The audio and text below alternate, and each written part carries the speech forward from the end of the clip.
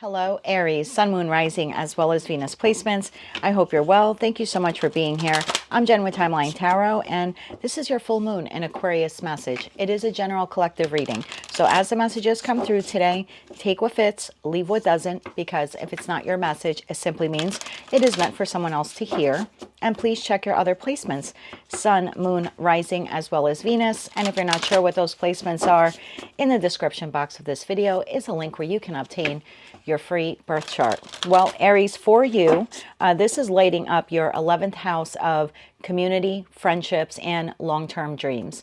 You are being asked to review and then release any toxic dynamics you have within your social circles or your networks. If a group or collaborative effort no longer aligns with you and your future vision, you are being asked at this time to step away and to find your true tribe.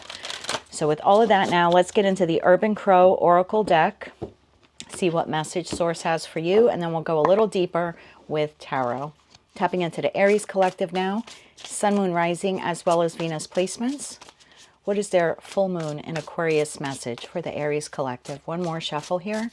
Thank you. We have Risk, card number 41.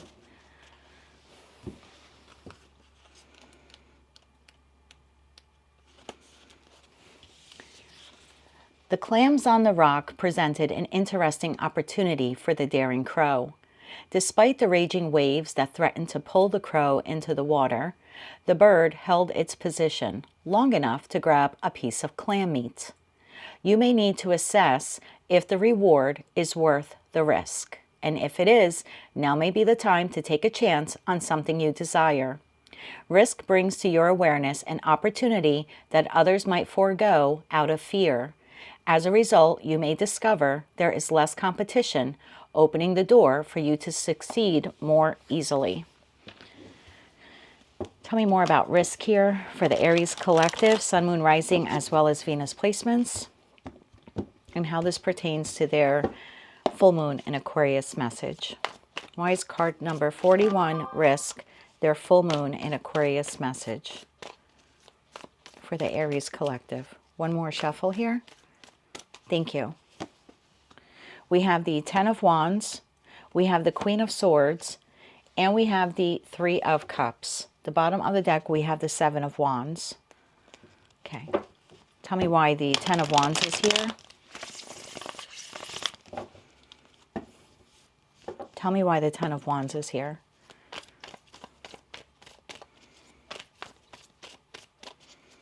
One more shuffle here. Thank you. The Ten of Wands is clarified by the Knight of Wands, the Sun, and the Four of Swords. Queen of Swords. Why is the Queen of Swords here for Aries? Why is the Queen of Swords here for Aries? One more shuffle here. Thank you. Queen of Swords is clarified by Four of Pentacles, Two of Wands, and the Three of Pentacles. And why is the Three of Cups here for Aries? Why is the Three of Cups here for Aries? Let's get one more shuffle here. Thank you. The Three of Cups is clarified by Judgment, the Ten of Pentacles, and the Tower. Definitely going to clarify that Tower. Bottom of the deck, the Eight of Pentacles. Let's clarify that Tower further, please.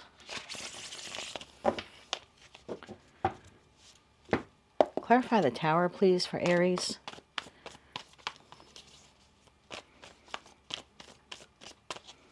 One more shuffle here. Thank you. Okay, it fell face up, so we're going to take them. The Tower is clarified by the Knight of Pentacles, the Six of Pentacles, and the Page of Wands. At the bottom of the deck now, we have the Eight of Cups. So Aries, when we're looking at the Risk card and the cards on the table in respect to that 11th house, and I have the Aries chart up. If you see me looking to the left, I have a monitor there. So looking at your chart and seeing how the full moon in Aquarius is lighting up that solar house for you, the 11th house of community, friendships, and long-term dreams. I feel like whatever social groups that you currently have or networks, something here that you are involved in on a regular basis has become quite burdensome for you in that Ten of Wands. It's like there's a part of you in the Knight of Wands here where You still have some type of interest in whatever this is. There is some kind of passion here involved with this community group or social group. And this could even be within like the dynamic of like a friend circle. So there's still some like passion or excitement. There's still a part of you that likes the engagement with this group of people, okay? Because we're looking at groups here.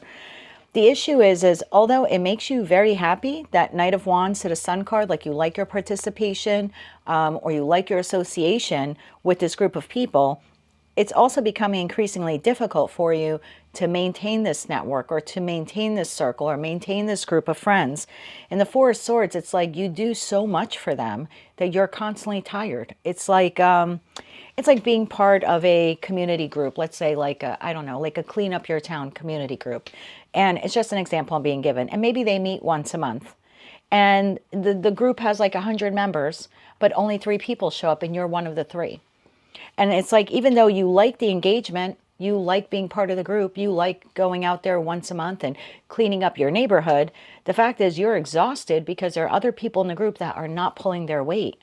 And so the Ten of Wands is telling me there's a lot of responsibility with this association that you have. And when you're done with whatever project or collaboration that you're doing with them, you're depleted. This would even be like having a friend circle where you're the go-to person. Everyone comes to you for something, but you really don't have anyone within that group to go to. So there's like a drain of your energy here with a particular group of people in your life. And I think you know this already, because if you've seen my readings before, welcome back. If you're new, welcome. Please click subscribe so you're notified of the readings that I release. I try to do 36 to 48 readings every week for free here on YouTube. So for me, queens exist in the present, and they process what is going on currently, and they also process the past. And kings take action. It's not hierarchical or masculine versus feminine. It's just how I see a suit of cards. And so I see you here, whether you're masculine or feminine, and yes, I'm well aware that you are a fire sign, cardinal fire sign, no less. But you're sitting here assessing that I put a lot into this dynamic. We're going to call it a dynamic from here on out so we don't, get confused. I see you assessing if this is your message. You're like, I put a lot into this dynamic. But the Four of Pentacles says, I've been part of whatever this is, this friend circle, again, this social group, community group, whatever this is here for you. I've been part of it for a long time. Like it's part of my foundation in that Four of Pentacles.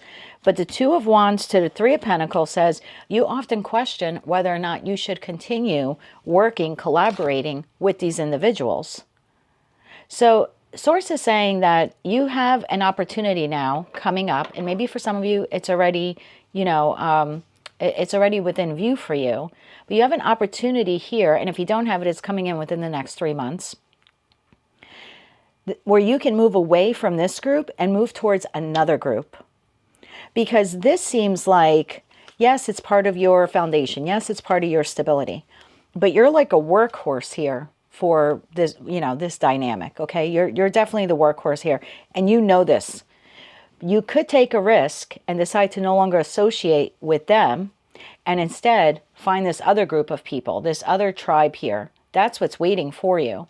This is Three of Cups. There's enjoyment here. There's celebration. We are all coming together to work on this, and then we are all celebrating the friendship, the community event. If you make the judgment call to do this, there are a lot more hands here helping. So you leave this community group where, again, maybe they have 100 members and you're one of 3 who shows up. And then you join this community group. Again, it's just an example I'm being given. And it has 100 members. Look at that 10 of Pentacles. All 100 members show up. So there's something like that here. And the Tower moment is you recognizing, I put too much into this. So I'm going to, 8 of Cups, walk away from this. King of Swords, remember what I said, kings take action.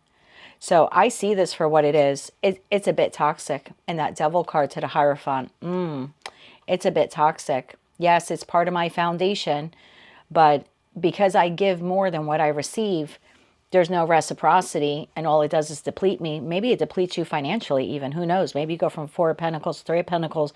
Maybe, again, going back to that community cleanup group as an example, maybe you're the one buying all the garbage bags or all the gloves or all the cleaning supplies, But there's definitely a depletion here, and you're recognizing this. So your message here is to see very clearly and to decide to no longer associate with that dynamic. and instead move towards this dynamic. Because the minute you disassociate yourself from this dynamic comes in. Like once you make that judgment call, the universe is like, Aries finally knows their worth and value. We're going to bring them people who also recognize their worth and value. So the Knight of Pentacles, the Six of Pentacles, and the Page of Wands, it's like you could go out there and discover people who give you the reciprocity that that particular group, tribe, friend circle, social network currently does not. But it would require you taking a risk. And again, with that Hierophant now to the Four of Pentacles, and even with that Capricorn energy of the devil, this has been in your life for a long time. I mean, for some of you, maybe you know this friend or this group of people for 7+ years. And so, yeah, it would be difficult for you to move on from them. But what is waiting for you to be discovered are individuals who value you enough to show up and give you what you give them. Whoever this is, that's not what's happening here. There's no reciprocity here. And as excited as you are to show up on, community cleanup day, the truth is you're cognizant of the fact that it is depleting you. Whether that's energetically, spiritually, emotionally, financially. So you have an opportunity here to see this for what it is and to move on from it. Can we get anything else on this? And then I'll get you some advice. And I did cleanse the Moonology decks last night before, I was setting up for this reading. So I'll also get you a Moonology card here as well, since this is the full moon in Aquarius reading. Anything else we need to know about how Aries can disassociate themselves from that dynamic? How can Aries disassociate themselves from that dynamic? And look, I mean, I don't see anything here where it's a particular relationship, like a marriage or a long-term committed partnership. I mean, it could be for some of you. But because we're looking at your 11th house, this is community, friends, and your long-term dreams. And when you look at your long-term dreams, and we're talking long-term now, 5, 10, 15, 20 years, can you really continue to put in 10 of Wands effort into this dynamic? Because you're already exhausted now. So what happens when we tack on a couple of decades of years to however old you are? Are you going to be able to sustain this? So how can Aries move away from this dynamic? One more shuffle here. Thank you. How can you move away from them? Hierophant, that's how they showed up before. I mean, it's possible for one of you watching it's a marriage. It doesn't have to be, but this is an institution as well. And it doesn't have to be institution of marriage. It could be governmental, community, but it has been a staple in your life. The moon, there's that full moon, and the Hermit. Wow. Bottom of the deck, the Eight of Pentacles. This is going within the energy of the full moon in Aquarius and doing a real honest assessment of this tribe, if you will, this dynamic, and be honest with yourself. Do a little soul searching here. Is it time to walk away from this dynamic? Maybe your vision or your mission or the goals here, whatever they have, whatever it has, maybe just no longer aligns to who you are. And you're the go-getter, right? This is like, oh, there's something to be had here. I'm the first one up. I'm the first one there in that Sun card, right? Sun pops up and there's Aries. So how can you disassociate yourselves from here? Utilize the energy of the full moon in Aquarius to do a bit of a deep dive here, some soul searching here, and be honest with yourself that dynamic is no longer working for you. But what is working for you would be this dynamic. It's energetically waiting for you here in the future, but you need to take a risk to move towards it. Let's get you 3 cards of advice, and then we'll close it out with the Moonology card.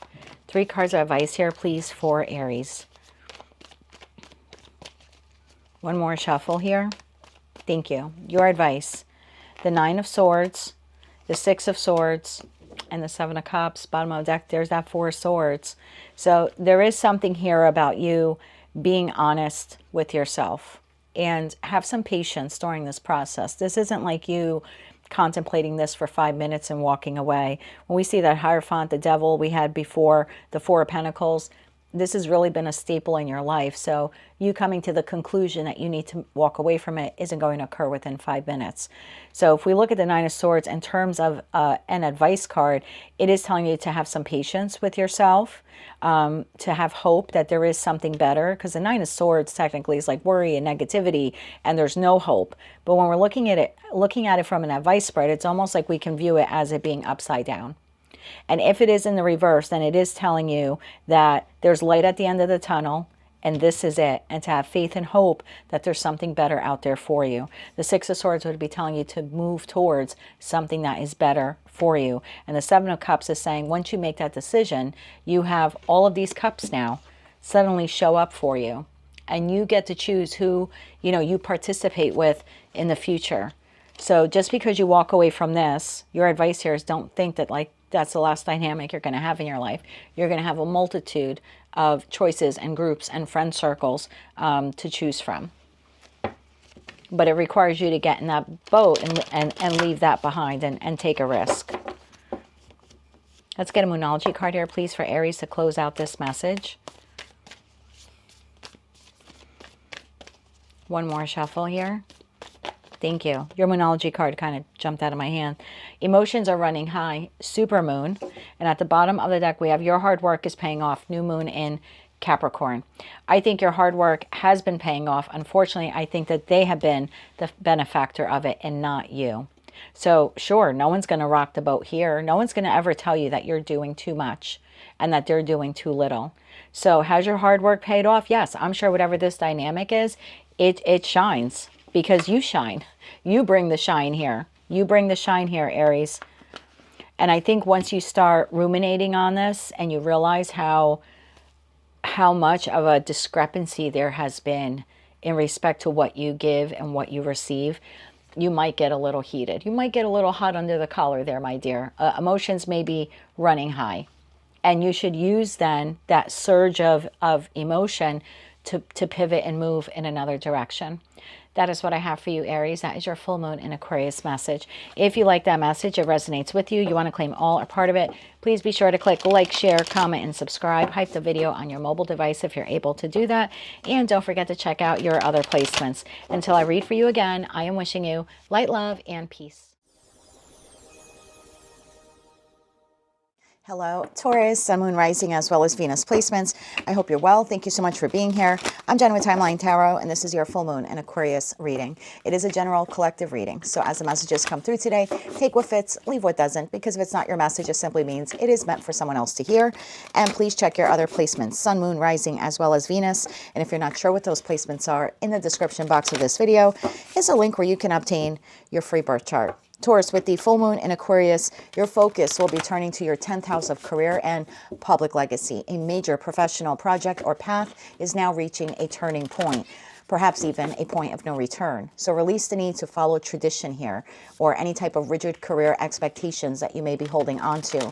This is a time for you to innovate how you lead and let go of a professional identity that feels restrictive. So let's see what the Urban Crow Oracle deck has for you, and then we will dive deeper into this message using tarot. Tapping into the Taurus collective now, Sun, Moon, Rising, as well as Venus placements. What is their full moon in Aquarius message and how it pertains to their 10th house of career and public legacy? And this will apply for those of you who are retired or semi-retired as well. One more shuffle here. Thank you. Taurus, okay, 2 cards came out. We have Observation, card number 34, and Gifts, card number 21. I'm going to read both of them to you, Taurus. Let's start with card number 34. Observation. The crow watches the spider, intrigued by how it catches its meals. The crow could simply pluck that spider right up, but instead it decides to learn a little first. Observation asks that you hold back from reacting and take some time to analyze a situation. There may be something of value that will only reveal itself if given time. This card may also indicate that you would be better served by being a spectator and staying out of a situation. You will learn more from listening than from talking. Then you have card number 21, Gifts. When I would discover a foreign object on my apartment balcony, my heart would sing. One time, my gift arrived in the form of a bright green cap, and another time it was a very long stick. Crows express gratitude and appreciation when they feel a connection with a human. Gifts ask that you take a moment to recognize a connection and make someone's day by dropping off a little gift. Gifts come in all shapes and sizes. Not everything needs to be shiny or valuable. Sometimes a gift is simply a smile or someone holding the door for you. Gifts during a reading may appear as a reminder to be grateful for all the good things that have happened during your situation. Just like crows dropping off a bottle cap as a loving gesture, the universe sends us gifts every day. All it wants in return is to know that they are appreciated. Imagine if you gave someone a gift and they didn't acknowledge it. You might think twice before giving them another. Now think about when you give someone a gift and they are appreciative. It makes you want to give them another. The universe works the same. Gifts is simply a reminder to say thank you so that the universe will continue to send you more. Tell me more about observation and gifts, card number 34 and card number 21. How does this pertain to Taurus's 10th house of career and public legacy? Tell me more about this here, please, for the Taurus collective. Taurus, Sun, Moon, Rising, as well as Venus placements.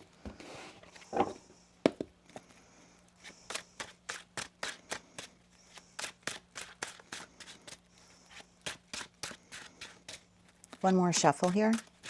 Thank you. We have the Ace of Wands. We have the Star. And the Ten of Wands. Bottom of the deck, we have the Page of Wands. Let's begin to clarify here, Taurus.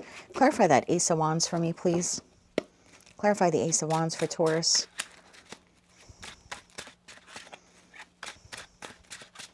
One more shuffle here. Thank you.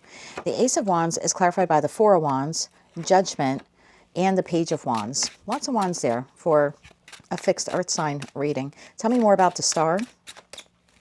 One more shuffle, which actually is Aquarius energy. I'm going to get a better shuffle for you there, Taurus. Let's get one more shuffle here. Thank you. The Star is clarified by the Five of Swords, the Eight of Swords, and the Devil. Ten of Wands. Clarify that Ten of Wands, please. One more shuffle here. Thank you. The Ten of Wands is clarified by the Knight of Pentacles, the Ten of Cups, and the Three of Wands. Bottom of the deck, we have the Magician. So if we're looking at those cards and looking at this spread here and how it pertains to that 10th house of career and public legacy, I feel like there's something here that you are currently doing to create money. Now, maybe that's retirement for some of you. It could be like the way you're receiving money. It could be Social Security, maybe your savings, okay, 401k.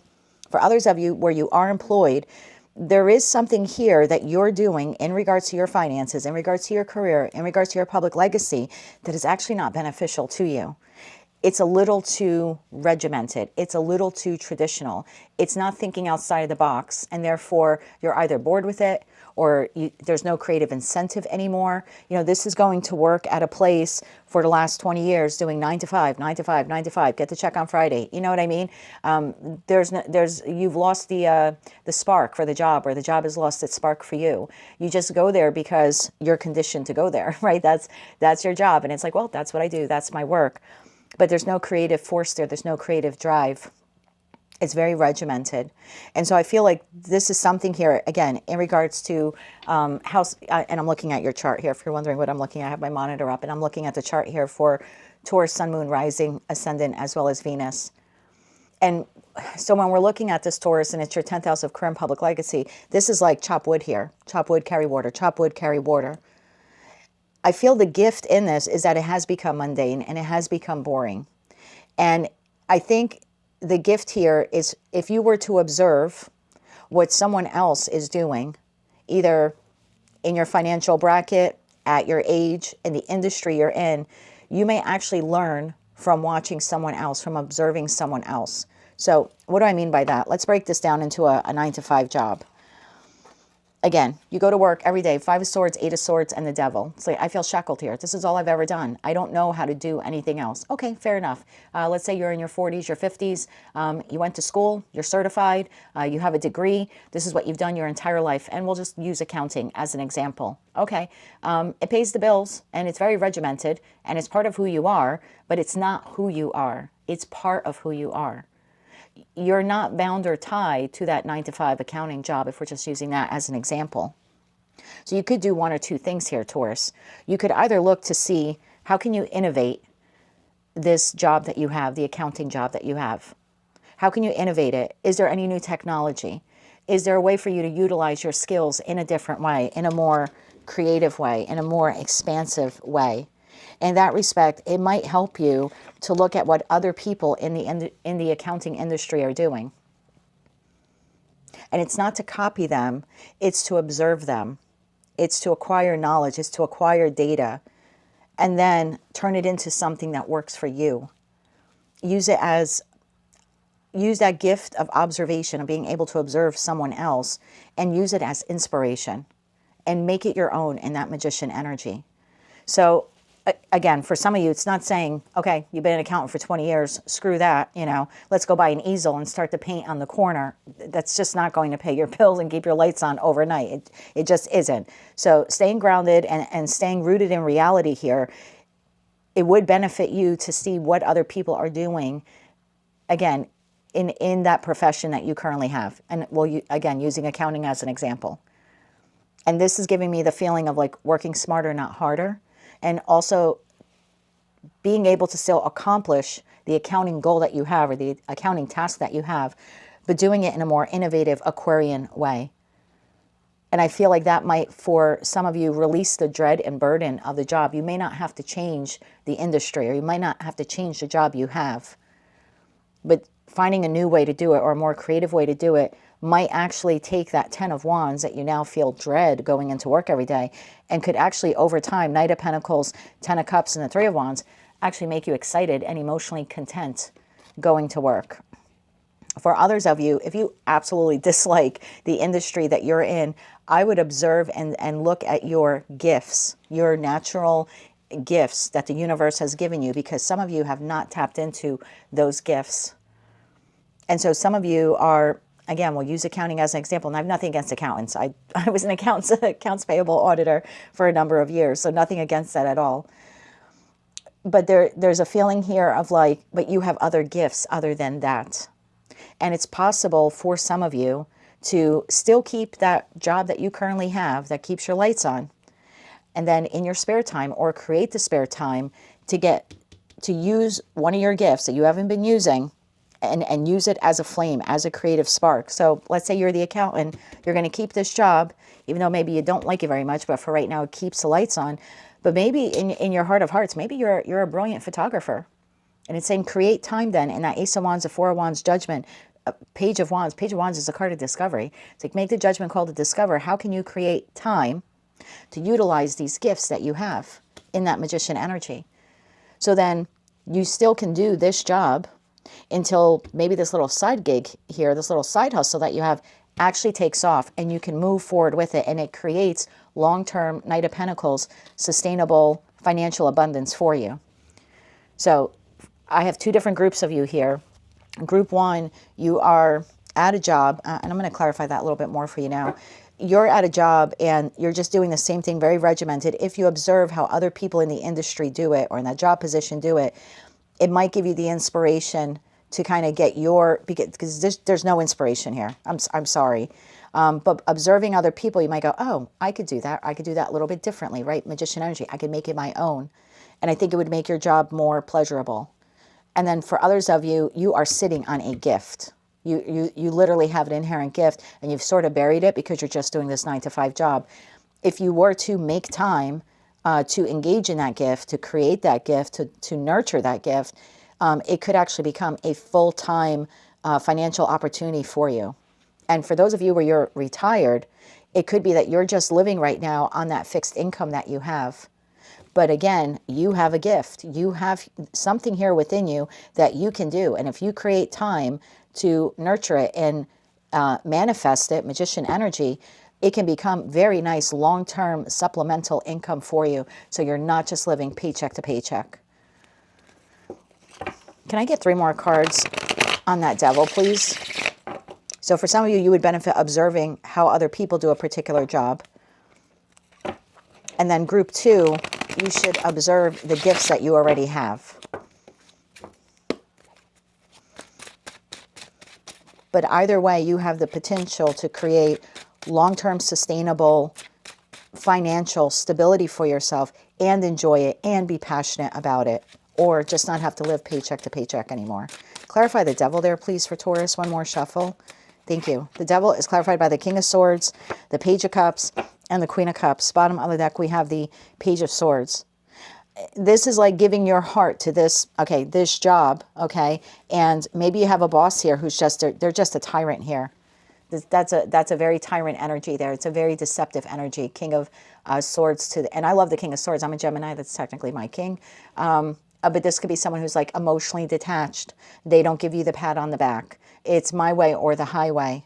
And if that's the type of job you're in, Taurus, you may want to see Page of Swords into finding another job or utilizing some gift you have here and start creating that, you know, I don't know, become a weekend YouTuber or something like that until that picks up.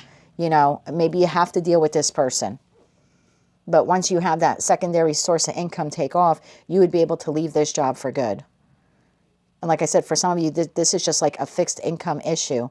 You can go from living on a little in that page energy to living in more abundance with that Queen of Cups energy. Let's get you 3 cards of advice.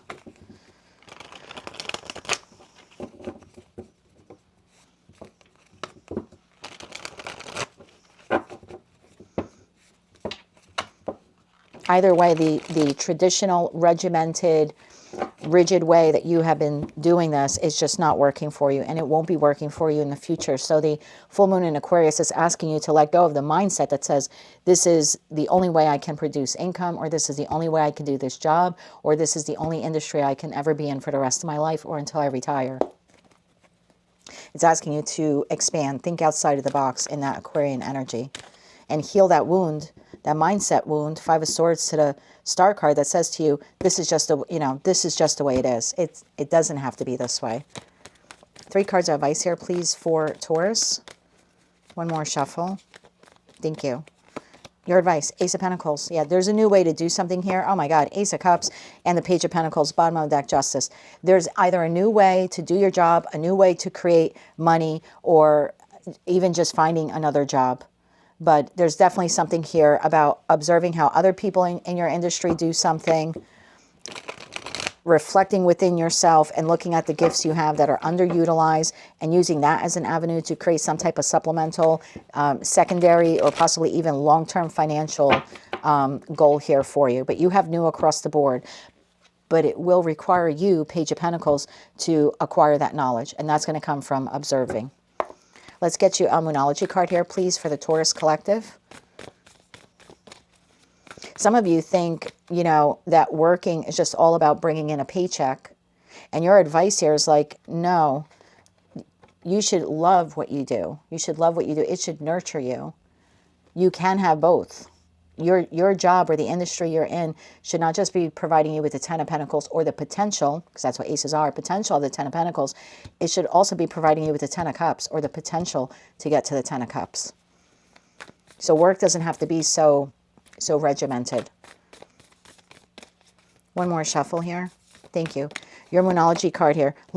Look at the bigger picture. Yes, look at the bigger picture. Full moon in Sagittarius, which is interesting because that is a fire sign. And we have a hell of a lot of fire here. So I think you have to look at the bigger picture. Have faith in your dreams. Waxing crescent moon. I think for some of you, you just kind of gave up on your dreams. You're like, this is what I do for a living. This is how I pay the bills. Damn photography. Damn this. Damn that. And I don't think that's true. I think if you took a step back, you could find a way, like I said, to either innovate the current job you have to make it more fun, or to find another job that still keeps the lights on, but it's something that you are passionate and creative about, or gives you the potential to be creative with the job. And for others of you, like I said, there's something here that you have an inherent gift within you. And the divine is like, it's time to call judgment, Taurus. Like, you need to start using this gift to create long-term financial stability for yourself instead of just dealing with this. You don't have to deal with this. That is what I have for you, Taurus. That is your full moon in Aquarius message. If you like that message, resonates with you, you want to claim all or part of it, please be sure to click like, share, comment, and subscribe. Hype the video on your mobile device if you're able to do that. And don't forget to check out your other placements. Until I read for you again, I am wishing you light, love, and peace. Hello, Gemini, Sun, Moon, Rising, as well as Venus placements. I hope you're well. Thank you so much for being here. I'm Jen with Timeline Tarot, and this is your full moon in Aquarius reading. It is a general collective reading, so as the messages come through today, take what fits, leave what doesn't, because if it's not your message, it simply means it is meant for someone else to hear. And please check your other placements, Sun, Moon, Rising, as well as Venus. And if you're not sure what those placements are, in the description box of this video is a link where you can obtain your free birth chart. So for us, I say us, most of you know I am a Gemini Sun. For us, and I pulled our chart up here for Gemini, Sun, Moon, Rising, as well as Venus. So if you see me looking over, that's what I'm looking over at.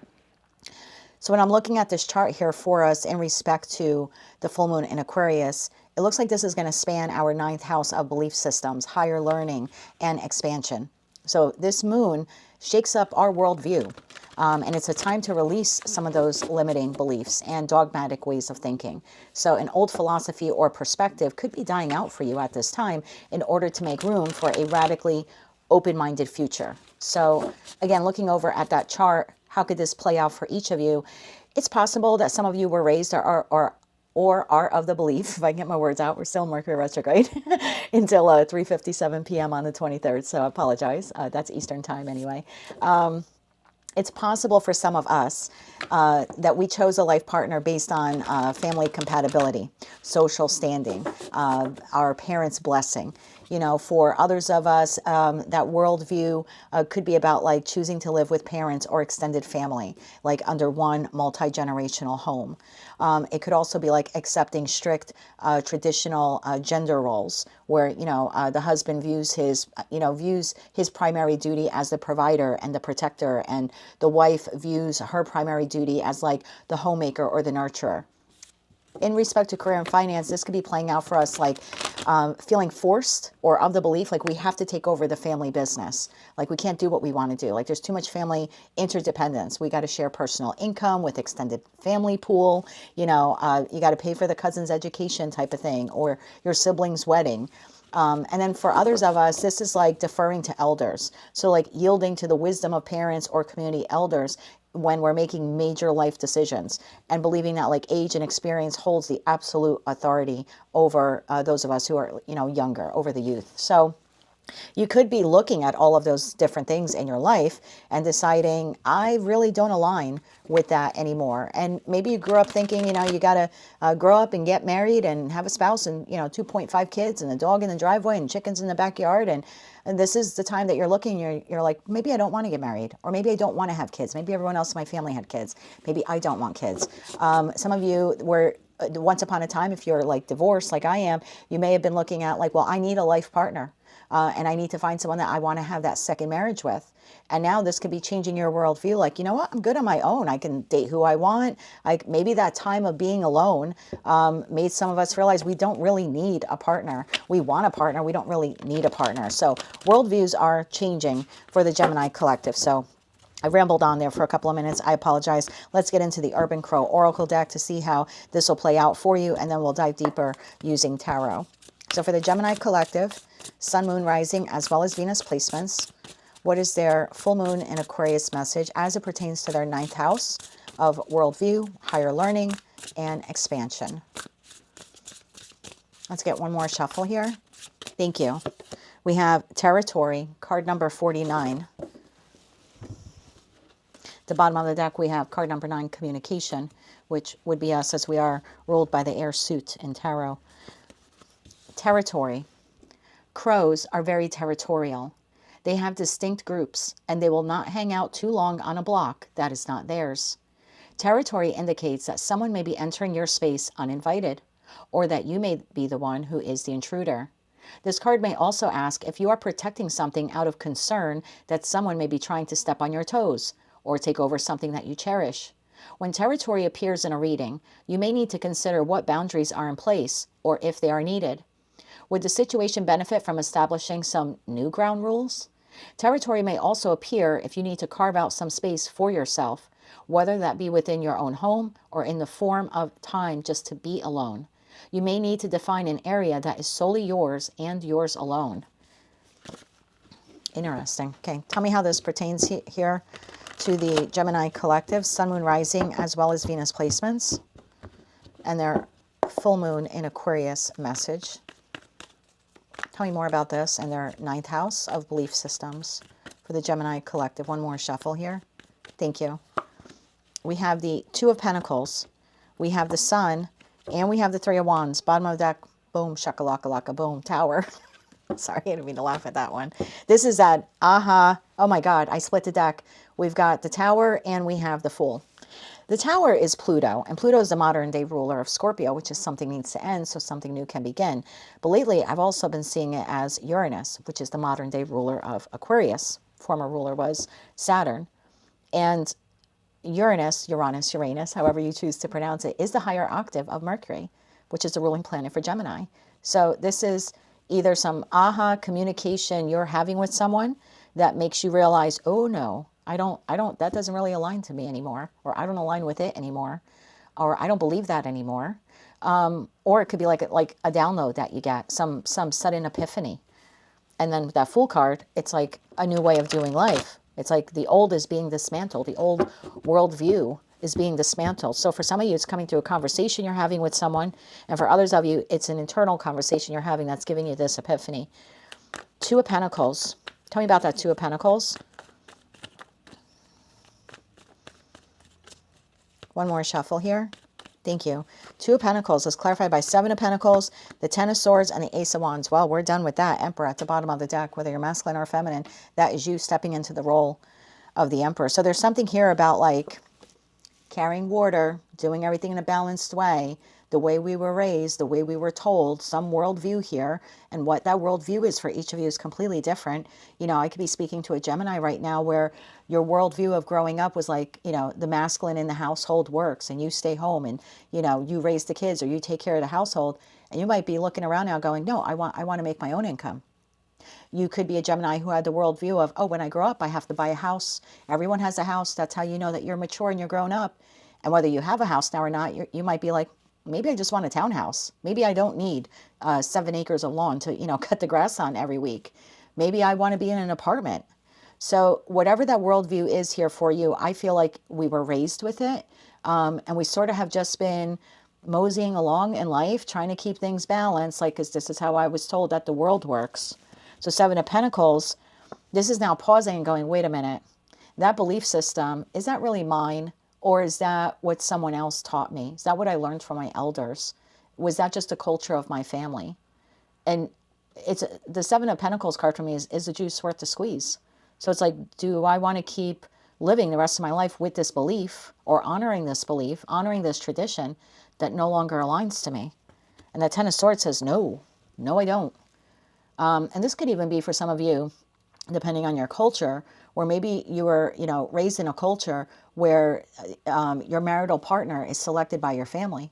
And you might be rebelling against that right now or feeling a rebellious nature within, like, no, I want to choose my own partner, or maybe choose to not have a partner. But I don't want to just marry someone because we have land and they have goats, or vice versa. And I'm not making fun of that. That's how my father married his first wife, not my mom, married his first wife. There was a land transaction there where she had the farm animals and he had the farm. And that's how their parents put them together. And I say first wife because that marriage did not work. So my dad had his own, you know, Saturn return that went, no, I can't do this. So whatever it is for you, as you're assessing it, you're realizing, I don't really need that. And it's funny, I was talking to my dad the other day. I can't believe this is coming up in this reading. This was before I did the chart for all 12 zodiac signs.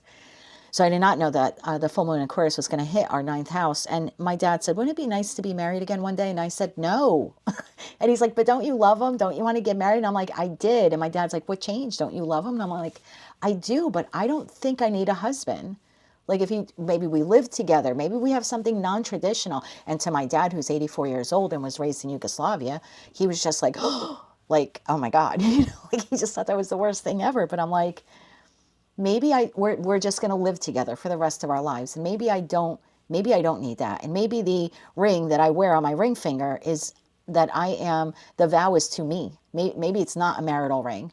Maybe it's a me ring. But that made my dad laugh. But whatever that old world view here is that you are processing right now or contemplating, subconsciously or consciously, that energy of the full moon in Aquarius is going to make you realize, I don't want to live that way, or I don't want to continue living that way anymore.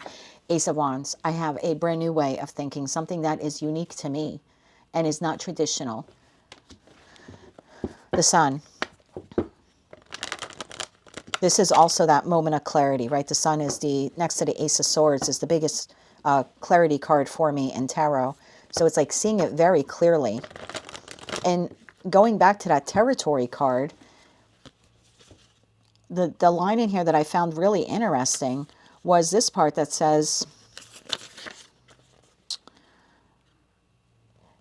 let me try to find it here. Territory indicates that someone may be entering your space uninvited. It doesn't have to be a someone. It could be a belief system, a worldview. And we're allowing it to exist in our space, meaning our life. And at once upon a time, it was an invited belief. But now it's an uninvited belief. Now it is intrusive. Now it is an intruder. And now it's also like, I want to protect my territory moving forward. The Sun. And like live by my own rules, not someone else's. Live by my own belief systems, not someone else's. Clarify that Sun here. One more shuffle. Thank you. The Sun is clarified by the star, Aquarian energy. There you go. 3 of Pentacles and the 5 of Swords. Bottom of the deck, the 8 of Cups. This is walking away from a conditioned mindset that, again, it doesn't mean that it's negative and it doesn't mean that it's bad. It just means that you're no longer aligned to it. And realizing that if you were to continue to operate within the construct of that worldview, you would be sabotaging your ability to be really happy. Because maybe saying I do to him isn't going to make me really happy. Maybe what makes me really happy is living non-traditionally, just as boyfriend and girlfriend. And maybe in the same household, maybe not in the same household. And I'm just using myself as an example. I'm certainly not making a reading about me. So there's something here about active work on realizing that, healing that aspect of ourselves and saying, I want to do it differently. Not because I'm bucking the system or, I hate my parents or I reject my culture. It's just that I realize that if I continue to exist that way, I'm actually blocking my own sun. 3 of Wands. This is now moving forward in a very opposite energy of us, like Sagittarius way, like looking at the bigger picture and now doing things for us, living in a way that resonates with us, because astrologically speaking, the 3 of Wands is actually Aries. It's the Sun in Aries, the Sun in Aries. Look at that, Ace of Wands to the Sun. So it's saying, I'm going to move forward now and exist in the world in a way that is ideal for me, not my parents, not my culture, not the religion that I am. And for some of you, it could even be a change of religion. Maybe you were a devout Christian or Catholic or Muslim or whatever your religion is, and suddenly now you're into tarot and esotericism. And so that worldview changes, because higher learning, as you learn more and you connect more on your spiritual side, you might decide, I don't want to go to church every Sunday. I'll go once a month, or I'll go once a quarter, or I'll only go on holidays. You might find a nice bridge between your religious beliefs and your spirituality. That's what I was able to do with Christianity. I didn't abandon one for the other. I just made them both work. So again, it could just even be something like that. It doesn't have to be, marriage or career or, traditional roles or anything. It could just be even just bridging the gap between your religion and your spirituality, or abandoning one for the other. 3 of Wands. One more shuffle here. Thank you. 3 of Wands is clarified by 5 of Pentacles. The Emperor shows themselves again, and the 8 of Pentacles. Bottom of the deck, we have the King of Wands. This is you really taking action on your own behalf and abandoning a world belief, some view, some ideology that you have that no longer serves you, because 8 of Pentacles, you've learned. You've learned that whatever that belief is, it's not really yours. And maybe once upon a time it was, but it's not yours now, and it's not yours moving forward. And so you're going to take action, King of Wands, on your own behalf to move forward. And this is new territory for you. This is a new frontier. This is a new way of living. Okay, let's get you some advice. Is there anything else that I'm being told to clarify? Let's get 3 more cards on this for you, Gemini, and then we'll get you advice, and we'll close it out with the Moonology card. Anything else Gemini needs to know about this? One more shuffle. Thank you. 9 of Wands, Temperance, and the Devil. There you go. Bottom of the deck, we have the Hierophant. This is tradition. Whatever tradition is to you. And look, please don't watch this and think that I'm knocking religion or knocking gender roles or knocking your beliefs. I'm not. There's just a belief that you have that you grew up with, like I grew up with, that just no longer aligns to who we are today. And that's okay, because we change and the world changes. And because of our experiences, we see the world differently and we see our future differently. You know, it doesn't make your parents or your grandparents' beliefs here bad. It worked for them. You know, my dad being born in the 40s, my mom in the 50s, that's what they were raised. My mom stayed home and watched us. My dad worked 3 jobs to put food on the table for us and the 3 kids that he had with his first wife, with the arranged marriage. And that was their traditional role, even if it meant him having to work basically 2 full jobs and then on the weekend cut grass to make some extra money. I mean, he had a lot of mouths to feed. Plus, we had that traditional construct in our family where it's multi-generational. He was also responsible for taking care of his parents, because that's kind of how it was done in the old country. Like, they took care of you while you were young. Now you take care of them while you were old. So you look at one man there being responsible for 5 kids, a wife, an ex-wife, and 2 parents. Yeah, he had to work 2.5 jobs to do it. It was the only way to keep us all fed, plus himself. So, but that would not work these days. These days, the wife would go to work. The kids might grow up and go to work as well, as, you know, as they come of age. It wouldn't all be on the shoulders of one person. It doesn't make the way that your parents did marriage or relationships or paying the bills wrong. That's what worked for them. That was societal expectations of the 50s and 60s, and dare I even say part of the 70s. But we're now in 2026. And if my person thought I was going to work 2.5 jobs so he could stay home and feed the cat, this is not Little House on the Prairie. and neither would I expect that of him. And again, it doesn't mean that the people living in those times were bad or different, you know, or anything like that. It's just not aligned to who we are today. And so there's something here like that you can heal. This is kind of like a wound, because I think that you have always tried to measure up to an expectation here that wasn't yours to begin with. And so, like, you were beating your head on the wall, and I think it happened the last 2 to 3 years, trying to live within this box that everyone before you lived within. And yeah, it was comfortable for them, but doing the same thing over and over again, what you're realizing is not comfortable for you. So I can see the Gemini collective stepping a little bit out of whatever traditional worldview role they formerly existed in. You're changing that.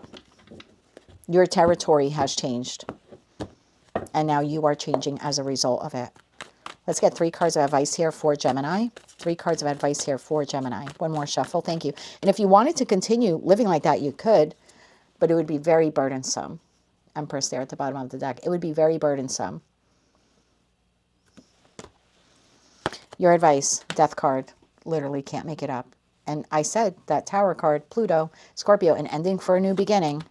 Temperance, Archangel Michael, and the King of Cups. Bottom of the deck, the Ace of Cups. Living in a way that we love. Not because we were raised to do that and we don't love it, but, you know, you got to eat your peas, but I hate peas. I'm 52 years old. I don't want to eat fucking peas anymore. You know, I want to eat, I don't know, broccoli, edamame, you know, glazed carrots with sesame seeds. They're my favorite baked. But anyway, not to make light of this, but your advice here is to heal this wound within you, to not demonize it, but just recognize that it's no longer yours. This would be a complete transformation for you, very healing for you to do this. And you're actually going to like yourself more, dare I even say love yourself more, because you're choosing to live now for you and not in that 4 of Pentacles the way you were raised. And again, it doesn't make it bad. It just means the times have changed. Life has changed you. And you have a right to honor who you have become by changing your worldview to one that more aligns with you. Close it out now with the Moonology card here, please, for the Gemini collective.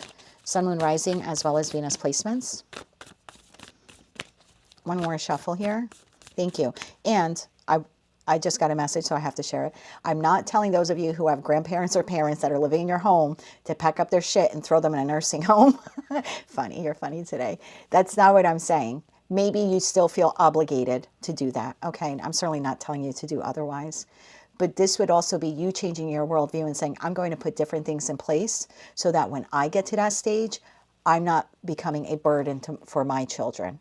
So you may not, you know, totally be like, hey, grandma, pack your shit, going down the street. It might just be because your worldview changes, you'll put things in place now to make it easier on your kids for when you get to that stage. So it could be that as well. Moonology card here. Luck is on your side. New moon in Sagittarius. If you are a Gemini sun, that is our opposite sign. And it is seeing things in a broader, more expansive way. And at the bottom of the deck, we have work through your fears, new moon in Scorpio. Some of you may be afraid to make this shift and to communicate it. Remember, at the bottom of the deck, we had to communicate. That was a little bit of a touch and go conversation I had with my dad the other day. And I'm glad that even though Mercury retrograde, and thankfully my dad's an Aquarius, so, and he got it. He got it because of his lived experience. And he was like, I raised a strong daughter. He's like, I raised 5 kids, but you're the strongest of all of them. And I'm the only girl. So by the end of the conversation, he understood what I meant. Dad, it doesn't mean that I want to go and sleep around with all these different men. It just means I may just want to live with him or just spend the rest of my life being with him. And it may be under the same roof. It may not be. And we may get married. We may not. And it was a very healing conversation that I had with my dad. But I had to work through my fears in order to have that conversation. Scorpio energy, by the way, new moon in Scorpio, death card. Because I didn't want it to come across to him like him having that belief made him a bad person. I didn't want to demonize him. I just wanted him to understand it didn't work for me and why it didn't work for me. So you're going to have to work through your fears on this, but no doubt you will be able to do it. And luck is on your side. Once you start living in your authentic truth, you're going to find the world open up for you in ways you could never dream. So that is what I have for you, Gemini. That is your full moon in Aquarius message. Big message there for the collective. But that is what I have for you. If you like that message, resonates with you, you want to claim all or part of it, please be sure to click like, share, comment, and subscribe. Hype the video on your mobile device if you're able to do that. And don't forget to check out your other placements. Until I read for you again, I am wishing you light, love, and peace. Hello, Cancer, Sun, Moon, Rising, as well as Venus placements. I hope you're well. Thank you so much for being here. I'm Jen with Timeline Tarot, and this is your full moon in Aquarius message. It is a general collective reading. So as the messages come through today, take what fits and leave what doesn't, because if it's not your message, it simply means it is meant for someone else to hear. And please check your other placements, Sun, Moon, Rising, as well as Venus. And if you're not sure what those placements are, in the description box of this video is a link where you can obtain your free birth chart. So Cancer, when I pulled up the chart here for you, and this is for all placements, okay, Sun, Moon, Rising, which is your ascendant, as well as your Venus. This full house in Aquarius will be hitting your deeply intimate 8th house of shared resources, debts, as well as psychological shadows. So this is a moment in time for you to release old trauma around trust, around control issues, around codependency. It's a time to let go of financial or emotional entanglements that keep you bound or stuck to the past. And that could actually even include items in terms of possessions. So let's see where we go with this message here for you, for Cancer. Sun, Moon, Rising, as well as Venus placements. And we're using the Urban Crow Oracle deck today. And then we're going to dive a little deeper with Tarot. So for the Cancer Collective, and by the way, if you're a Cancer Sun sign, I hope that you enjoyed your season, and if I didn't say it enough during your season, happy birthday. So for all Cancer placements now, what is their full moon in Aquarius message, and how does this pertain to their 8th house of shared resources? One more shuffle. Thank you. We have Anticipation, card number 3, and at the bottom of the deck we have Scavenge, card number 44. Card number 3, some of you may be a life path 3. Anticipation. Each morning when I wake up, there is a crow outside my window on the street lamp, anticipating the arrival of a meal. Perhaps I train the crow, or maybe it is the other way around. When there is a pattern, we begin to expect a particular outcome. Anticipation brings hope and butterflies in the belly as we expect something to happen that brings joy or satisfaction. There is but one warning. Be careful of any attachments held for the desired outcome. If what you receive falls short of expectations, the feeling of joy can transform into disappointment. What are you looking forward to at this moment, and how will you adjust if your expectations are not met? Okay, tell me more about this here, please, for Cancer, Sun, Moon, Rising, as well as Venus placements. Why is card number 3 Anticipation their full house in Aquarius message, and what does this have to do with their 8th house of shared resources, debts, and psychological traumas?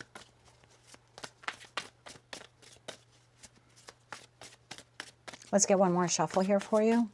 Thank you. We have the 7 of Swords. We have the Queen of Swords. And we have the Devil. Okay, bottom of the deck, we have the 4 of Wands. Clarify that 7 of Swords for me, please.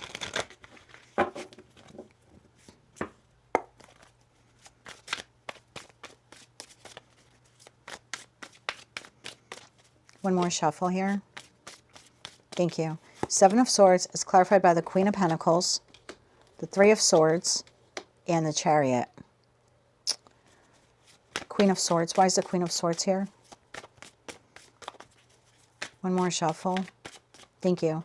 Queen of Swords is clarified by Six of Pentacles, Three of Cups, and the Two of Swords. And the Devil. Why is the Devil here? One more shuffle. Thank you.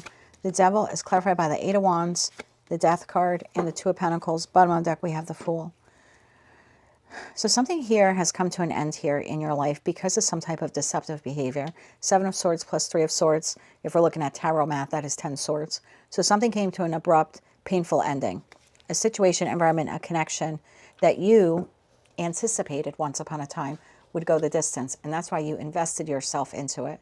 Your time, your love, your money, etc., etc. And I don't know if it was a job or a career path or a marriage. Again, it's different for all of you. It could be even a friendship. But you actively chose to invest in it. Even on the hard days, I'm hearing. Even on the hard days, you chose to invest in whatever this was. You anticipated that eventually there would be a return on that investment. And not that you were giving because you wanted to get something out of it, but you just assumed or anticipated that eventually everything would balance out and work in your favor. And it feels like it did not. So I don't have the World card here on the table, but I do have the Fool card, which is telling me that you're now on a new path or on a new chapter as a result of what occurred here. There's something really important here that you should be doing in this energy of the full moon in Aquarius. So I'm going to give you the messages that I'm receiving, and then I think you need to just take the ones that apply to you. Some of you are still holding on to some bitterness or some resentment because this didn't play out the way it was supposed to. And again, I don't know if it's the job that was selling you a pipe dream that you were going to be there until you retired and then they abruptly fired you. I don't know if it's someone that you were in a long-term committed partnership with or you wanted to be and there was some lying, cheating, deception here. Or again, they just abruptly, changed their mind. However the ending occurred for you, and regardless of who it was, I think there's something here that you need to see that you may still carry some bitterness over it or some anger over it. And it's because you anticipated that it would go well. And as bad as it got, you still showed up and did your best. And clearly the other person involved here chose to go in a different direction. Like in the Chariot card, I have two horses here, and one of them is starting to turn in a different direction. I don't know where you're on the Cancer Collective. So I don't know if this happened for you last year or last month, or you're currently in the middle of it. But as you were trying to move this forward, this is your major arcana, you're trying to move this connection forward, whatever it was to you, the other person involved started to go in another direction. And at that part, it's like your paths diverge. So I think it's the abrupt way that they did it. Like, I don't think that you saw it coming. And even if it was you who precipitated the ending, it still was because you felt betrayed by that person.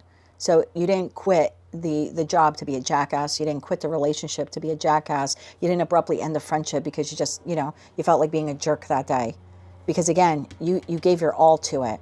So something that they said or did over a stretch of time, and for others of you, immediate, brought an ending. So again, whether they ended it or you ended it, it happened quickly, even if you're the one who ended it. I don't think that you thought you would get to that point. That's the feeling that I get here. Like, I'm looking at the Scavenge card here at the bottom of the deck, and then right behind that we have Bond. So I feel like this was like for good or for bad. Like, I'm bonded to this person professionally, platonically, romantically. And even if I have to scavenge to get out of this particular connection what I need, that is what I'm going to do to keep it moving forward. Because your anticipation here, you anticipated that this would go the distance. Otherwise, why would you have entered it to begin with? No one, not that I know of, starts at work and on the first day they're like, I can't wait till I effing quit this place. I don't know of anyone who enters a partnership or joins a community group or, starts courting someone to date them and goes, oh, I can't wait till I quit this place, or I can't wait till I quit you. I can't wait till I break up with you, or, you cheat on me and betray me so the relationship comes to an end. So whatever this was, you actively nurtured it, you actively engaged in it until at some point in time, the two paths parted. I think there's still some in that Devil energy. It's like, even though the ending has happened or you're in the midst of this ending, you still have an emotional entanglement to this person. And you might be like, nope, but subconsciously it's there. There's some anger or resentment that maybe you have to start over. Maybe you have to relocate. Maybe you have to find another job. Maybe now you're single in the world and you have to find a new person. Maybe you went from a 2-income household to a 1-income household. There's a feeling here of feeling abandoned when I did not anticipate feeling abandoned. I'm speaking like you. And so there's a little anger or resentment over that. However, that Queen of Swords is clarified by the 6 of Pentacles, the 3 of Cups, and the 2 of Swords. So you have been making progress, whether you realize it or not, in moving on from this person. But for me, queens exist in the present, and they process the present and they process the past, and kings take action. And I don't have a king here on the table. I have 2 queens, whether you're masculine or feminine. And this queen is telling me, when I reflect back, I invested more in that relationship than I should have, or I stayed longer than I should have. This feels like I wasted a lot of time or money or talent or love or years on that. And the Queen of Swords is telling me, yep, I'm making incremental progress in the 6 of Pentacles. I'm trying to get my finances together. I'm trying to allocate my resources in a better way. I'm trying to find happiness again. I'm trying to connect with like-minded people or just find joy within. But that 2 of Swords is like, I still don't know how I'm going to move forward. The 2 of Swords is Moon in Libra, and Libra is the house of partnerships. Platonic, professional, romantic, you name it. It's the house of marriage, connections, relationships, etc. So in that 2 of Swords, it's like, I'm doing the best I can to move on, but that Queen of Swords is still a little pissed off every time she stops and thinks, and again, you could be masculine, don't be offended, but every time you stop and think what happened back there and how unfair or unjust it was, you're still a little pissed off about it. And so as you're moving forward now into your future and trying to recalibrate yourself emotionally and financially, that devil is looming over you here. Because in the wake of that ending, or again, if it's in the process of ending, there's still some attachment here that you have to that not working out. So I want to go back to that page there, card number 3. What are you looking forward to at this moment? It looks like you're looking forward, moving on, moving forward from this ending, transforming your life, doing it in a more balanced and harmonious way. It says, how will you adjust if your expectations are not met? This is interesting because I think you feel like now it's not going to work out. Where back then your anticipation was, I am entering this, we'll call it contract, right? Soul contract, professional, platonic, romantic. I'm entering this soul contract because I anticipated going the distance. Now as you move forward and you're rebuilding your life, you're like, I'm anticipating that this contract, whenever it comes online for you, is not going to go the distance. And that's because there's some jadedness or bitterness there, some trauma that is not fully healed because of what that person did or whatever you experienced with them. So now it's the reverse. Here, you were ignoring red flags and hoping for the best. And here, you're ignoring the green flags and you're preparing for the worst. So you have a new beginning here. Star card to the Hermit. I mean, these are 3 very powerful major arcana cards. There should be a moment in time for you in this full moon in Aquarius to release the trauma or the disappointment, or I heard hate. Maybe some of you hate this person. I don't know. This is your moment in time to fully release it, like to fully let it go. Because the 4 of Pentacles, you're still holding on to it, even though you have made incremental progress to move on from it.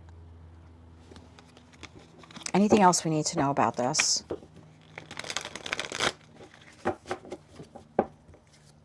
Because I feel like you're a bit jaded now.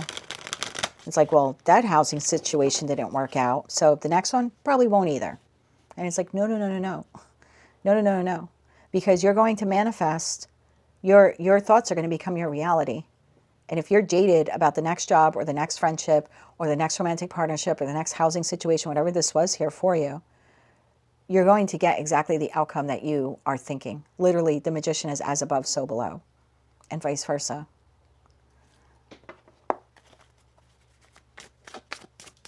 Can I get 3 more cards on this, please? So I think it's time to let go of that emotional entanglement. And this could even be, thank you, it's got another message for one of you watching. It doesn't have to mean someone cheated on you here, or cheated you out of a job or financial resources. This could even be like someone passed away. Someone that you nurtured or cared for, or you were nurtured by or cared for you. And there's a little anger still in you that you feel like your time with this person or that their time on earth was cut short. And you could just be a little pissed off about that when you really pause and think about it. So now it's like, why should I get emotionally close to anyone again? Because they're just going to end up dying on me anyway. So you, again, went from anticipating this person's going to be in my life for forever and ever and ever to, I can't trust anybody moving along. I don't even want to trust myself enough to connect with another human. For what? They could die tomorrow on me. Why would I expose myself to that level of pain again? Only to end up feeling betrayed, Seven of Swords, by the universe. So take the message how it resonates to you. But either way, I have a group of you I'm speaking to that you're holding on to a little anger or resentment there. And now you're like anticipating the worst with everything. It's time to release that because it's keeping you stuck to the past and it's also creating a negative outcome for your future. One more shuffle here. Thank you. We're going to take it even though it fell face down. We have the High Priestess. This is you going within. The High Priestess is also the only card in Tarot who actually holds the Book of Knowledge. So instead of looking at this as, this is just going to end, this is just going to be a ball of fire and end in the end, you know, end in the end anyway, because that did. Instead, look at the lessons that taught you. Take the knowledge, take the lessons, but don't take the bitterness, and certainly don't allow the bitterness or the jadedness or the resentment to now affect what's coming in next, because something else is coming in next. Eight of Wands, like it's here. Energetically, it's here. So don't allow what occurred there to taint this opportunity. Again, take the knowledge, but don't take the resentment with you. Knight of Swords, something is coming in. Page of Pentacles. We have the message and we have the messenger. Bottom of that, King of Cups. That's you in your highest vibration, whether you're masculine or feminine. And again, queens exist in the present. Kings take action. So when this offer opportunity comes in, how are you going to take action towards it? Are you going to accept this new job offer or this new housing opportunity or allow yourself to be courted by this person? And look, it could be community for some of you. I don't know. Maybe you left a very stressful community. Maybe it was draining you of your finances. You know, maybe you were living in a money pit or the kids grew up and moved away and now you want to downsize. You're in a new community. Don't sit around looking at your new home being like, well, I'm not going to paint it or fix it up because I thought I was going to die in that house. I thought, you know, I was going to be in there till retirement. And now here I am changing. So what is the point of fixing up the house? So when the new opportunity comes in, again, it could be housing, it could be community, a new relationship here for you, a new friendship. When it's presented to you, and I do see you accepting it. Never allow me or another tarot to tell you what to do. I see you moving forward with it, and that Two of Pentacles. Slowly but surely, you're going to move forward with it. You will accept it. But look what you're taking with you. You're taking with you, yeah, I'll get to know you. It's not going to go anywhere. Yeah, I'll accept a job, but you're in the back of your mind, you're like, but you're probably going to screw me over like the last place. Oh, you're offering me a loan so I could buy a house or get housing assistance? Great. It's only a matter of time till you F me over because every other douchebag in my past has F'd me over. If you don't like cursing, I'm not your reader. Because every now and then my Gemini mouth from New Jersey just flies right out. So it just opens up and it comes out, so I apologize. But yeah, there's definitely a feeling here of, I want to know a little bit more about that because how are you going to show up? Look at that. You cannot make it up. How are you going to show up in that King of Cups? Are you going to show up in the Eight of Swords? This is just, because this is the devil's playground, right? This is the lower octave of the devil. So this is negative Gemini energy. This is getting caught in your head like this, just going to end like the last thing. Yep, I'll accept it, but... Or are you going to look at it like it's the sun? This has the potential to be the best job I ever had, the best community I ever moved into, the best relationship I'm ever going to find. So your mental state will determine how this plays out. And it's all based on, remember I did that tarot math, 7 plus 3 is 10, 10 of Swords. It all depends on, right behind that, we have the 9 of Swords and we have the World card. How much of this pain or resentment or jadedness from whatever that is that closed out or is in the process of closing out, how much are you taking of it into the future? Because you have the potential here of something really amazing or someone really amazing entering your life. But if you judge it based on everything else that fell apart or ended or hurt you or betrayed you, you're literally going to manifest this thing to do exactly the same.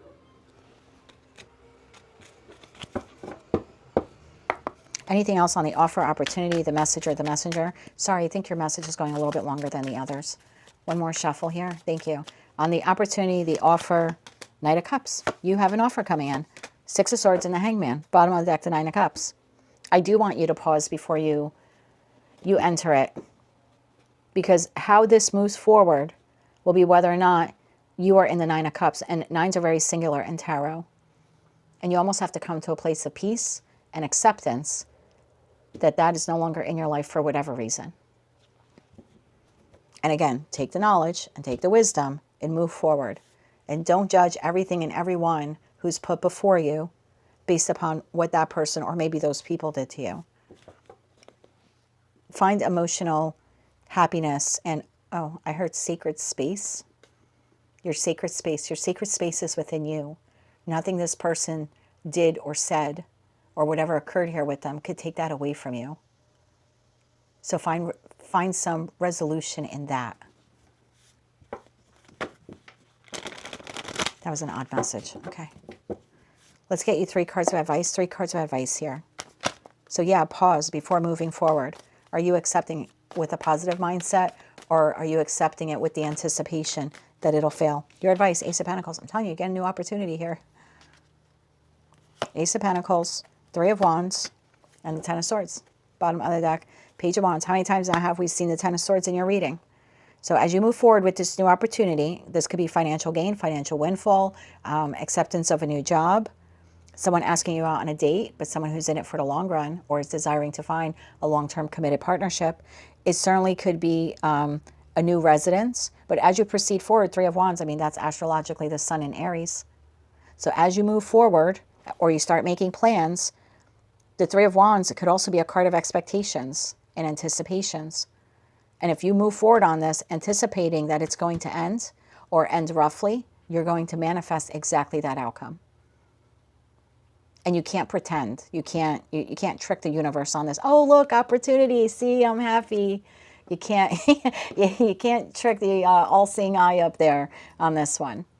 So the only way that you can actually genuinely move forward with this in a positive way is to let go and release the trauma that occurred back there. And you should move forward anticipating the best. Look how bright that yellow is in this card. And again, not to do it foolishly. Certainly look for red flags right in that Page of Wands, but look for the green flags too. Anticipate the green flags. Let's close it out now with the Moonology card.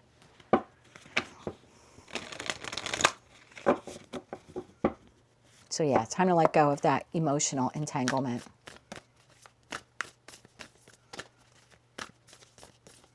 That would be like a psychological shadow. One more shuffle. Thank you. Your Moonology card. You're very close to achieving your goal, Gibbous Moon. I'm telling you, there's a new opportunity coming in. Bottom of the deck, your commitment is being tested. Your commitment to how badly do you want that new opportunity to get to the 10 of Pentacles. And that could be long-term emotional abundance, long-term financial abundance. It could be both for some of you. But your commitment to it's going to be tested. And if you drag the past trauma into the future, you may as well anticipate the ending, because that's pretty much what you're creating. So your commitment is being tested, and you're very close to achieving your goal. So when the opportunity comes in, make sure you're of a clear and present mind and have more of a positive and optimistic attitude about it and about where it's heading in the future. This is the one time in your life where you should actually be anticipating the best as opposed to anticipating the worst. Don't let your past hold you back on this one. That is what I have for you, Cancer. That is your full moon in Aquarius message. If you like that message, it resonates with you, you want to claim all or part of it, please be sure to click like, share, comment, and subscribe. Hype the video on your mobile device if you're able to do that. And don't forget to check out your other placements. Until I read for you again, good luck. And as always, I'm wishing you light, love, and peace. Hello, Leo, Sun, Moon, Rising, as well as Venus placements. I hope you're well. Thank you so much for being here. I'm Jen with Timeline Tarot, and this is your full moon in Aquarius reading. It is a general collective reading, so as the messages come through today, take what fits, leave what doesn't, because if it's not your message, it simply means it is meant for someone else to hear. And please check your other placements, Sun, Moon, Rising, as well as Venus. And if you're not sure what those placements are, in the description box of this video is a link where you can obtain your free birth chart. So, Leo, I pulled up your chart here, and this is for Sun, Moon, Rising, which is your ascendant, as well as your Venus. And it looks like this full moon in Aquarius, it's basically going to shine a spotlight for you directly on your 7th house of one-on-one relationships. So with the sun in your sign and the moon opposite you, relationships are reaching a make or break climax. So this is a moment in time where you can like release dynamics where you feel stifled, or where maybe there's a hyper independence occurring, and that is blocking true intimacy. And when I say intimacy, it doesn't have to be romantic. It could just be intimacy between friends, like your ability to be vulnerable and express your deepest, darkest desires or wants, needs, or maybe even fears, as you would when you're talking to a friend. So let's see where we go with this. I'm using the Urban Crow Oracle deck, and then we'll dive deeper into this message utilizing tarot. So for Leo, Sun, Moon, Rising, as well as Venus placements, what is their full moon in Aquarius message? And how does this pertain to their 7th house of one-on-one relationships for the Leo collective? Let's get one more shuffle here for you. Thank you. If it's a little noisy, I apologize. It's like the first nice day here where I can actually have the windows open and not have to run that AC. But unfortunately, everyone started doing their lawn work. So I apologize if you can hear that. Oh, card number 17, exposed. At the bottom of the deck, we have card number 48, teamwork. Card number 17, exposed. Alone and unprotected, the fledgling is vulnerable to attack. Exposed may indicate you are being thrust into the spotlight, and potentially not in a good way, depending on the circumstances. As a result, you may feel helpless and fear possible criticism. Exposed may also point to an open and free opportunity for the taking, as there will not be much in the way of opposition. Exposed speaks to the feelings that surface as a result of feeling vulnerable. It's kind of what I said in your opening. Are you comfortable putting yourself out there? Does facing criticism cause you to freeze up? What opportunities have you possibly missed because of a fear of being seen for who you truly are? Exposed may also present itself as a call to examine your situation more carefully, as a piece of valuable information is becoming clearer. Something or someone may expose their flaws or their weaknesses, and this may prove to be beneficial information for you in the future. Okay. Tell me more about card number 17, exposed, for Leo's Sun, Moon, Rising, as well as Venus placements, and how does this pertain to their full moon in Aquarius message? And what does this have to do with their 7th house of one-on-one relationships, professional, platonic, and romantic, for the Leo collective? One more shuffle here. Thank you. We have the Four of Swords, we have the Wheel of Fortune, and we have Temperance. At the bottom of the deck, we have 10 of Pentacles. Clarify that Four of Swords for me, please. Clarify the Four of Swords. Okay. I just got an image of a cat laying on its back, and it holds true for humans as well.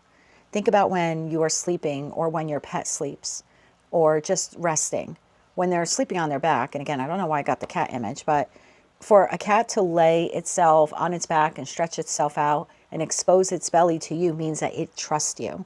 It's in a very vulnerable position at that point. It doesn't know if you're going to hit it, stomp on it, or you know what I mean? So it has to really trust you, because out in the wild, they're not just rolling around and like, hey, look, tummy, you know, come get me, coyote. So looking at that Four of Swords where this person is like on their back, there is something here about you being exposed. I'm not saying like something is coming to light that will tarnish your reputation or anything like that. I mean, can you truly lay there freely? Lay yourself bare. And again, I don't mean that in an intimate way or like being nude or naked. But can you lay yourself bare there with the people in your life? Or do you hold yourself back because maybe you're afraid that if you expose that vulnerable side, like it will not be fully accepted? Tell me more about the Four of Swords. One more shuffle. Thank you. The Four of Swords is clarified by the Eight of Pentacles, the Six of Wands, and the Six of Cups. Bottom of the deck, we have the Queen of Swords. Let me get a couple more cards on this. Clarify the Wheel of Fortune, please, for Leo. One more shuffle here. Thank you. The Wheel of Fortune is clarified by Strength. That is your major arcana card. The Ace of Cups and the Ace of Wands. Wow. Temperance. Why is Temperance here? One more shuffle. Thank you. Temperance is clarified by Ace of Swords. You have 3 of the 4 aces on the table. The 9 of Wands and the 10 of Wands. Bottom of the deck, 2 of Swords. 2 of Swords is the moon in Libra, and Libra is the house of partnerships, marriage, contracts, relationships, whether they're professional, platonic, or romantic. I'm speaking specifically to a group of Leos where when you present yourselves among your peers, family members, lovers, even at work, You are confident as shit. And if you don't like cursing, I just may not be the tarot reader for you. But if you can overlook that, this may be a message for you. You put on, I shouldn't say you put on, you put a lot of effort into showing up in your best form. 8 of Pentacles to the 6 of Wands to the 6 of Cups. When it comes to the soul contracts in your life, you always want to appear to be, I'm victorious, I'm on top of my game, I know what I'm doing, I'm getting this done, I'm looking good, I'm smelling good. I feel like I'm speaking to a group of you where you, I'm not going to say that you have a facade, but I think you try to present yourself in a more positive light than what you may be feeling. Like, I think you have people in your life who connect with you on a day-to-day basis who think you're being vulnerable, who think you're being absolutely genuine. And please don't mistake what I'm saying as like you're not a genuine person, but that you're being really vulnerable with them and you're emotionally invested and connected. And I don't really think you are. I think there's a very small group of people, if any at all, that you are truly yourself around. I think most of the time you are this, and you put 8 of Pentacles, a lot of effort into this.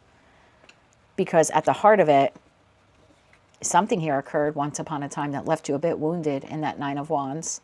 And so maybe you come across as being confident, sometimes even cocky, but inside of you, dare I say, is a little boy or a little girl that isn't very comfortable exposing themselves because fear of persecution or abandonment or betrayal. So the Wheel of Fortune, this is like a destined fated moment for you. And I know we kind of hate tossing around that phrase in the tarot community, and we certainly dislike hearing it. I know I do. I watch tarot readings just like you do. But you have some new opportunities headed your way. Some in career and finance, some in love and romance, some in a creative endeavor or a project. And you'll get to choose, as of course you will. You have the divine gift of free will, about whether or not you have truly healed this wound and you can really be vulnerable. You can really be you. So let me give you an example. Let's say you're a Leo and you have an online platform. Maybe you're a tarot reader like I am, okay? And maybe you do videos on YouTube. It's just an example, okay? Extrapolate it, apply it to your life how you see fit. You may present yourself to your audience, to your subscribers or your community like this. There's a lot of effort in before you get in front of that camera. You are confident as you connect to these individuals, who, by the way, are soul contracts. There is an energetic exchange between you and them, just like there's an energetic exchange right now between you and I, even though we've never met in person. So I just feel like there's a lot of effort put into, I'm on top of my game and I'm sharp and I'm channeling these messages for you. Thank you, Mercury retrograde. A couple hours to go here. It's a Gemini sun. I can't wait for that to go direct. Anyway, there's a feeling here of presenting yourself really well, but maybe when you share examples, okay, of what you're going through in order to relate to your community, your subscribers, you're not vulnerable enough. You're not exposing yourself enough to actually use your own life examples. Like, let's say you're reading for Scorpio, you might just read it like, Scorpio, it could be this, it could be that, it could be this, as opposed to being vulnerable and exposing a part of yourself to say, if this is your experience, I know what you're going through because I went through something similar when ABC, XYZ happened. I could be speaking to a Leo that when you're engaging with friends, they all think like they know you like the back of their hands. And meanwhile, they really don't know much about you. Maybe there are some quirks that you like or some hobbies, and you feel like I can't fully expose myself. If my friends knew that I like this or I like that, they might not look at me the same. I could be speaking to a Leo who has a very traditional or non-traditional view of committed partnerships. And it's something that you keep to yourself because it's in opposition to the people you interact with, like maybe your family. So I just feel like I'm specifically speaking to a group of you that you really make an effort to shine, but you're actually not shining. You're actually dulling your shine because you're not allowing yourself to be vulnerable. Like when you go out on a date, and I'm not saying you got to lay it all out to bear on the first dinner or whatever it is that the two of you are doing, but there is something here about needing to be a little guarded. I can't show weakness. I can't show that I, have experienced these things because I don't want to look weak. 6 of Wands isn't weak. 6 of Wands is I'm confident. So I feel like I definitely have a group of you here where you sort of hide behind this facade, lack of a better word, because you've been wounded before. But you have some new opportunities coming up in work, in love. And it's important for you at this time to release, because full moons are for releasing, where you could actually release that hyper independence that you have. That, oh, I can't tell anyone what I'm going through. I can't share with anyone what I have experienced in the past. I can't talk about my current relationship. That's hyper independence. And that would be blocking true intimacy. So you have one, possibly two situations, environments, connections, experiences here coming up. And if you release that hyper independence, you actually heal it in the temperance energy and you show up as more authentic. You'll be healing a wound that you've been carrying around, my friend, for a long time, and actually has been a bit of a block to you. Because look at that Nine of Wands, like it's very guarded, right? This actually is the wounded warrior. So when you have the Nine of Wands and then you get that fresh new opportunity, it suddenly becomes 10. Instead of exposing yourself, you kind of hide behind it. So you don't really allow yourself to open up to someone. And it's probably with that Nine of Wands, something that you experienced in the past. It's possible for some of you that you currently have a connection in your life that it really is reaching a make or break climax. And your ability to be able to communicate with this individual and be vulnerable, right? Kind of bare your soul here, expose, and actually convey to them what it is that you're desiring from them could make or break the connection. But it's a lot better than you either continuing to exist in it in a state of inauthenticity, or you allowing the connection to break and fall apart. And meanwhile, you never actually spoke your truth. Maybe if you were to express those wants, needs, or desires, whoever's on the receiving end hearing it may actually be able to accommodate you. But you might actually lose a connection by not being vulnerable enough to say something. Tell me more about that Four of Swords. And actually, I'm going to pause the video for a second so I can close that window. Okay, I'm back. So sorry about that. My neighbor had asked the other day when I went to the post office, I guess he's a little down on his luck. And he's like, you haven't been really maintaining the yard like you normally do. And I'm like, I know, I'm trying to like hide myself. And he's like, I'm actually looking for extra work. And I was like, say no more. Let me go to the car and get my wallet. But I did tell him that I record in the mornings. And he was like, I won't record until later in the day. It'll be cooler for me anyway. But I guess he's out there in his tank top mowing the side yard there. So again, I apologize for the noise, but it's nice to see that he's doing it. Anyway, back to you. Oh, maybe that's an example there. It takes a lot for a 70-year-old war veteran to approach their neighbor, who they kind of know, but not really, and say, hey, listen, I noticed that the grass is growing and I'm in need of some money. That's vulnerable, right? To say I'm having a difficult time getting by. And the economy, you know, isn't that great for me right now? And what I'm spending on groceries, I mean, he went into this whole thing. I was like, Bruce, say no more. Like, I need it done, and you could provide the service. But I could see that he was really trying to sit behind a wall at first and make it about me, that my grass is like 3 inches tall. It's not like there's, you know, there's not a forest out there. I just, you know, just mowed it a week ago. And then he started to relax and actually lay himself bare. And I was like, say no more, because I could tell he was uncomfortable. I was like, I get it. So it might be uncomfortable for you to sit down and have this conversation. It might be uncomfortable for you to be authentic enough to connect with your audience. It might be uncomfortable for you when you go on the next date to actually allow yourself to open up your heart chakra. And I'm not saying fall in love with the person over, you know, cocktails and appetizers, but to allow yourself the possibility of falling in love. Tell me more about that Four of Swords here. Okay. You know, it's interesting. Five of Cups there, Five of Pentacles on the split, and the Two of Cups ended up on the side here. So definitely here for you has to do with connection. Again, professional, platonic, or romantic. Like when you go on a job interview, maybe this is a job interview that is coming in for you.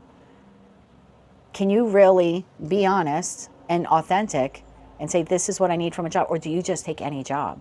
Like maybe you don't ask the right questions because you don't want to appear to look vulnerable. But that's not being vulnerable. That's actually coming from a position of power when you go to a job interview with a set of questions that they need to answer. And depending on those answers, you get to choose if you'll accept the job or not. That's not you being a hard ass. That's you making a smart decision based on questions that you need answered about benefits, about pay raises, about promotions, about a growth potential. These are important questions that you should be asking. Victory isn't walking in with a smile on your face, looking good, smelling good, and getting the job, and then, you know, waking up 30 days from now and realizing you made a really big mistake because you didn't ask the right questions, because you didn't want to appear to be vulnerable. And then they look at you like, well, you didn't have any questions at the interview. Well, we told you what the job entailed. You took it. So now it kind of looks like you're the problem. And in a way, you kind of are, because you didn't want to be vulnerable enough to ask the right questions. Tell me about that Four of Swords here. One more shuffle. Thank you. We're going to take it. Four of Swords is clarified by Queen of Pentacles, Ten of Cups, and the Two of Swords. There it is again. Ten of Pentacles at the bottom of the deck. So when it comes to your inner circle, you'll, again, professional, platonic, or romantic, Queen of Pentacles, you'll nurture it. You'll invest in it. Time, talent, money, love, devotion, loyalty. So in that circle there, that Ten of Cups, all those people, look at that Two of Swords just blocked. So you're not, I feel like I'm specifically speaking to a group of Leos. You're not very vulnerable with a lot of people. Tell me about the opportunities coming in. One more shuffle. Thank you. The opportunities. Five of Swords, Justice, and the Star card. Bottom of the deck, the King of Wands. The opportunities, and I do believe it's plural with the two aces here on the table, is your opportunity to see how maybe you are sabotaging connections in your life because you are not vulnerable enough. You're not vulnerable to state what it is that you want, need, or desire from the job, from the business, from the friendship, from the relationship. Where does this stem from?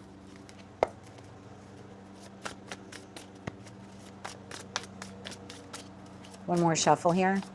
Thank you. On its side, the Devil. You saw that. The Five of Wands, the Queen of Cups, and the Sun. Bottom of the deck, Three of Pentacles. Where does this stem from? This stems from once upon a time when you did open up your heart. Whoever you opened up your heart to, and maybe it's one person, maybe it's up to 5 people, a group of people, you walked away believing that you were emotionally manipulated, that someone took your vulnerability and used it against you, took the love or respect or admiration you had for them and used it against you. They either manipulated you or they gaslit you. There was something toxic here. And what was toxic was they were using you against you. The bottom of the deck, we have card number 48, teamwork, and then we have Three of Pentacles, which is teamwork makes the dream work, and right behind that we have the Nine of Pentacles. So I have a group of you, even if you're currently partnered, you might actually operate from a place of, I'm doing what I have to do to get the job done, I'm doing what I have to do to keep this relationship going, you pay the bills, you make dinner, whatever it is that you do, but your lid on the chalice here is closed. So you're not fully vulnerable with your person. And look, maybe they're the devil sideways. I don't know. Or it could just be a past relationship. So I think you do show up. I think you show up to work. But look at that hyper independence there with that Three of Pentacles to the Nine of Pentacles. And look, I love the Nine of Pentacles. It's one of my favorite cards in tarot. But not in this instance. Because you're allowing something from the past to block how you show up in the present. And because of that, it's creating a dynamic between you and your connections where it's stifling them. There's not a lot of growth, and you're not receiving the emotional fulfillment that you need either. So what can you release? These fears, doubts, insecurities that you have when it comes to being vulnerable because what a past person or past people did to you. It's almost like you want love or you want respect or you want admiration, and you're not opposed to giving it. You're just a little closed off when it comes to receiving it, because receiving it means you have to be vulnerable and you have to admit that you need it. Hope that those messages make sense. Again, only take what resonates. So if you have a relationship in your life right now, looking at that chart, that is reaching a make or break climax, you have one or two things you can do here. You can say nothing, and the relationship will come increasingly burdensome until it eventually fades out of your life. Or you can speak up in an authentic, vulnerable way, being very exposed and laying to bear what it is that you need from that person. And maybe they can provide it and maybe they can't. But at least you were vulnerable enough to say what it is that you need. That's far better than just lingering in a connection that's coming to an end, or walking away from a connection and wondering for the rest of your life, could that person have fulfilled that need for you? How would you ever know that if you never expressed it? Let's get you 3 cards of advice.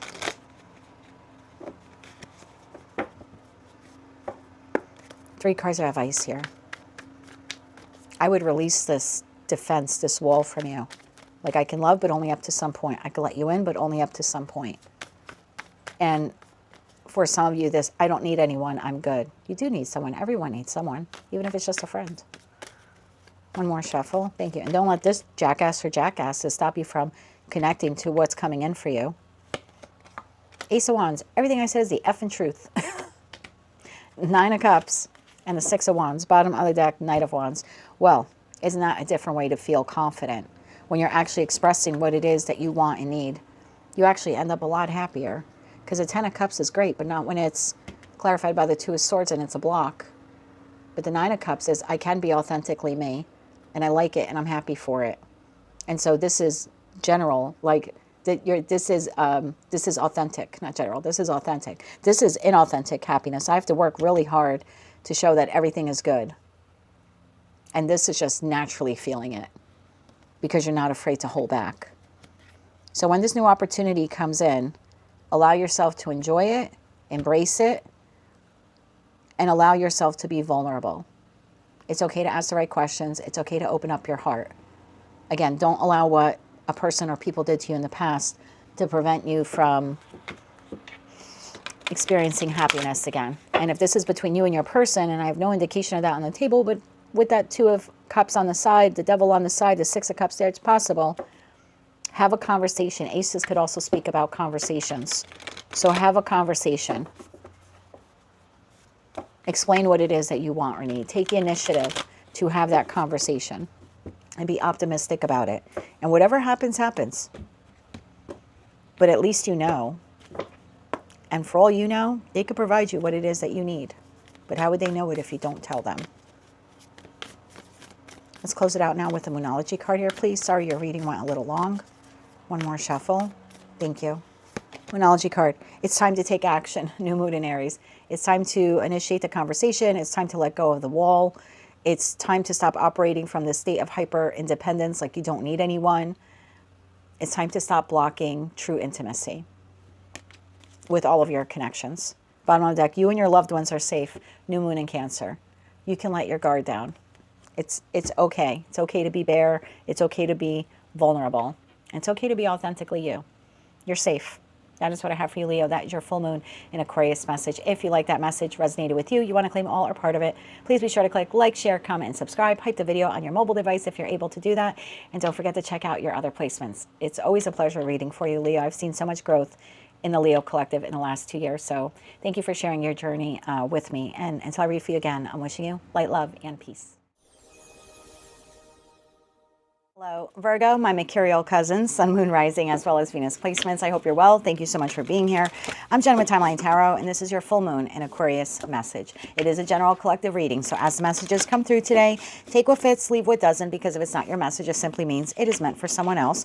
And please check your other placements, Sun, Moon, Rising, as well as Venus. And if you're not sure what those placements are, in the description box of this video is a link where you can obtain your free birth chart. So, Virgo, I pulled up your chart here, and this is for Sun, Moon, Rising, which is your ascendant or your Venus. This full moon in Aquarius, this lunation, is going to illuminate for you your 6th house of daily routines, wellness and service. So you're being urged at this time to let go of like obsessive micromanagement, perfectionism, and maybe even some stressful habits that you have. So stressful habits, this could be like over catastrophizing something, micromanagement, insomnia, which could be due to like doom scrolling, endless tweaking of something, like it's got to be right before I present it to the boss or the public, or before I have this conversation with this person, fixating on someone's flaws as opposed to maybe seeing the brilliance of them. And it would like once you see that the flaw in them, you hyper focus on it, and it sort of like tarnishes that person in your eyes. But at the end of the day, they really are a good person. And it could also be like physical manifestations that come about through stress. So this is like neglecting your basic needs, having a lot of physical tension because what you're going through. So how this can manifest for you is like clenching of your jaw, or tightening your shoulders, or maybe grinding your teeth at night.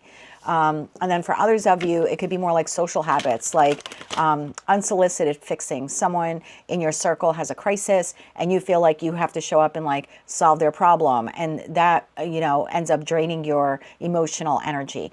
And then for others of you, it could be like bottling up your emotions. So stressful habits come about through lots of things. It's not just like the stuff that we ingest, like drugs or alcohol. And it doesn't have to be financial either, like overspending. It could be more like I said, like over catastrophizing, doing things before bed that create insomnia for you. And the biggest thing for me when I was looking at the chart was a lot of you feeling like you always have to help out everyone else. And it sort of like leaves you burnt out. So let's see where we go with this message. I'm using the Urban Crow Oracle deck, and then we'll dive deeper with Tarot. So for Virgo, Sun, Moon, Rising, as well as Venus placements, tell me more about their full moon and Aquarius message, particularly how it pertains to their 6th house of daily routines, wellness, and service. One more shuffle here. Thank you. We have self-interest, card number 45. The bottom of the deck, we have card number 28, luck. Card number 45, self-interest. I regularly have 4 neighborhood crow visitors. There was one crow that seems a bit more selfish when it comes to the food I put out, while the other crows take their turns, grabbing a nugget or 2 of the dog food I leave out on a plate.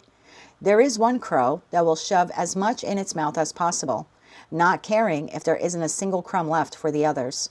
Self-interest indicates that you may be looking out for only yourself, and as a result, others will be impacted. On the flip side, be aware of the actions taken by those around you, as someone may try to come in and take more than their fair share. This would be like you running to feed people, for an example, but then they take advantage of you, right? That's that unsolicited fixing there that we see there as a potential downfall in the 6th house. Being selfish isn't always bad. Sometimes we need to focus on our wants and needs. Depending on your situation, self-interest may indicate that you are in need of some pampering, or that it is time for you to learn how to put your needs above others. Hello, I said that in the intro. For example, your dream job may require a move or a shift in lifestyle. You may need to weigh the impact taking this job will have on those around you. In the short term, you may be perceived as selfish, but in the long term, your decision may benefit all of those around you. Okay, tell me more about this message here for Virgo, Sun, Moon, Rising, as well as Venus placements. Why is card number 45, self-interest, their full moon and Aquarius message?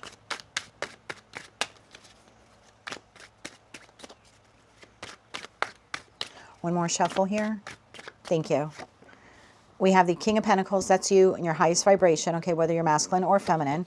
So here's you, giving, giving, giving of your resources. Someone needs something. You show up with the cup, with the money, with the time, with the love. And then we have 3 of Pentacles. So it's like you're always showing up here. Like, I think the people that you have in your life or the people that have interacted with you probably feel very lucky. I'm looking at that card number 28, luck, at the bottom of the deck.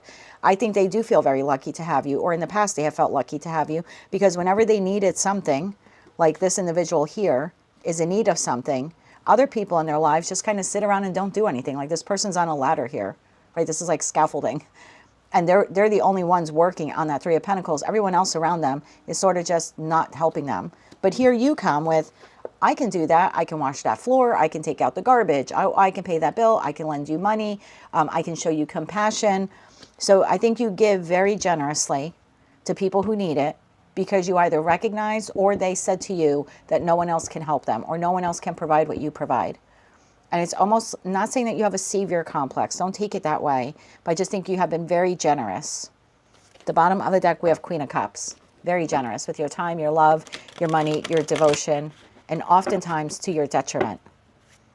Because I could also see that 3 of Pentacles in the reverse, like you run to everyone else's aid, and yet when you need something, here you are on the ladder working on this all by yourself, and here are 4 people that you have helped in the past, and they're nowhere to be fucking found. And if you don't like cursing, I may just not be the tarot reader for you, because every now and then the New Jersey Gemini in me pops out. So I apologize. I'll try to control that.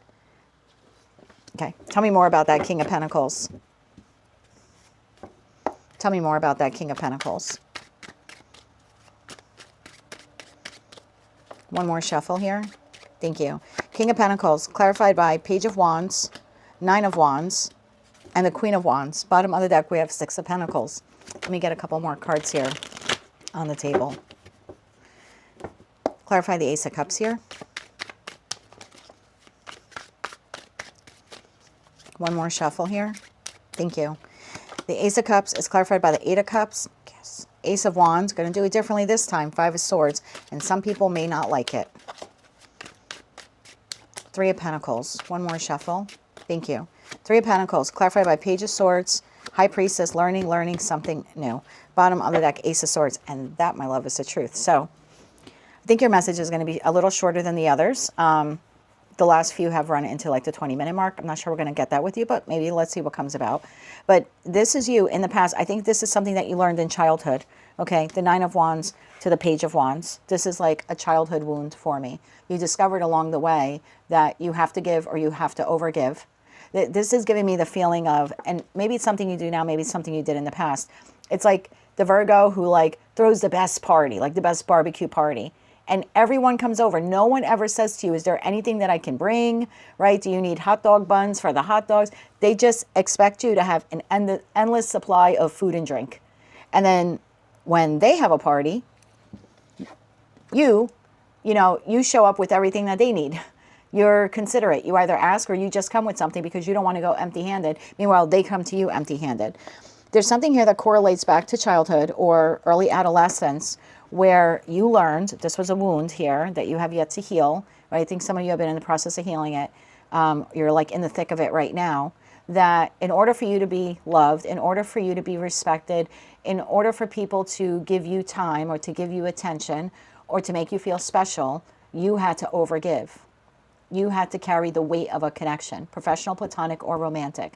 That's how you made friends. That's how you received love, was by overgiving. And I see you now sort of moving into the Queen of Wands.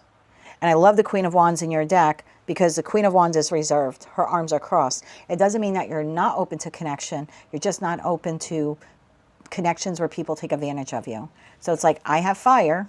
I can be inspired to give you what you need, but up to a limit. I'm not going to allow you to take advantage of me. That Queen of Wands is like, not this time. So I do feel like you're healing a wound where in the past, fire energy, and I know that you're earth, but in fire energy, there's this feeling of, I got to run. Somebody needs something, I got to give it. I got to give it. And I don't think you were doing it for egoic reasons, like, to get the pat on the back. I think it was just like inherently DNA sort of programmed in you through your upbringing, that's how you gave and received love. You overgave and you get breadcrumbs in return. You overgive at work and you're lucky if you get the quarter raise. But hey, you should be, consider yourself lucky that you got that quarter raise. You overgive to someone all year long and they remember your birthday, but 2 weeks after the fact, they tell you happy birthday. It's like, hey, well, you should be lucky. At least we remembered your birthday. So I just feel like this is something, again, I don't feel like you're closing off. It's more like protecting your energy. Some of you may be down to like no friends at this point because you've been burned so much in the past. And if that's your message, bravo to you, because you have some really great people coming in. But if you're not there yet, and I'm not telling you to ostracize yourself from your family or your friends, it's just maybe for one of you watching. But the feeling here seems to be controlling the need to put out other people's fires, controlling the need to be head of household, controlling the need to join a community group and be the only one who shows up and does everything, controlling the need to have to throw the most lavish parties just so at the end of the night they can say, good job, Virgo, we had a great fucking time. Meanwhile, your fridge is empty and you're left with a disaster that you have to clean up after 50 people leave your property. So I see you pulling back here. So that Ace of Cups, which in the past you so generously gave away, again, you still have the fire. You still have the Ace of Wands. You're not being, a jerk about it. You'll still be there for people. Five of Swords, but not the people who manipulate you, not the people who take advantage of you. And I think what some of you have been connecting, or maybe you will be connecting over the next couple of weeks, because the Aquarius full moon is on July 29th. It's not like we wake up on the 30th and it's done. Like, that energy is with us for a long time. So, and it ends up setting the stage for like the new us. So I think what you are releasing, or what you should be releasing, is the need here to run to everyone's aid, because it actually becomes an unnecessary burden to you, emotionally or financially, maybe spiritually, maybe sexually. And because you put other people's interest above your own self-interest, it's starting to affect you in regards to your health. Now, I'm not a doctor. Check with your physician, your medical team, et cetera, et cetera. Do your own work on this. But it is a known fact that stress can create medical issues. And again, this is where we get into that insomnia. I'm going through the list because I wrote down notes on your chart. This is where you end up like staying awake late because the brain refuses to turn off its problem-solving mode, because you just don't understand why you're being treated this way. And then it can turn into like micromanagement, because now you're trying to control a situation so you get back more reciprocity, and like that ends up having a negative effect. But again, it causes unnecessary stress for you. Spending hours rewriting or reorganizing or adjusting a project that was already completed, because this hyper vigilance of needing to be perfect, perfect, or to perfect something in order to be loved or in order to be recognized. It could turn into like somatic symptoms also, like manifesting mental anxiety, which could end up like triggering for you some physical ailments, most notably like digestive issues or like stomach aches, because Virgo, you are the house of the digestive system if we break down the 12 houses into actual like our bodies. So you rule the digestive system. So if you've been having these issues where like you find yourself clenching your jaw or tightening your shoulders or grinding your teeth, or you find yourself pacing a room, or you have some digestive issues, it might not just be a bug. Again, I'm not a doctor. Again, check with your medical I was going to say physician. Okay. Disclaimer notice. Unfortunately, we live in a day where I have to give disclaimers, YouTube terms of service, but it could be manifesting itself into your body, like being overweight because you're overeating from the stress, or being very thin because you're undereating from the stress. And then there's also that feeling here of like bottling up emotions, like having to hide your stress behind this calm, capable exterior, because you've been conditioned that you have to be the rescuer, or you have to be the nurturer, or you have to be the provider. You always have to be calm. You always have to be resolute. You can't show weakness. So only take the messages that came through the channel through there. Just take the ones that apply to you. Obviously, you're not, not all of them will apply. But there is something here about you learning how to undo a pattern you picked up in life along the way. Like I said, for most of your childhood, early adolescence, or again, through your first, connections with work or with friends or, family members as you were growing up, or even romantic partners. It's just like a pattern you got into. So this is a new way of doing things. Page of Swords, acquiring knowledge. The High Priestess, being the only individual in Tarot out of a 78 card deck that actually holds the book of knowledge. And then the Seven of Pentacles, pausing from now on. When someone asks you to do something, to run to their aid, to lend them money, it's pausing and asking yourself, how does this benefit me? Not because you're some self-interest, egoic, dirtbag. It's because you have given so much that you have to start pulling back. It's necessary for you to release the need to provide for everyone else, because it is manifesting in some way in your life into a health-related issue. So this would be like changing your routine. So the next time someone needs something from you, you pause and ask yourself, how does this benefit me? And it might feel uncommon for you to do that. You might feel like, oh my God, where's this coming from? I never used to do that before. I just ran. But that's the problem. You ran, almost running yourself into the ground. Tell me more about the people coming in, because I got a message here of like new people coming in. When I look at the card, I see these are the people who have benefited or are currently benefiting from what you've given them. But then I see like new arrivals coming in.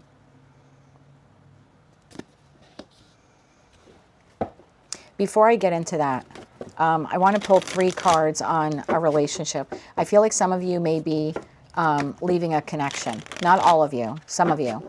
And you already know that with the High Priestess card. You're already contemplating walking away from a connection where there's been manipulation, or Let me draw 3 cards on that. Can I get 3 cards for my Virgos who are walking away from a professional, platonic, or romantic connection? Your kids, your family, your friends, the coworkers, the clients may feel like you're being very selfish by doing this. Like, can't you overlook this? Can't you forgive this? No. No. If you put yourself first, no, you can't. One more shuffle here. Thank you. Death card. Okay, good. So mostly you're going to move away from this person. 6 of Wands and the Moon. Bottom of the deck, Knight of Swords. So never allow me or another tarot to tell you what to do. Okay, I'm just letting you know energetically what is here is that in the energy of this full moon in Aquarius, there's the moon card, which is taking place in Leo season next week. We are 6 of Wands, Leo energy. You are putting an end to this, or you're making a plan to put an end to this. Because someone took advantage of your kindness in a way they should have never. So I see emotional detachment because of some kind of deception or lie or betrayal that you incurred at this person's hands. So it could be like now looking for another job. It could be divorce. It could be separation. But this is after a long period of you realizing that you were here on the ladder doing all the work and this person was out effing around. And this is like your moment to like F around and find out. Because the old Virgo would have tolerated it, but the new Virgo will not. So again, that's very specific for those of you who are moving on from someone or making plans to move on from someone. Ace of Pentacles going towards the new, and then Knight of Swords taking action there on your own behalf. Okay, can I get 3 more cards here, please? Any other closing messages here for Virgo? One more shuffle. Thank you.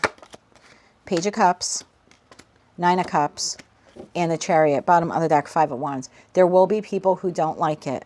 That you went from being, remember we saw that Queen of Cups at the bottom of the deck, so generous with everything that you have, to Page of Cups. I could help you, but a little. I'm not available at 7 p.m. I'm available at 10 p.m. You're not telling these people go screw off. You're never going to help them, but you're doing it in smaller increments in a time of your choosing. Because at the end of the day, thank you, Mercury retrograde. I'm looking at the time. We only have a few hours and we go direct. Post shadow is coming, but that's okay. Because at the end of the day, you are nurturing. In the 9 of Cups card here in your deck, the individual is holding a baby. So again, whether the wound occurred in childhood or not, it wounded you internally. And so this is you now nurturing yourself in an effort to make you happy. Moving forward, it appears here that that's what you're going to do. You're going to put your own, 9s in tarot are singular, you're going to put your own interest at the forefront moving forward. And you will give, but with limitations. And some people, 5 of Wands, are not going to like that. 5 of Wands, 7 of Cups, the 10 of Cups. The people closest in your inner circle will be very confused by that. Inner circle could be like your neighbors. Like this could be the neighbor who took advantage of you. They were sick and you walked their dog once or twice and now they expect it all the damn time. And it's like, no, no, no, no, no. No, I did that while you were ill. I'm not going to walk your dog for the rest of its natural life. It's possible for some of you that you are walking away from your family or someone that maybe you were in a committed partnership with, and your friends or your family or your children could even say you're being very selfish by doing that. No, no, no. You're finally putting your needs first to not tolerate 5 of Swords behavior. So there will be people in your professional, platonic, romantic sphere who will not like this new change in you. That's on them. They took enough from you. So I see you birthing a new you here. And again, self-interest is card number 45. 4 plus 5 is 9. And again, 9s are very singular. So I think this is a big shift for you, going from playing hero or rescuer to hero and rescuing yourself. Oh, I wanted to get cards on the new people. Thank you. Can I get 3 cards on the new people arriving? See 1, possibly 2 on the card. One more shuffle. Thank you. The new people arriving. The Hierophant. The 2 of Swords. And the Queen of Pentacles. Bottom of the deck, the Lovers. Okay, so you're going to have a choice here to engage with this. It could be a new job. Hierophant is a lot of different things. At the core, it's something that is institutional. And will be part of your structure or your stability. So whether that is an actual institution or a company or a corporation, it could be a community group, political or religious organization that you suddenly become involved in. This is the new that's coming on path for you. A new soulmate, certainly, whether it is professional, platonic, or romantic. And you're going to have a decision here to make about how much you are going to nurture this new connection. And it could be romantic for some of you. It doesn't have to be. But Lovers is the ultimate choice card. Tower and the Seven of Swords. Because it's almost like this time, whoever this person is, you want to make sure that they don't screw you over like the past person. So I see you giving, but with limits. Two of Swords, it's also Moon in Libra. Libra is the house of marriage, contracts, partnerships, whether they're professional, platonic, or romantic. So it looks like you're going to give, but with limits. So I would expect a new soulmate coming in over the course of the next 6 months. This isn't someone like you bumped their carriage in the store. This is a profound individual. They become part of your core. And it's not a test. It's not a test. But you'll recognize that you will be showing up differently with this boss or business partner, friend, but it is new. Let's get you 3 cards of advice. 3 cards of advice here for you. If it is a past person coming back around, I don't see you opening up yourself to them in that Two of Swords. Again, you would be like blocking it. The Queen of Wands is like, no trespassing, like no mas. That Two of Swords is like, no mas. Even the Hierophant, even the High Priestess who's holding the book, the arms are crossed. Not this time. So if it is a past person, because now you've stepped into your power, here they are sneaking up behind you. It's possible for some of you that's what it'll be over the course of the next 6 months. But look how you're looking at that person. Yeah, I don't think so. Yeah, I don't think so. Even if it's like a community group or something that you're moving on from. Yeah, I don't think so. And if it's a new person, you're like, I've been here before. So even if you give, you're going to give very, very modestly. Not as generously as you used to. Two of Wands for the advice. This is moving forward. 2 paths. You can continue down the road you were on, but I don't believe you're going to do that. This is you making progress and expanding your life, showing up in a different way. And the Two of Wands could also be someone who's detached, like detached from an outcome. One more shuffle. Thank you. Two of Wands, 4 of Pentacles, and the Chariot. I think you're going to move on from this. And your advice, Fool card, your advice is start making plans to show up differently. Get yourself unstuck from the mindset that you have to overgive in order to be loved, valued, respected, or needed. People will either give you that because you're just amazing, or they won't. You shouldn't have to overgive to get it. So I can see you shedding that away. Also, if we're looking in terms of health, and again, YouTube terms of service, this is not a health reading. There is something here about you physically and maybe even emotionally healing. So maybe starting to take better care of yourself, because as you pull back your energy, you're going to invest it in yourself. So it's feeling greater physical or like mental strength or emotional strength, and having great self-control, right? In order to move that chariot forward, the emperor or empress who sits in it has to maintain control. It's like being a driver behind the wheel of a car. You control the vehicle.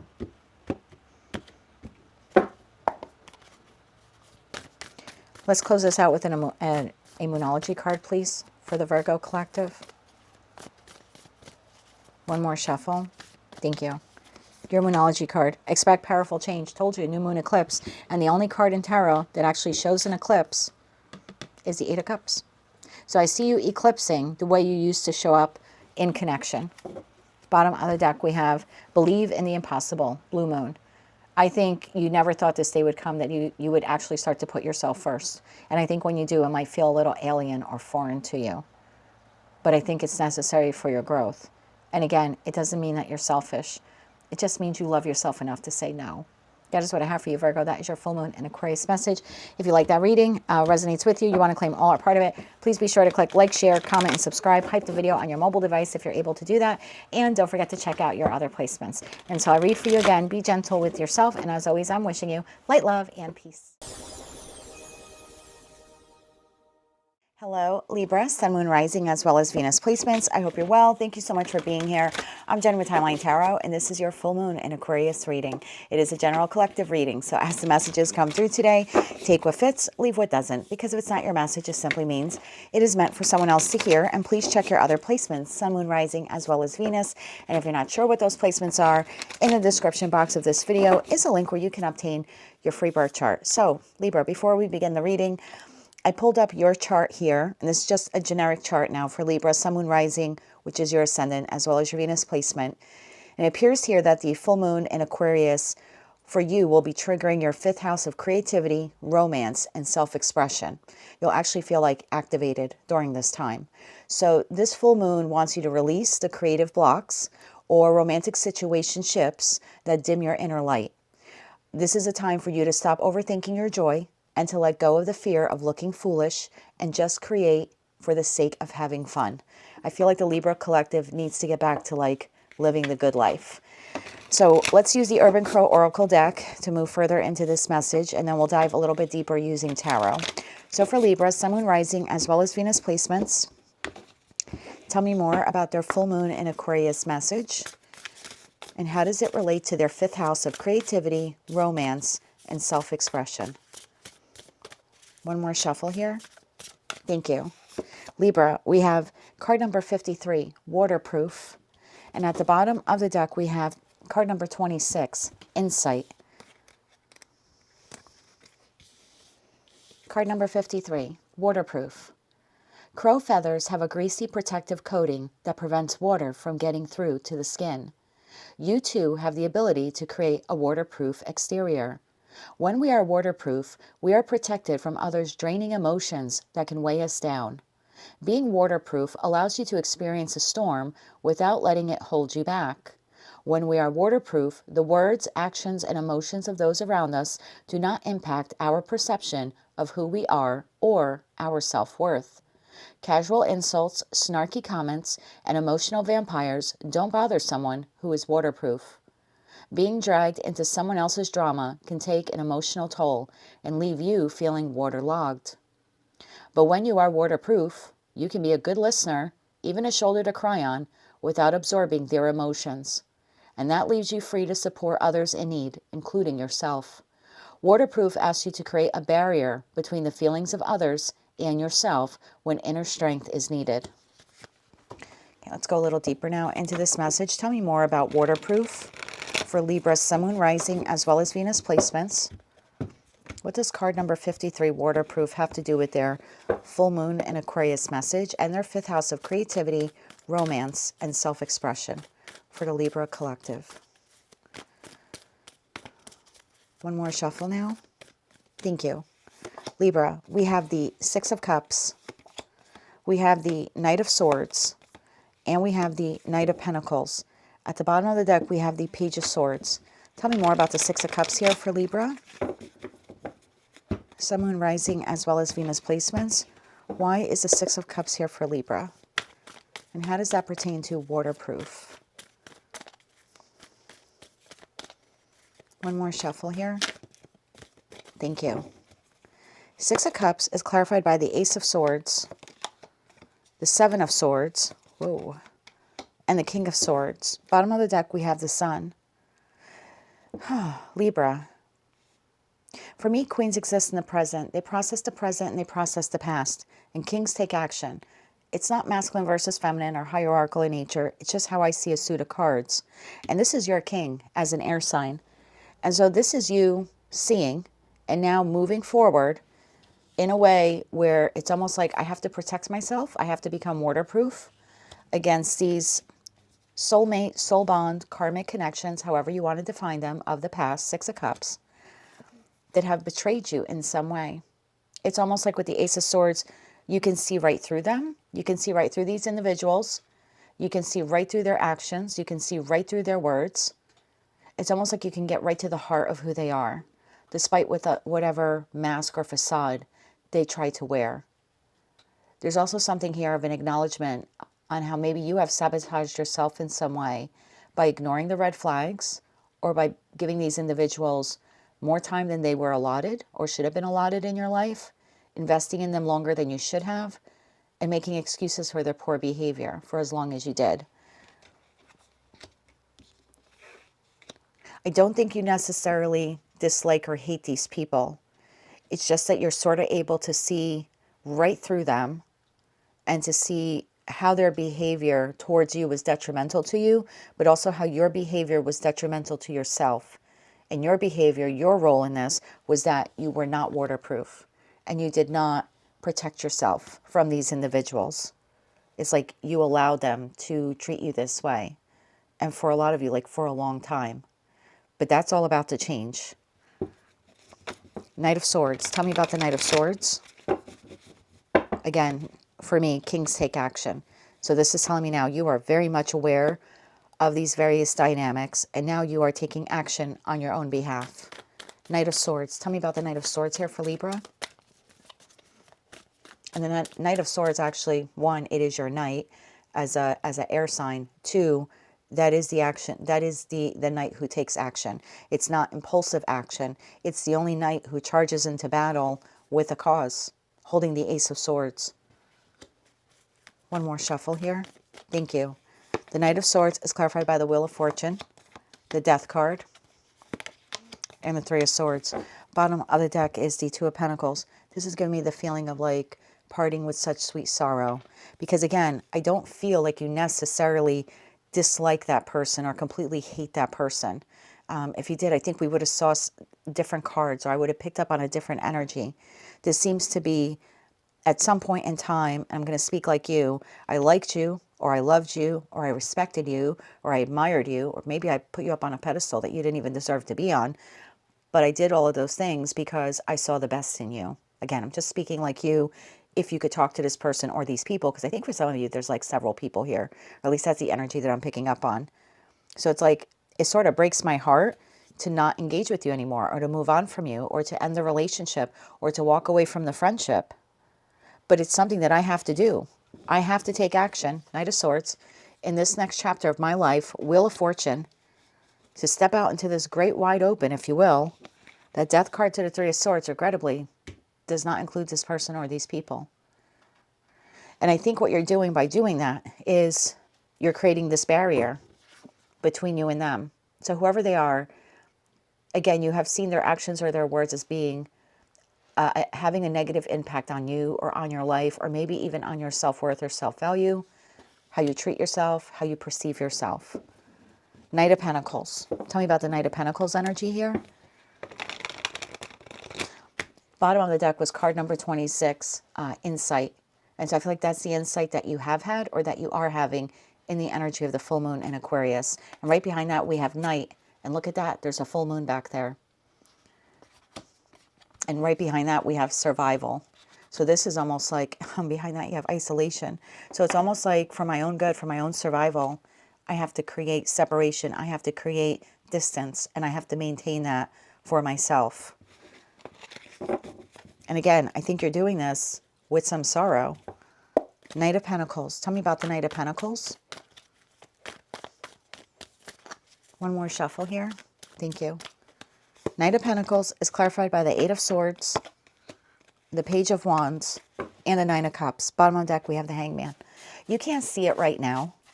There's a feeling here of like, I really don't want to do this, but I feel like it's the best thing for me to do. You're right, it is. If you're having any doubts about that, I'm here to give you that validation. Not that you need it from me, but you're right. You do need to create distance between whomever this is or whatever this is. And what you can't see now is, slowly but surely, in the Knight of Pentacles, you're going to get your mojo back.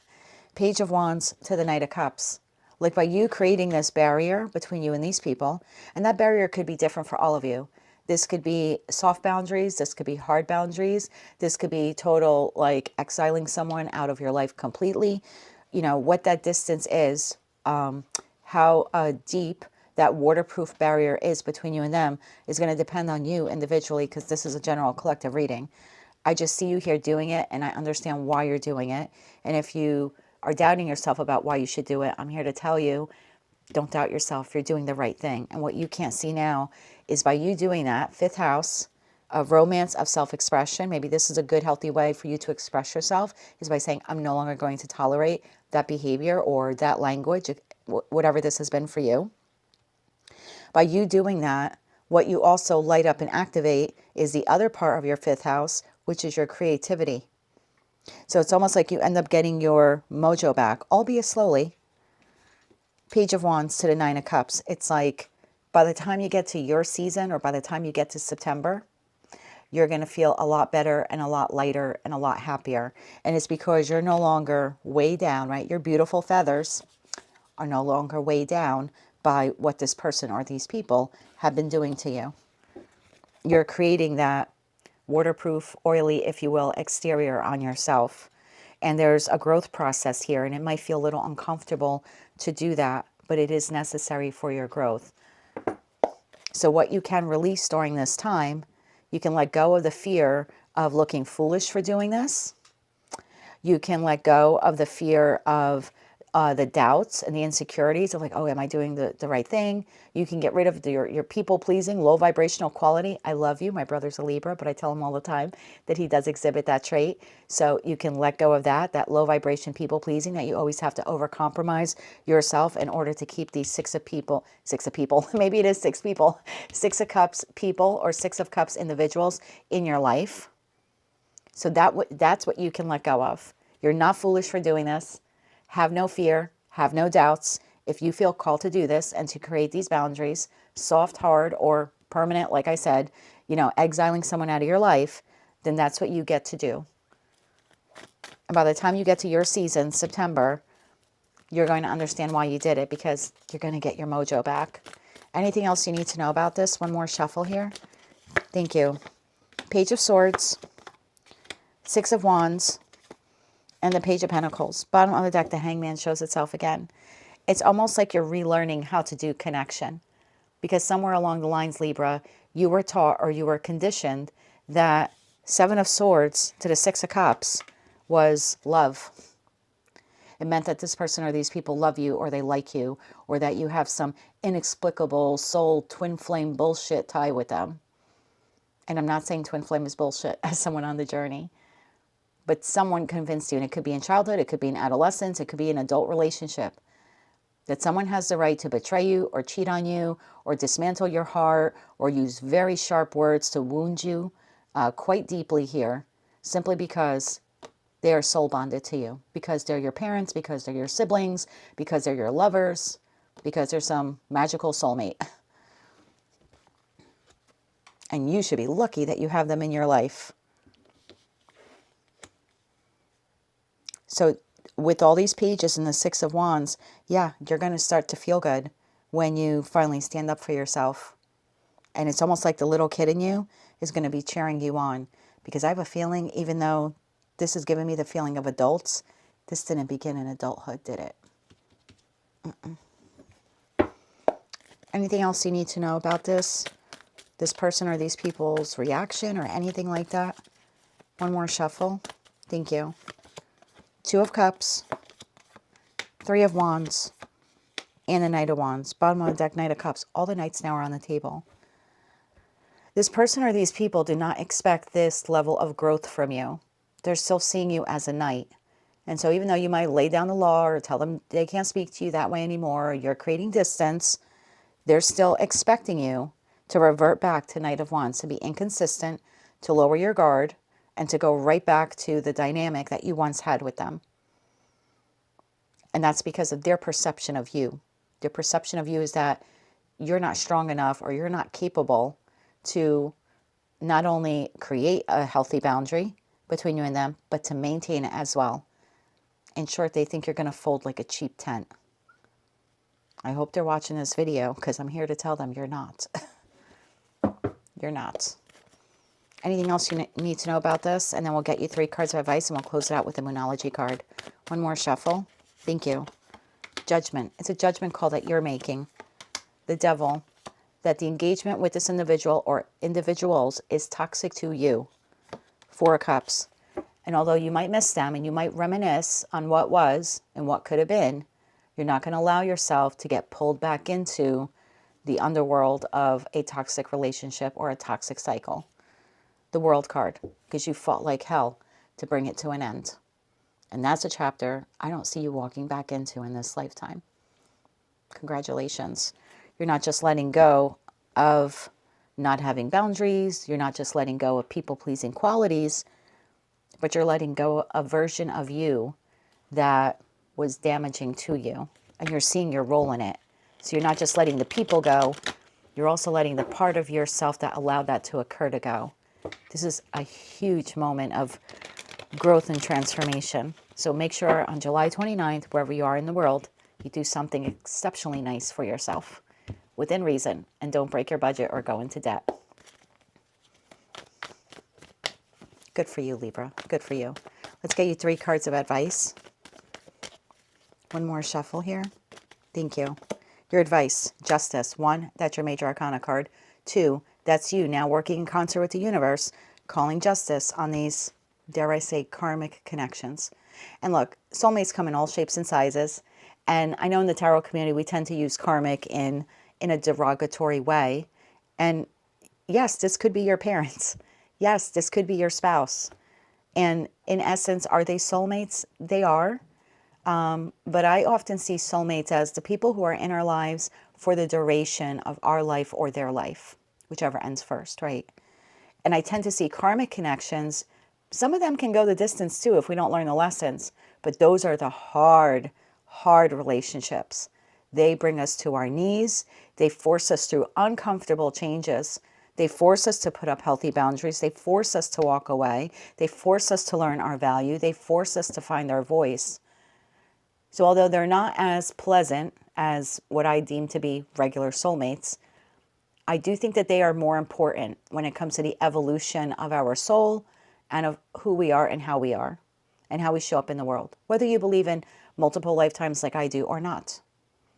Had it not been for this person or these people and the experiences you had, you would still be a people-pleasing Libra. So this is you working in concert with the divine, with source, God, the universe, whatever you want to call that higher entity, to say justice is being called on this, and the karmic justice or the karmic debt that you have with this person or these people will now be cleared as a result of your actions. Knight of Swords, to take that inspired action, to say something, to create a boundary, to move forward, holding the Ace of Swords, holding your truth, and seizing the opportunity to grow, to expand, and to no longer tolerate someone else's bad decisions or bad behavior. Ace of Swords. And that, my love, is your truth.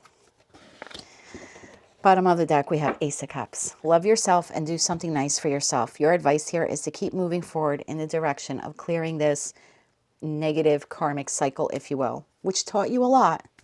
And that's why you need to celebrate you. Consider this graduation day. Buy yourself a steak, go get a haircut, I don't know, something that you can afford. Watch your favorite movie. Fall asleep with the sun on your face. Do something soothing for your soul. Smoke a nice cigar. Have a great glass of wine. However you define just celebrating you and this huge achievement here. Let's close this out with a Moonology card here, please, for the Libra Collective, for their full moon and Aquarius message. One more shuffle here. Thank you. And what's so interesting, the Justice card on the side says, I get what I deserve. And the Ace of Swords says, success. So you deserve success. You have achieved success because you are speaking your truth and you're standing firm within it. A new cycle begins. I shit you not. New moon in Libra. I love you so much right now. A new cycle begins. At the bottom of the deck, believe in the impossible, blue moon. Believe in yourself. You are possible of creating healthy boundaries. You are possible in maintaining them. You're possible in seeing the negative attributes of particular connections. You're possible and capable of seeing your role in entertaining them. And it's also believe that you are capable of firmly shutting the door on them. A new cycle begins, Libra. I told you, by the time you get to Libra season, you're going to be thankful that you did this. And it all begins with this full moon in Aquarius on July 29th. That is what I have for you, my friends. That is your full moon in Aquarius reading. If you like those messages, they resonated with you, you want to claim all or part of them, please be sure to click like, share, comment, and subscribe. Hype the video on your mobile device if you're able to do that. And don't forget to check out your other placements.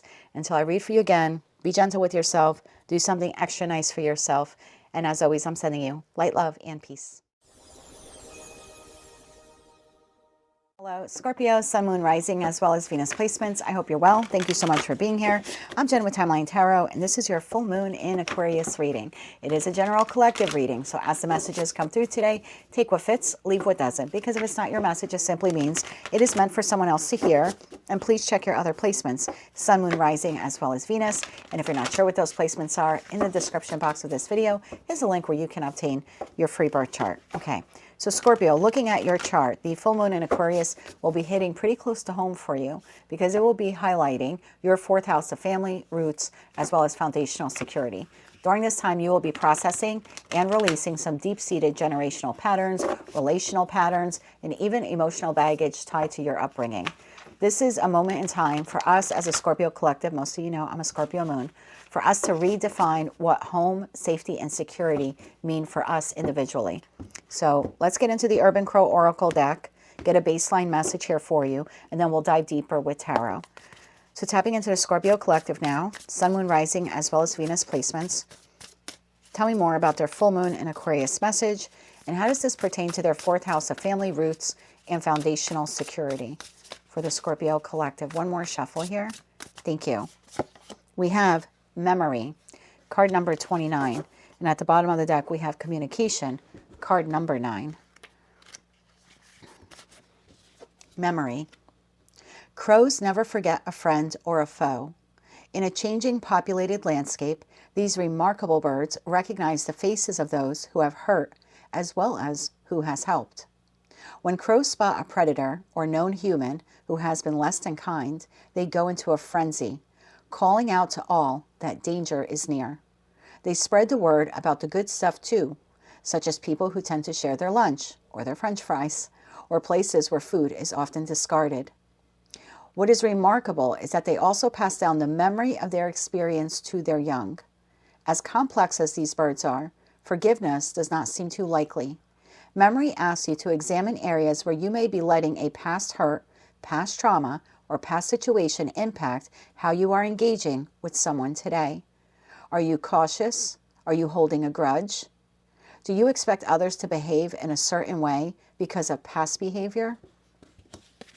I'm going to go deep on this one, Scorpio. Tell me more about card 29 and memory. Why is this the full moon in Aquarius reading? And what does this have to do with Scorpio's fourth house of family, roots, foundational security?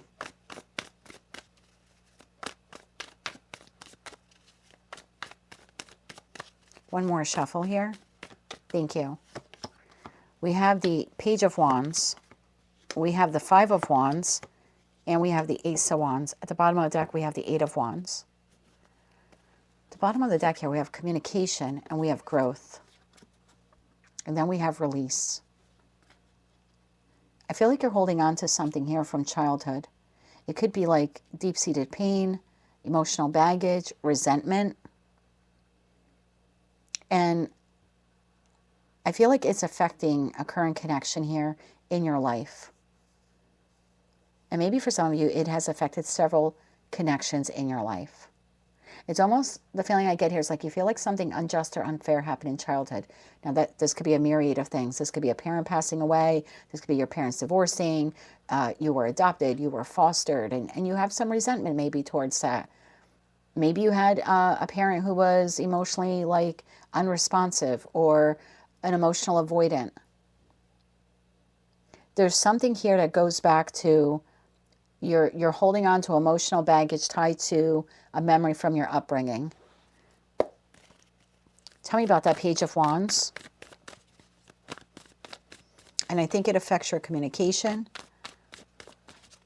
and possibly even your ability to trust. One more shuffle.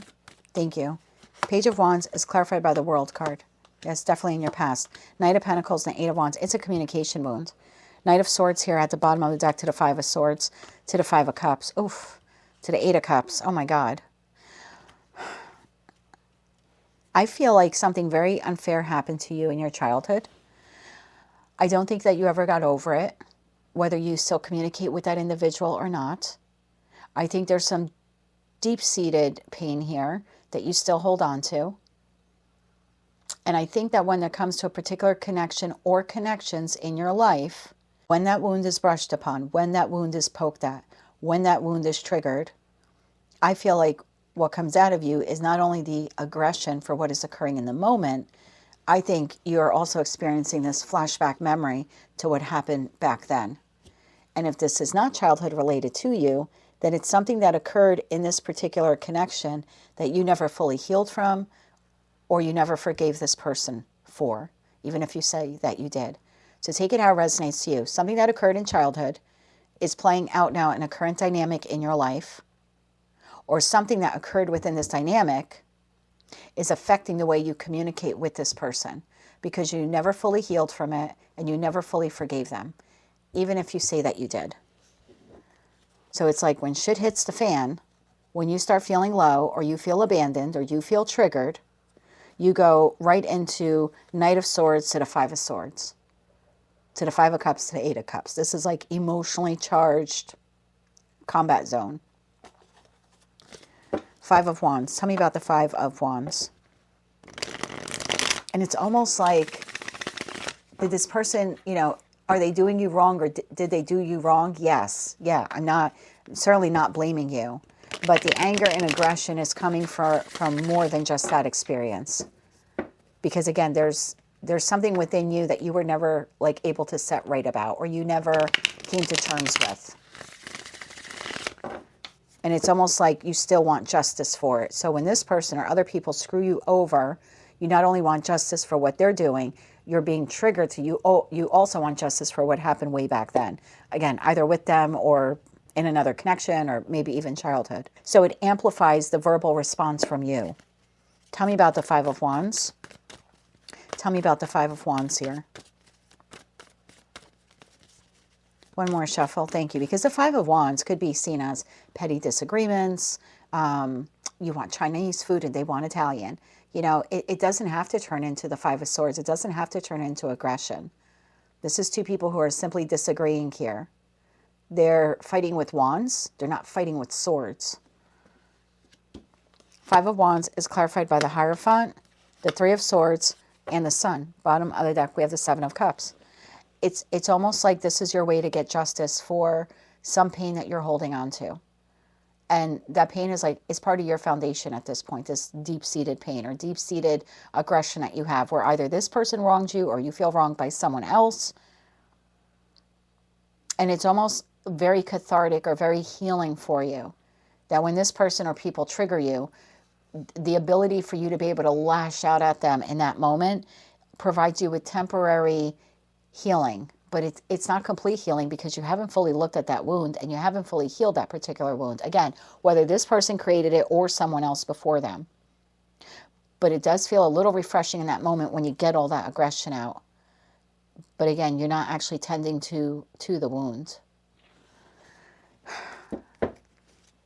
It's like this person pokes at the wound and you rip the Band-Aid off, but you're not putting any antiseptic on it. You know what I mean? You're still allowing it to fester and exist and not fully healed. Tell me about the Ace of Wands. So the King of Cups flipped over right side up, so we're going to take it. That's you in your highest vibration. The King of Wands and the Page of Pentacles, bottom of the deck, the High Priestess. This person is either still in your life or it was the last, connection that you had where there was some turmoil. I think what this person is supposed to teach you, because I look at everyone who comes into our life, whether they stay, for a season or for the rest of our lives, I always see it as we're supposed to learn something from that person or just people in general. And I feel like what you were supposed to learn through this interaction, whether this person is currently in your life or, like I said, a past person or past people, was the reason why you verbally lashed out the way you did. And again, I'm not blaming you for that Three of Swords because this person obviously created the wound or poked at the wound. So I'm not blaming you for what they did. But there is something here where you have to recognize where you overdo it. You overdo it with that stinger of yours and ours. Okay, I'm a Scorpio moon. Because there's some kind of pain here buried within you that you have not fully healed. So you have the ability here in the full moon in Aquarius to see it, to recognize it, and to finally heal it, or to at least begin healing it. Because I think you're going to have a difficult time whether you keep this person in your life or not, I don't feel like they're the problem. I feel like they're the teacher that's supposed to expose this to you. And you removing them from your life still does not heal the wound. The next time you're engaging with someone, professional, platonic, or romantic, and that wound gets poked at, the same thing is going to happen. That's why it keeps happening over and over again. Again, either with this person or other people. Because that original wound was never healed. You are reacting from a place of memory, not from a place of what's actually happening here and now. And it might be creating it's creating like this opportunity for you to like over catastrophize something. And I don't think you're intentionally doing it. It's just the pain is amplified because it's triggering something else from the past. Tell me about the past pain here. Tell me about the past pain here. One more shuffle. Thank you. The past pain. King of Swords, Eight of Swords, and the Queen of Swords. Bottom of that, Queen of Pentacles. You had a battle of words here with someone or a very negative experience. And whatever occurred here between you and this person, or whatever words were said, or however you feel slighted by them, it still lives in your head. You've never been able to shake it in that Eight of Swords. Whether it's conscious, you're consciously aware of it, or subconsciously you're not aware of it. Something transpired here between you and this person, and you've never fully been able to put it to bed, to put it to rest. And it plays out now in a connection or in multiple connections in your life. Tell me more about what transpired. And it affected the way you communicate when you feel wounded, when you feel hurt, when you feel slighted. Whatever occurred here with this, and it could be parents for you. And let's not look at like genders or signs here. They don't have to be an air sign. You know, like my mom's an earth sign, my dad's an air sign. So take it how it resonates to you. But this is either you and another person, and you never fully got over what transpired between you and them, or it's some type of communication wound that you picked up from your parents. But either way, it's affecting a current relationship in your life. Six of Cups to the Devil, and what fell on my lap? The Nine of Pentacles. So something that transpired, again, at some point in time, either with this person or with other people in your life, you're still holding on to this. And it is, dare I say, a destructive communication wound that you have. And look, I don't think you walk around in your day-to-day life 9 to 5 motherfucking everyone. Like I've known several Scorpios in my time, and that's just not their energy. But I think for the group of you that I'm connecting with today, you can go from 0 to 100 when someone pokes at that wound. And so you might be unnecessarily overdoing it when it comes to, ouch, you hurt me. This is, ouch, you hurt me, and off to the guillotine you go. And so it's over catastrophizing what someone has done or what they're doing, because it goes back to triggering this wound here from childhood. I know I was picking up childhood energy there at the onset of the reading. Anything else you need to know about this? So this is your moment where you can see this. You can process this. You can connect these dots. Again, it doesn't mean that this person or these people are right, but it does want you to acknowledge this. Because even if you got rid of everyone in your life, right today, you were like, screw everyone, I quit my job, and I don't know, I'm going to go be the hermit and climb a mountain and be all by myself and isolate. Eventually, you're going to come into contact with another human being. You will develop another connection, professional, platonic, or romantic. And the exact same dynamic will play out. And you will react the same way, because this was never dealt with. And it's almost like you still want justice from this. So every time someone pokes at this, you not only want justice for what they're doing now, you want justice for this back then. Tell me more about what happened back then. One more shuffle. Thank you. This could be anger because a marriage fell apart. This could be anger because your parents' marriage fell apart. This certainly could be the passing of someone that you were very bonded to in childhood. You're still wounded over something. So if someone presses on that wound and it's an abandonment wound, you're 0 to 100. Someone presses on that wound and it's a neglect wound, you're 0 to 100. This is what needs to be healed. Clarify that further for me. One more shuffle. Thank you. The Three of Swords is clarified. Seven of Swords. There you go. the Strength card, and the Six of Wands. Bottom of the deck, the Ten of Wands. You can have victory over this, and you can do this in Leo season with the full moon in Aquarius. It's recognizing your outburst when someone does you wrong, or someone is shady, or someone does you dirty, is 10 times or 100 times, more amplified than it should be. Because you're holding on to emotional baggage tied to your upbringing or some type of experience that you had. And if it's not your upbringing, then it occurred with this person and you never fully forgave them, even if you claim you did. So figure out for yourself what that wound is and stop allowing it to sabotage how you communicate with others or how you communicate with an individual who pokes at that wound or who, triggers that wound for you. It's like you got to heal the way you communicate about it instead of sending the person off to the guillotine every single time. I'm saying this as a Scorpio sun, so please don't think I'm like coming down on you or anything.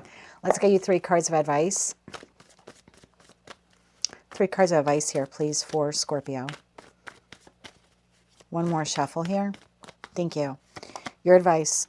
High Priestess, Strength card, and the Nine of Wands. Bottom of the deck, the Ten of Cups. This has, without a doubt, something to do with your family, home life, the environment you were raised in. And you've been holding on to this for a long time. Now, High Priestess energy, this is buried deep within you. And it's going to take a lot of strength and a lot of courage and a lot of great love for self to look at that wound, to really see it for what it is, and to actually begin to heal it. Because again, if you got rid of this person or everyone in your life, eventually someone else will cross your path and that same wound is going to be triggered.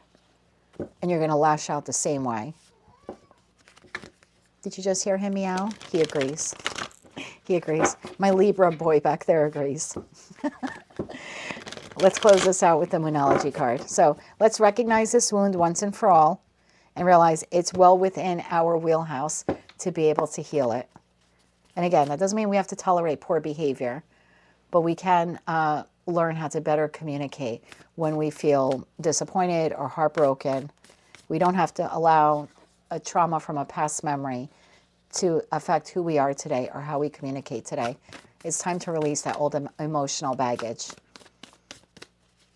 One more shuffle here. Thank you.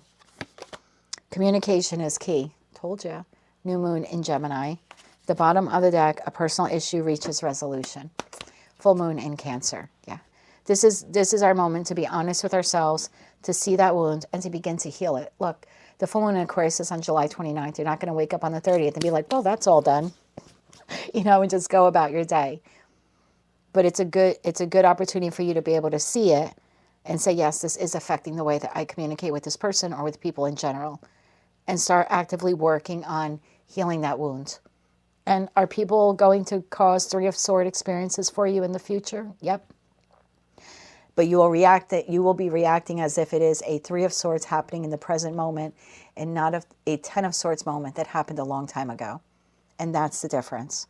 And that will help heal this communication wound for you.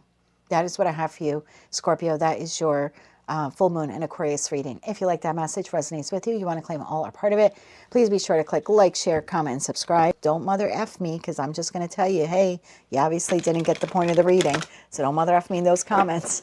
But if you like that message, it resonates with you, you want to claim all or part of it, please be sure to click like, share, comment, and subscribe. Hype the video on your mobile device if you're able to do that, and don't forget to check out your other placements. Until I read for you again, I am wishing you light, love, and peace.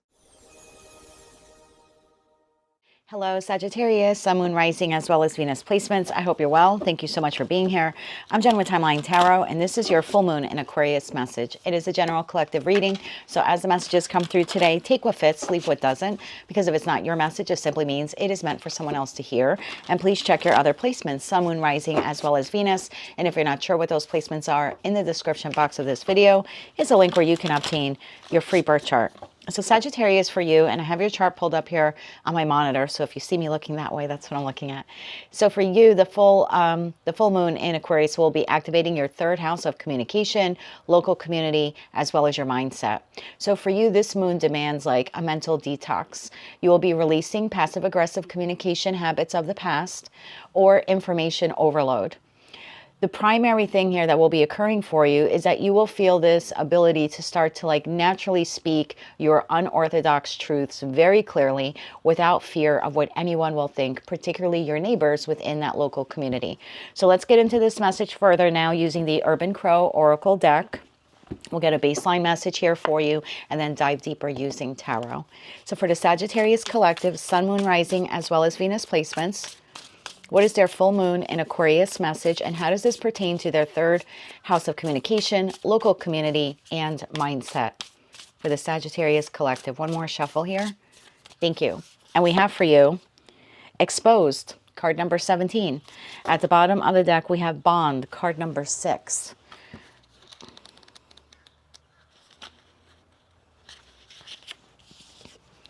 Exposed.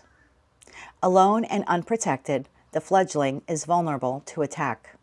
Exposed may indicate you are being thrust into the spotlight and potentially not in a good way, depending on the circumstances. As a result, you may feel helpless and fear possible criticism. Exposed may also point to an open and free opportunity for the taking, as there will not be much in the way of opposition. Exposed speaks to the feelings that surface as a result of feeling vulnerable. Are you comfortable putting yourself out there? Does facing criticism cause you to freeze up? What opportunities have you possibly missed because of a fear of being seen? Exposed may also present itself as a call to examine your situation more carefully, as a piece of valuable information is becoming clearer. Something or someone may expose their flaws or weaknesses, and this may prove to be beneficial information to you in the future. Okay, tell me more about Exposed here, card number 17 for the Sagittarius collective. Sun, Moon, Rising, as well as Venus placements. And how does this pertain to their full moon in Aquarius message, as well as their third house for the Sagittarius collective? Tell me more about Exposed. One more shuffle here. Thank you. We have the Ace of Wands, the Magician, and the Emperor. At the bottom of the deck, we have the Ten of Pentacles, which very well could be community or within the construct of very close associations for you, maybe like with family or friends or a partner.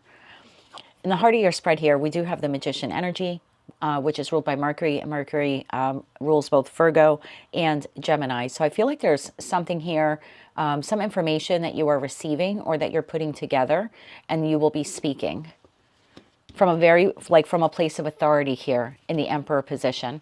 Let's clarify that Ace of Wands. Clarify the Ace of Wands. Okay, that was quick. We have the Queen of Swords, another card of communication. Tell me more about that Ace of Wands. One more shuffle here. Thank you. The Ace of Wands is clarified by the Queen of Swords, the Star, and the Seven of Pentacles. Bottom of the deck, we have the Ten of Wands. Let me get a little bit more on this. Clarify the Magician.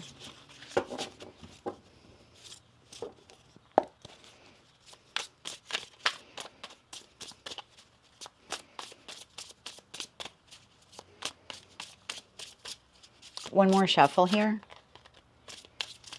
Thank you. The Magician is clarified by the Seven of Swords, the Ten of Swords, and the Knight of Pentacles. I have so many messages coming in for you. Okay, and the Emperor. Clarify the Emperor here. One more shuffle. Thank you. The Emperor is clarified by the Ace of Pentacles, and I noticed how that card, it almost didn't want to come out, the Ace of Pentacles card. Like there was a little resistance on the pull for me. Six of Swords and the Devil. Okay, bottom of the deck, we have the Two of Wands. Remember what I said at the beginning of your reading.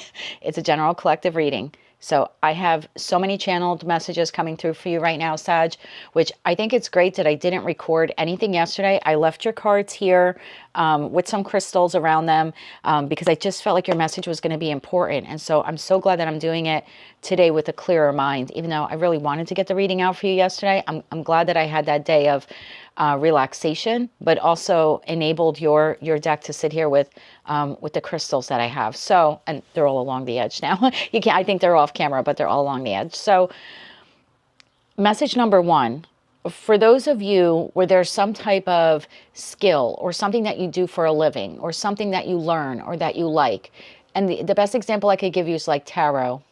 Maybe you're a tarot reader, or maybe you're just a tarot enthusiast. Maybe you're getting more into esotericism. For those of you where there's something like that along the lines, where there's something that you like, whether it literally has to do with your profession or your job, or maybe it's just some type of like skill or hobby that you have. For those of you where you have felt like you really can't tell your community, you know, friends or family members, or literally the people in your local community you live around, because it may be like shame or embarrassment, or you thought that they would look at you like you had 10 heads of, oh, you're into tarot, ooh, like that type of thing, like my town did to me. That's why my friend got me that sign back there that says the witch is in, because so many people in my town were like, oh my God, she turned into a witch. It's like, so it's just the example I'm being given. If there's something like that here that you do for a profession or hobby, and you've been keeping it a secret because you feel like people would look at you like it's wrong or it's shameful or it's non-traditional or, you know, it's devil or something like that, I feel like this full moon in Aquarius is allowing you to release any shame or guilt associated with that. And you will be more inclined in the future to expose what it is that you do for a living, or what it is that you just love to do in your spare time or in your private time without fear of persecution. So, and the reason why I say that, it's like the Ace of Wands, this would be something that you work on or that you enjoy, right? Something that is creative or fun, or again, could be associated with what you do for a living. Like maybe there's something you do for a living you're a little embarrassed about. Oh, I don't want everyone to know I'm a housekeeper or something like that. This is like, no, this is you deciding like, no, I'm really proud of myself that I'm a housekeeper. So there's something like that, like you're ridding the shame or guilt or something like that associated with what you do or what you love. So the Queen of Swords to the start to the Seven of Pentacles, it's almost like this unbridled truth of like, I've been doing this for a long time in that Seven of Pentacles, or, you know, I've been interested in this for a long time, or this is how I make my money for a long time. And it makes me very happy and very content in that Star card. And I'm not ashamed of it. I'm not ashamed to say, this is what I like to do. And I just feel like you're more open about this, where maybe in the past you were guarded, or like you didn't want anyone to know. Magician to the Seven of Swords would be like, in the past, if these topics came up or if anyone questioned you about them, you were a bit manipulative, because it's like you didn't want to say. You didn't want to say that you were into blank, or that you do this for a living. Or maybe it's a business idea that you have, but you haven't told people because you think that they might frown upon it. So again, that would be like a deceptive energy here on your part, like, oh, I really can't tell the truth about this. But I see that changing for you with that Ten of Swords to the Knight of Pentacles. I feel like it's been a long journey for you. And if this is your message, you're no longer going to operate that way. You're no longer going to hide, again, what you do for a living, or what you like as hobbies, or, maybe some dream that you have that started to the Ace of Wands, like a business that you want to open, like Reiki or something that normal, I'm putting that in quotes, okay? Like, the other people, the traditionalists would frown upon. So Emperor to the Ace of Pentacles, the Six of Swords to the Devil. It's just kind of like standing in your authority and being very proud of yourself. And people who frown upon it or whatever, or don't have a kind thing to say, you're sort of like, there's a door, don't let it hit you on the way out. So it's a very emboldened, empowering energy here. Group number 2. There's someone here in your life who's been quite a trickster, and you've known it for quite some time. This could be a friend, a family member. It could be a neighbor, very well someone within your community.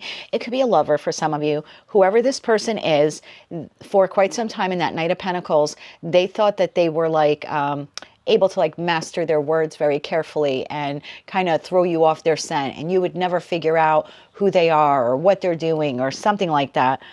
I feel like the full moon in Aquarius is going to allow you to shed any maybe guilt or fear you had about calling this person out. And it could be a family member, because we're looking at local, right? So local, like within your home, within your family, or again, within your local community. Like, I don't know, maybe the HOA has, been doing stuff with the money or something. I just see you no longer being afraid to call this person out. Again, that Ace of Wands, it's finally like the truth is in your hands, I'm feeling. With that Queen of Swords, like you have all the proof, the facts here. The Queen of Swords in your deck is reviewing this document. You're like, I have everything that I need. I'm not lying. I'm not making anything up. Star card to the Seven of Pentacles. I've sat on this for a long time. I've suspected what this person is doing. I've been piecing it all together for the longest time. And so I feel what you're doing is calling this person out. Like if they try to bamboozle you again or lie to you again, where maybe in the past you kind of like, you let it go, you didn't want the drama, or you weren't ready to confront them on whatever it is here that they're doing, you're very emboldened here because you're like, I have the hardcore facts, Pentacle energy, that Emperor to the Ace of Pentacles. It's like, you can't dispute it anymore. You can't gaslight me anymore. You can't deny it anymore. I know what you've been doing and I am moving on from you. I'm not working here anymore. I don't want to be your friend anymore. I'm selling the house because I don't like living next to you anymore. Like literally, if it's local community, this could be you telling a partner, I know what you've been doing behind my back, maybe with financial resources, with that Seven of Pentacles there, or maybe they've had, you know, there's cheating or something going on, but this is you not being afraid to confront this person on what they're doing. There's also this feeling here of like, and I'm not going to hold back from telling anyone else what you've been doing either. Like, I'm not afraid to speak the truth anymore.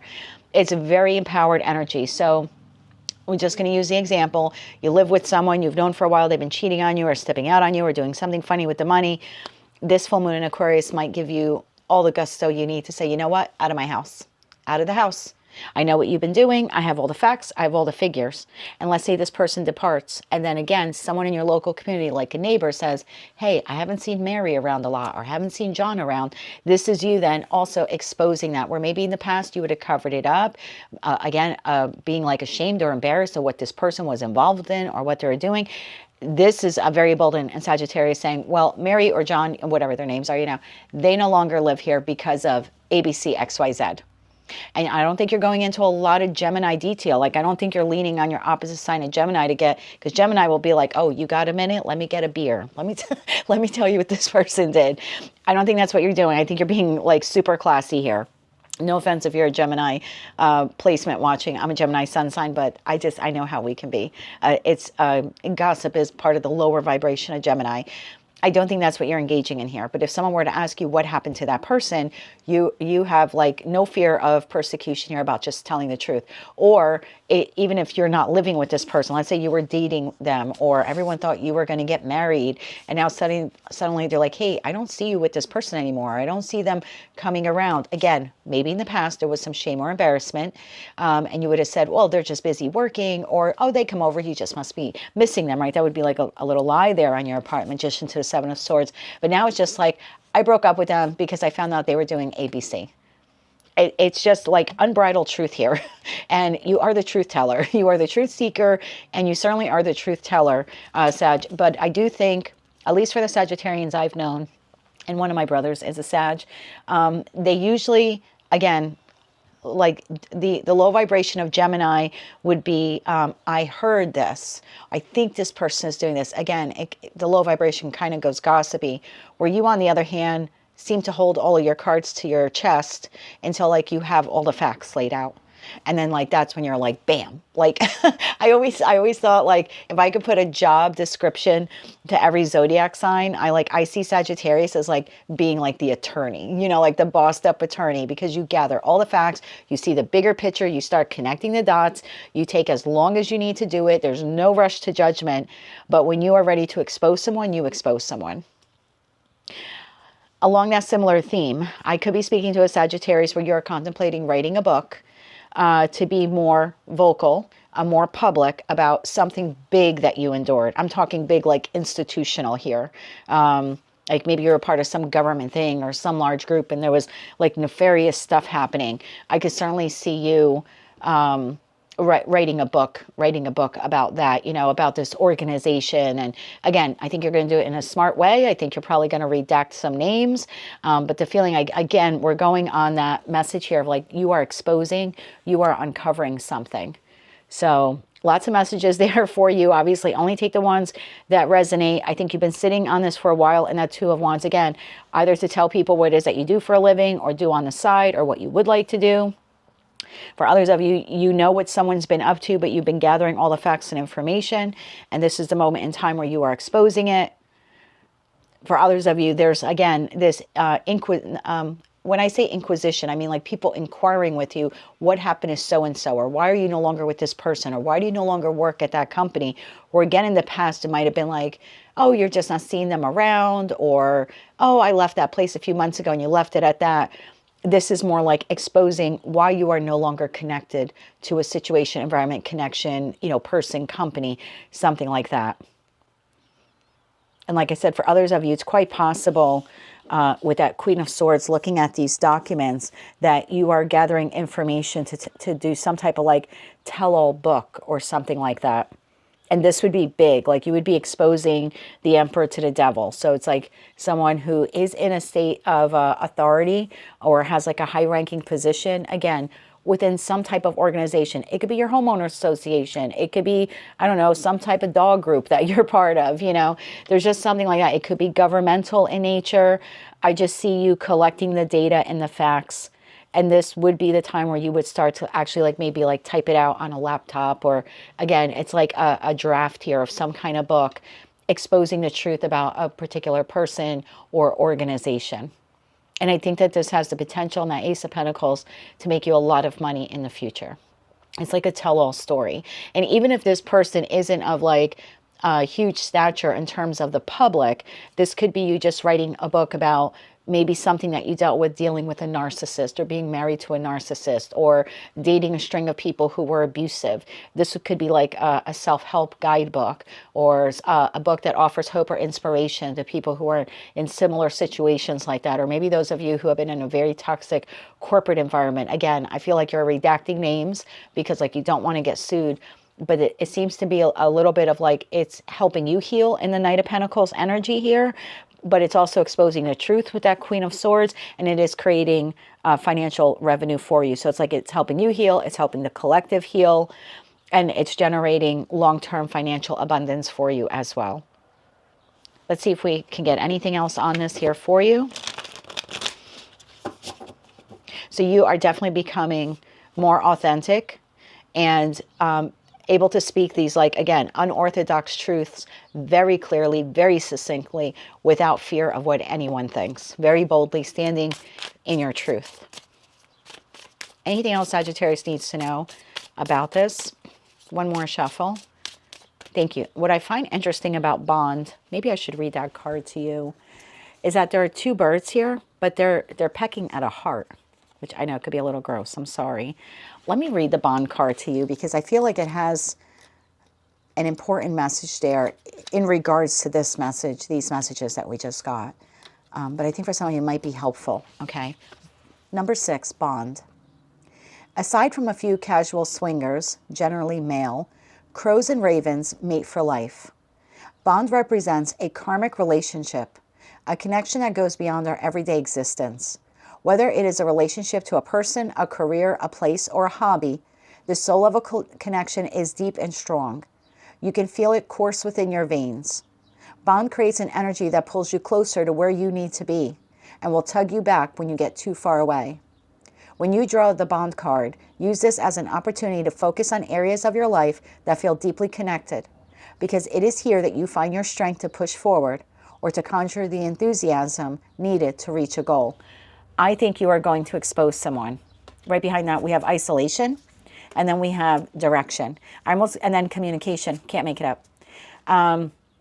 One, I think you might be, like I said originally, like exposing what you do for a living or what you like, and it could just be like hobbies or something that you collect that, again, in the past you were embarrassed of. Now you're letting those people within that secret Bond circle of yours, you're allowing them to know, like, you're going to communicate it. You don't want to feel isolated anymore. You don't want to like feel like you've got to keep it to yourself or you're embarrassed. And for others of you, I think you've had a close association, a close bond with a situation, environment, connection, organization, entity. And I do think that you have felt very alone. You've had to keep to yourself what you endured at the hands of this person or these people or, again, this entity.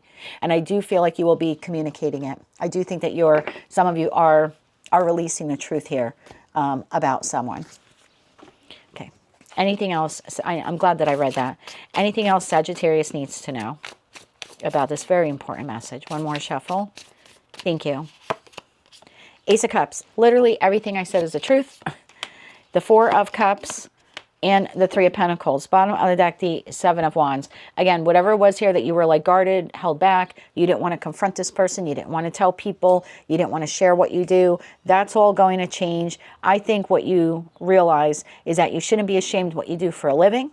You did nothing wrong by having this deceptive person or company leave your life, like, you know, you broke up with them or they left you or you quit or whatever. I think you're done like holding on to the shame or anything about it. And like I said, for others of you, there's a financial component here. And now we have that Three of Pentacles. So there's something financial with you releasing the truth. And again, I don't think on July 29th, you're going to like wake up and be like, oh, I got a book ready. But I think that this starts to set the, it gets those gears turning for you to possibly like write a book or some kind of tell-all. And if you're resonating with that message, I think there's other people who will collaborate with you on this idea. And I do think it can be very financially beneficial to you in the future. But whatever it was that you've been holding on to and holding back from saying, the chains are loose after July 29th with that full moon in Aquarius. Let's get 3 cards of advice here, please, for Sagittarius.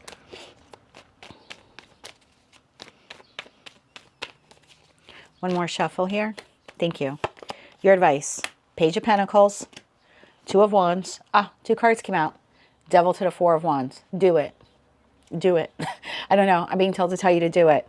If there's something you've been doing for a living or learning or enjoying, and you've been ashamed of telling people because they might demonize you, people in your local community, again, 4 of Wands, friends, family members, co-workers, people who literally live around you in your community, do it. I feel like it exposes those people for being small-minded, too rooted in their beliefs to the point where it's like detrimental to the collective. So I think you sharing what you do for a living or what you want to do or dreams that you have, if you've been ashamed of saying it and now you decide to expose what you do, I also think it exposes those toxic people around you. Devil card came up twice for these individuals. Look at that at the bottom of the deck, Hierophant. So again, something that you do for a living or that you like, it's part of you. It's part of your soul's journey. You shouldn't be ashamed of that. And again, by you exposing it, I keep hearing do it. All right, stop. Let me get through the message, please. I do think that it also exposes other people. If you know that someone has been doing some nefarious stuff and you're deciding to move forward with exposing them, I think that there's a big celebration here. I think you feel relieved that you have finally confronted this person on their nonsense. If that has already happened, but you've been hiding from other people what happened, and now suddenly they're starting to ask you what happened to so-and-so, or why do you no longer work there, or why are you no longer collaborating with this person or dating them or whatever. Again, I feel like you're just going to expose this person and like to the community, your friends, your family members, people who live around you. I feel like you are championed for doing this. People are going to say, good for you. I knew she wasn't good enough for you. I knew he wasn't good enough for you. Or I knew that company was crooked. You deserve better. Like, I feel people champion you for walking away from this person or this company. If you're writing some kind of tell-all book, make sure you do your homework. It is a potential for you to make money. Okay, it's an opportunity here for you to increase your income. It could be a little challenging. I don't want to say careful, be very informed about the people that you are collaborating with about this. Like, do your homework on those people. Make sure that they are in no way associated with the entity that you're trying to write about or you're trying to expose. And if it's not a book, maybe you want to write a column or something like that, or do a podcast or a YouTube, video. Just make sure if you're connecting with anyone to help you with this, that they are not in some way connected to that person. That's just your advice. But again, if you were to do that in time, like by Capricorn season, is maybe when like you release the info or the book or the expose or whatever this is, I feel like you are celebrated for that as well. This is a very insightful reading, not the ones I typically get for Sagittarius. And if you're taking that idea you had that you were ashamed of and you're launching a business out of it, and now you're okay to tell the world, hey, I'm a tarot reader, this is what I do for a living, I think, one, it exposes people within your inner circle, your inner community, who are, they're not good people. They think they're good people because they're shaming you for what you did, but they're not good people. I think, one, it exposes them. Two, by the time you get to Capricorn season, the business you launch now is going to be very successful for you. You'll make enough money. Most of you will want to relocate or update your housing situation. Like maybe you'll want to like renovate or redecorate, or and for others of you, just relocate. Let's close it out now with a Moonology card here, please, for the Sagittarius Collective. The numbers 80 or 47 could be important to someone watching. 80 or 47. One more shuffle here. Thank you. We have the energy is gaining momentum. Waxing moon there, and at the bottom of the deck, a win-win outcome is forecast. Full moon in Libra. I do think you are exposing something here. Either something that you do for a living. Win-win outcome is forecast, because again, you're going to do well. Again, something you do for a living or something that you like. And on the other hand, you're going to expose people for their toxic traits and habits. If you're exposing an actual person, like you're confronting a person on bad behavior, win-win outcome is for you. Libra is the house of marriage, contracts, partnerships, relationships, whether they are professional, platonic, or romantic. I think you're balancing the karmic scales by calling this person out and kicking them out of your life.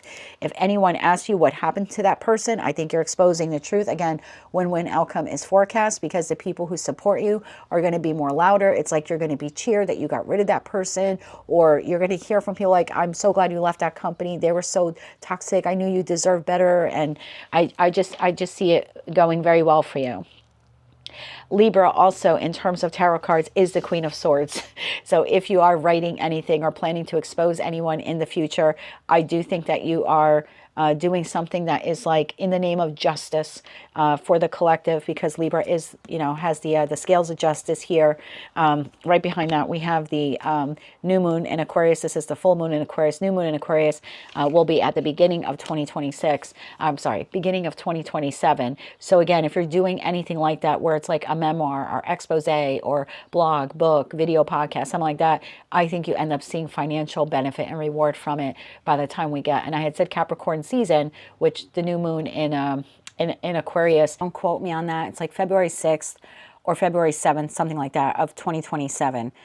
So yeah, and that's literally right on the heels of Capricorn season closing. So if you're doing anything like that, I do think that you're seeing some income come in by the end of Capricorn season, by the time we get to that new moon in Aquarius. So fantastic reading for you, exposing something big, either about yourself or about someone else, standing in your truth and being incredibly authentic, Aquarian energy, as we move through this lunar energy and into the future. Congratulations, Sagittarius. It's definitely one of the more interesting reads that I've done in this cycle. If you like that message, it resonates with you, you want to claim all or part of it, please be sure to click like, share, comment, and subscribe. Hype the video on your mobile device if you're able to do that. And don't forget to check out your other placements. Until I read for you again, good luck. And as always, I'm wishing you light, love, and peace. Hello, Capricorn, Sun, Moon, Rising, as well as Venus placements. I hope you're well. Thank you so much for being here. I'm Jen with Timeline Tarot, and this is your full moon in Aquarius message. It is a general collective reading, so as the messages come through today, take what fits, leave what doesn't, because if it's not your message, it simply means it is meant for someone else to hear. And please check your other placements, Sun, Moon, Rising, as well as Venus. And if you're not sure what those placements are, in the description box of this video, there's a link where you can obtain your free birth chart. So for you, Capricorn, and I have your chart up on the monitor, so if you're wondering why I'm looking to my left, it's because that's where my monitor is. So for you, this full moon in Aquarius will be illuminating your second house of finances, self-worth, and material possessions. At this time, you are being asked to release any scarcity mindset that you're still holding on to, and any outgrown financial attachments that you have. This is a time for you to let go of the idea that your personal value is strictly tied to the productivity that you produce at the workplace or within your community or any of your social engagements, or to the dollar amount in your bank account. So let's see where we're going with this message. We'll get a baseline message here using the Urban Crow Oracle deck, and then we will dive deeper utilizing tarot. So for Capricorn, Sun, Moon, Rising, as well as Venus placements, tell me more about their full moon and Aquarius message and how this pertains to their second house of finances, self-worth, and material possessions for the Capricorn collective. Let's get one more shuffle here. Thank you. We have card number 32, Nature. And at the bottom of the deck, we have card number 19, Freedom.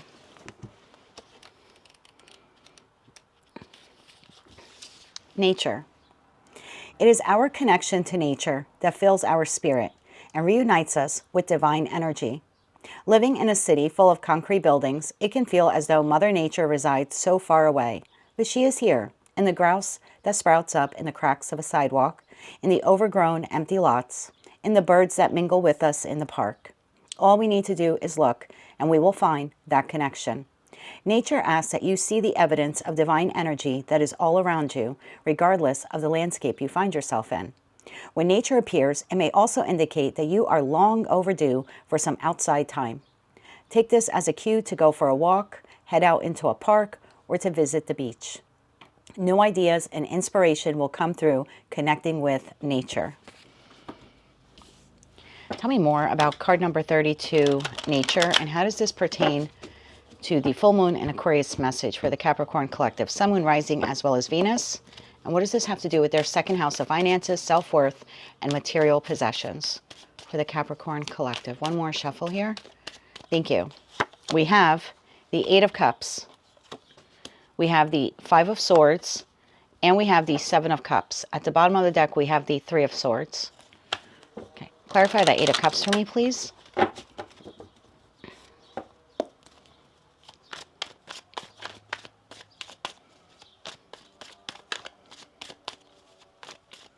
Let's get one more shuffle. Okay. Thank you. We'll take them. We have the Fool. We have the Eight of Swords. And we have the Death card. Bottom of the deck, we have the Five of Wands. What is going on here?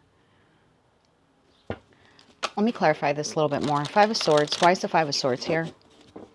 Getting a lot of messages for you right now. Five of Swords.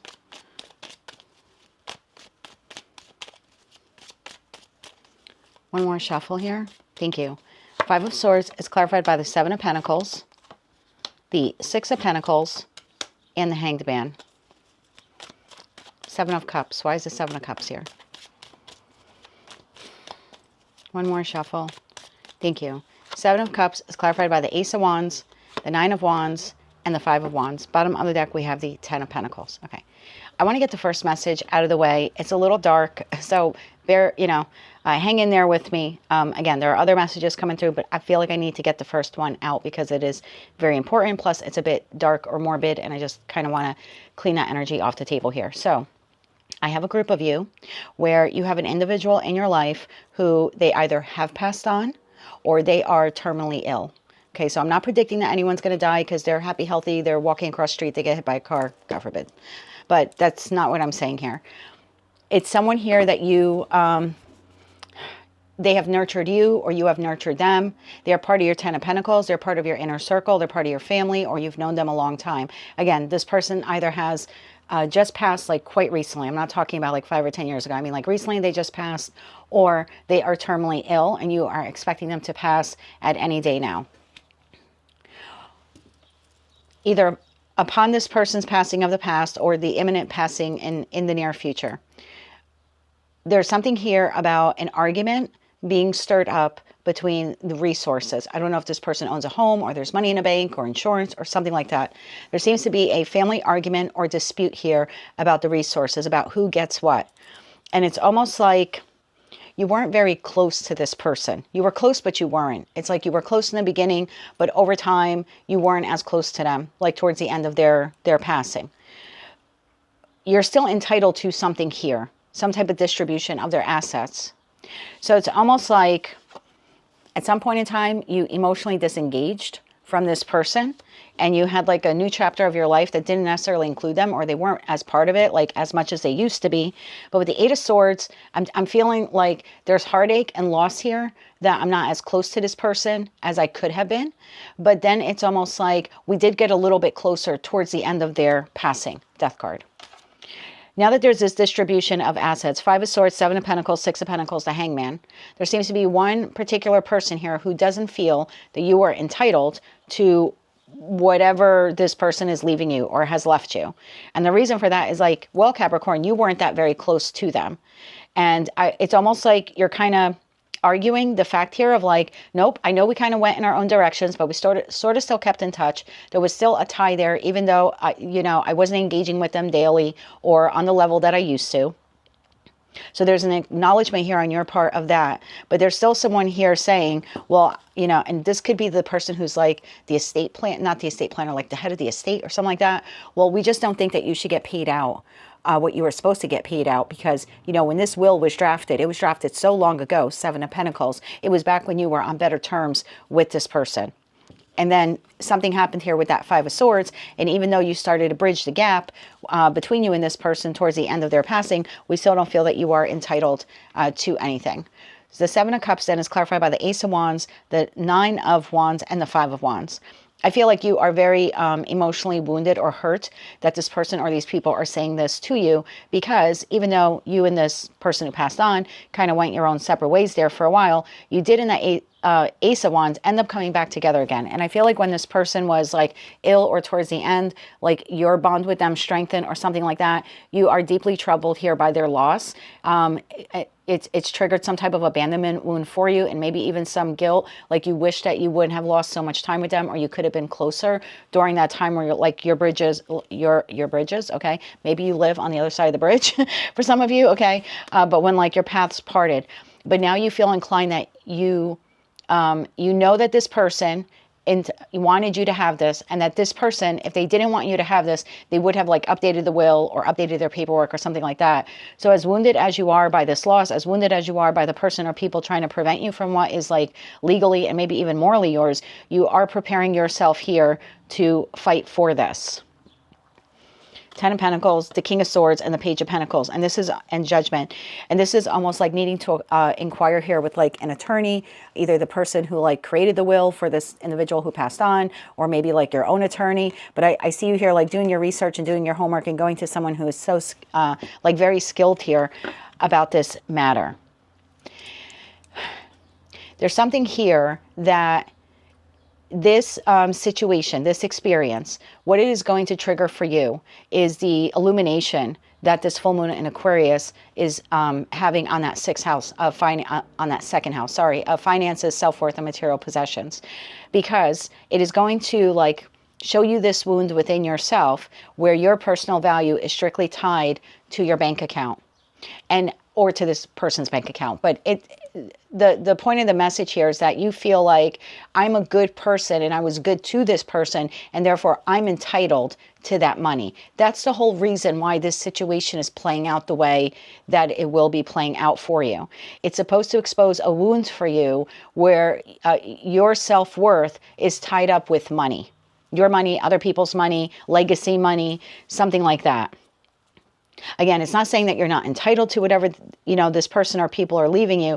It's just supposed to help you to connect the dots and say, oh my God, I'm a good person and I was a good person to this person, whether I get something out of this or not. It's not that I'm entitled to anything because I'm a good person. I think there's a wound here that's supposed to be exposed through all of that. Okay, I'm going to take a second now. I'm going to shut this down, clear the energy, and I'm going to come back with the other messages that I have here for you. Hello, Capricorn, and we're back. So I wanted to review the message here that was in card number 32 for nature. And so the other messages here that I'm getting is that there's something here in regards to your environment. And I have a couple of messages coming through on that, so only take the ones that resonate for you. Some of you are currently living in an environment like a community or a house, something like that, that it is becoming increasingly difficult for you to afford the house. There's a feeling here of like, I don't know how I'm going to afford this house. Or if you share this house with someone, you're starting to think, how am I going to afford this house if this person ever passes away or moves away? Like maybe it could be a roommate and you're thinking about what if they go their own way? So there's just a feeling here of like, I own this property or I own this home and I don't know how much more or how much longer I'm going to be able to afford it. And if it's shared resources here or something like that, shared expenses, it's what am I going to do if the other person like abruptly leaves, like they move out or God forbid they pass away, something like that. So if this is your message, there's something here of like you knowing that you may possibly have a new beginning. There's a concern here that I may have to give up this house. I may have to walk away from this house or this living situation. And this is like very like future thinking. I don't feel like this is like a right now thing. This is like, oh my God, if this doesn't work out or this person ends up leaving down the line, I'm going to have to like take care of this. And I don't know how I'm going to do it because I'm barely doing it now. And there is some shame here with that Five of Swords to Seven of Pentacles, Six of Pentacles, because there's like a decrease here. So there's almost like, okay, in the event that I have to sell this home, I have to sell this home or this townhouse or this condo or maybe like leave this apartment and I have to downsize, I'm very concerned about how other people will perceive me. because people know me as living in this house or in this community or something like that at this residence.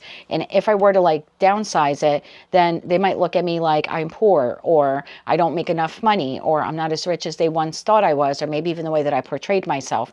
So there's a fear here of how other people will perceive you if you like downsize or like downgrade your home. And there's a lot of worry when it comes to this. And I feel like your message here is, the reason why this situation is occurring for you is not because the universe wants you to live in like less than adequate housing or anything like that. It wants you to get real with yourself, that what your home looks like or the community you live in or the contents of your home has absolutely no reflection of who you are as a human being.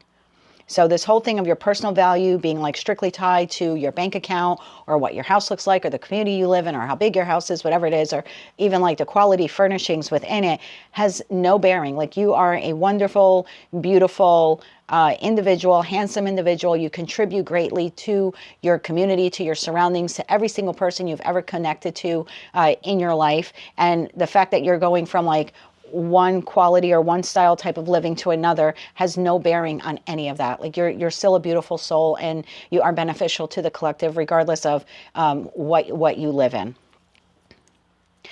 I then have this other message for you, that some of you are currently at a job, you are currently employed, you've been considering leaving this company, taking a leap of faith, and moving maybe towards something else. And this could be like towards retirement, so semi-retirement, finding another job.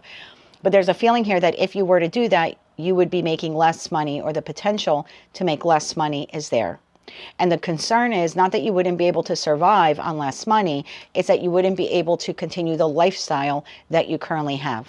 And again, you're seeing this as like a detriment to you. Like, if I go from making, I don't know, $60,000 US dollars a year to $40,000 US dollars a year, could I live on that? I can make some lifestyle adjustments here, certainly, but I don't want people to see those changes. And so you might be prone then at that point to get into debt, because it's like you got to keep up appearances. And again, the message here seems to be the lifestyle you have is no reflection of who you are as a person. So if it makes it happier for you, like if you're happier doing this, like changing jobs and making a little less money, and you can adjust your lifestyle and still live comfortably, you should do that without anyone making you feel shameful, particularly yourself. You should not make yourself feel ashamed because you have a job that is now paying you less. Because again, your happiness is increasing. I also have a group of you here where there's a person here that you are either involved in. So you're either involved with this person, and now I'm talking a romantic interest. You're either involved with this person, or you're considering becoming involved with this person, or you're single and you're contemplating putting yourself out there to meet a person. There's a little fear here when it comes to having this connection in your life. And the fear here centers around, you either perceive this other person as having more money than you, or maybe they own like more property, or something like that. You're looking at them like they are more established, or they're more put together. And again, there's this scarcity mindset that maybe you're not good enough for this person. Maybe they own a house and you don't. Maybe they have investment properties and you don't. You know, maybe they have a college degree and you don't. I don't know. There's just a feeling here. Maybe your salaries are the same, but you have more debt than they do. You know, I don't know. Maybe you have a loan on your mortgage and they don't. You're both homeowners, but you have debt and they don't. You know, something like that. You both have credit cards. They're at $0 on their balances, and meanwhile you have accrued some credit card debt. So again, there's that scarcity mindset here of like, you're not good enough for this person, or if you were to meet a new person, you're like afraid that they might look at you like you don't have a lot of money or something like that. And again, any one of those instances that you may be experiencing in the energy of the full moon in Aquarius or thereafter, because this is not like you're waking up on July 29th of the full moon in Aquarius, or even the day after on the 30th, and all of this, you know, different storylines are happening. This is going to play out. The July 29th full moon in Aquarius is the launch for this. So this is going to play out over a couple of months. So I just want you to keep this in mind. This is not a short-term reading. This is a long-term reading. It's also a predictive reading. So if you're watching this now and saying nothing like that is happening for me, again, it is a predictive reading. It's going to roll out over the next couple of months. So maybe pin this video so you can come back to it in the future. But again, any one of those scenarios that arises, it's meant to get you to free yourself, card number 19, to free yourself from either the lack mentality, the scarcity mentality, or any type of like attachments you have to my value and worth are tied to my home or my bank account or my credit score or anything like that. Yes, it's to change your perspective. Perspective. There you go. It's to change your perspective about how you view yourself in relation to material goods. Let's see if we can get any other messages here for you. And then we'll close it out with some advice and a Moonology card. So as you incur these various storylines, for some of you, one will play out. For others of you, maybe two or three. You know, again, it's a predictive reading. I feel like it launches now in July, because for me, 7 of Cups is the month of July. Cups are months. And that's when that full moon in Aquarius is occurring July 29. So as it rolls out over the next couple of months, it's going to be very important for you to ground yourself in nature. Like go out for a walk. If it's too cold where you live in the world, go out for a drive if the roads are safe, if you're able to do that. Look out your window, meditate. You know, if it's freezing cold where you live in the world 3 months from now, then maybe you just want to like listen to sounds of nature. You could pull up sounds like on YouTube or something like that. Fall asleep listening to sounds of nature, or wake up listening to the sounds of nature. It's going to be very important for you to ground yourself during this time so you don't get lost, so your mind doesn't start spinning that, oh my God, this is happening and this is happening, and my identity or my value or worth are tied to bank account, or again, like credit score or debt or anything like that. Over the course of the next couple of months, you will be freeing yourself from the mindset that who you are and what you bring into the world and your value as a human being has absolutely nothing to do with material possessions, money, or anything like the job you have, job title, anything like that. And you're going to feel a lot freer and lighter as we close out the year as a result of that. Any other messages here, please, for the Capricorn collective? One more shuffle here. Thank you. We have the Four of Pentacles. That's a mindset you've been holding on to. Hermit and the King of Swords. Bottom of the deck, 10 of Wands. So exactly what I was saying. This mindset that you've been holding on to, that my value and worth comes from blank, whatever's going to occur here now, it's meant for you to go inside Hermit energy and to review that and say, where does that come from? Where did I ever create that link for myself that what I wear, or, you know, what I drive, or what I live in, or what I do for a living, or how much money is in my bank account, where in my life did I put that, you know, together and say, oh, that's a reflection of my value and worth as a human being. So it's meant to get you to go inside. And then King of Swords, so you can see very clearly where that wound is coming from, where it was created within you, and you could release it like once and for all. And that 10 of Wands, you're like dropping it. 10 of Swords, it's done, over with. There you go. That scarcity mindset, the lack mentality, and that 5 of Pentacles, you're going to realize how you've been like sabotaging yourself over the years. Maybe you got involved with jobs or corporations that weren't inherently good for you, but you took those jobs for title, or again, maybe for the pay. You're going to be reviewing your situations with people, like romantic partners. Why did you get involved with certain people? Why did you stay in those connections maybe longer than you should have? Again, was that you sabotaging your happiness because it was a happy home life, or you had a nice house and you didn't want to downsize, you didn't want to get a divorce, or you know what I mean? You only dated that person. Again, at the time, maybe you were really in love with them, but this is looking back and saying, oh, I really selected them, or I really hung on to them longer than I should have because of blank, because I was tying my value and worth to their bank account. Again, not saying you were with them for their money, but it just like it presented you better to the world that you were with someone like that. Or again, that the two of you had built something. So maybe they cheated on you or something. And you're going to look back now and say, oh, that's why I stayed in that connection, because I didn't want to ruin anyone's perspective of me, that I got a divorce and now I went from a house to an apartment. So again, this would all be like past stuff, kind of like you're reviewing. It's all going to begin for you, moon card, in the energy of that full moon in Aquarius, reviewing all of these past situations, environments, connections, learning where the Page of Pentacles, can't believe how your story is coming out, reviewing all of these, look like a student, basically connecting all the dots, and that Ace of Pentacles then like literally finally being free, being able to see how your self-worth and your self-value is not tied to any of those things. Let's get you some advice. My condolences to those of you who have had someone recently pass, particularly if there's been like issues with inheritance and stuff like that. I know that can be very difficult. So I'm sorry if you're going through that. And if you have anyone who's terminally ill, my heart is with you as well. It's very difficult to lose a loved one, regardless of who they are or even our bond to them, right?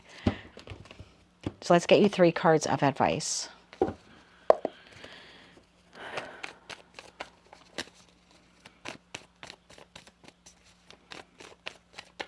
Okay, I'm being told to get cards for those of you where this has anything to do with settlement in regards to that, like inheritance.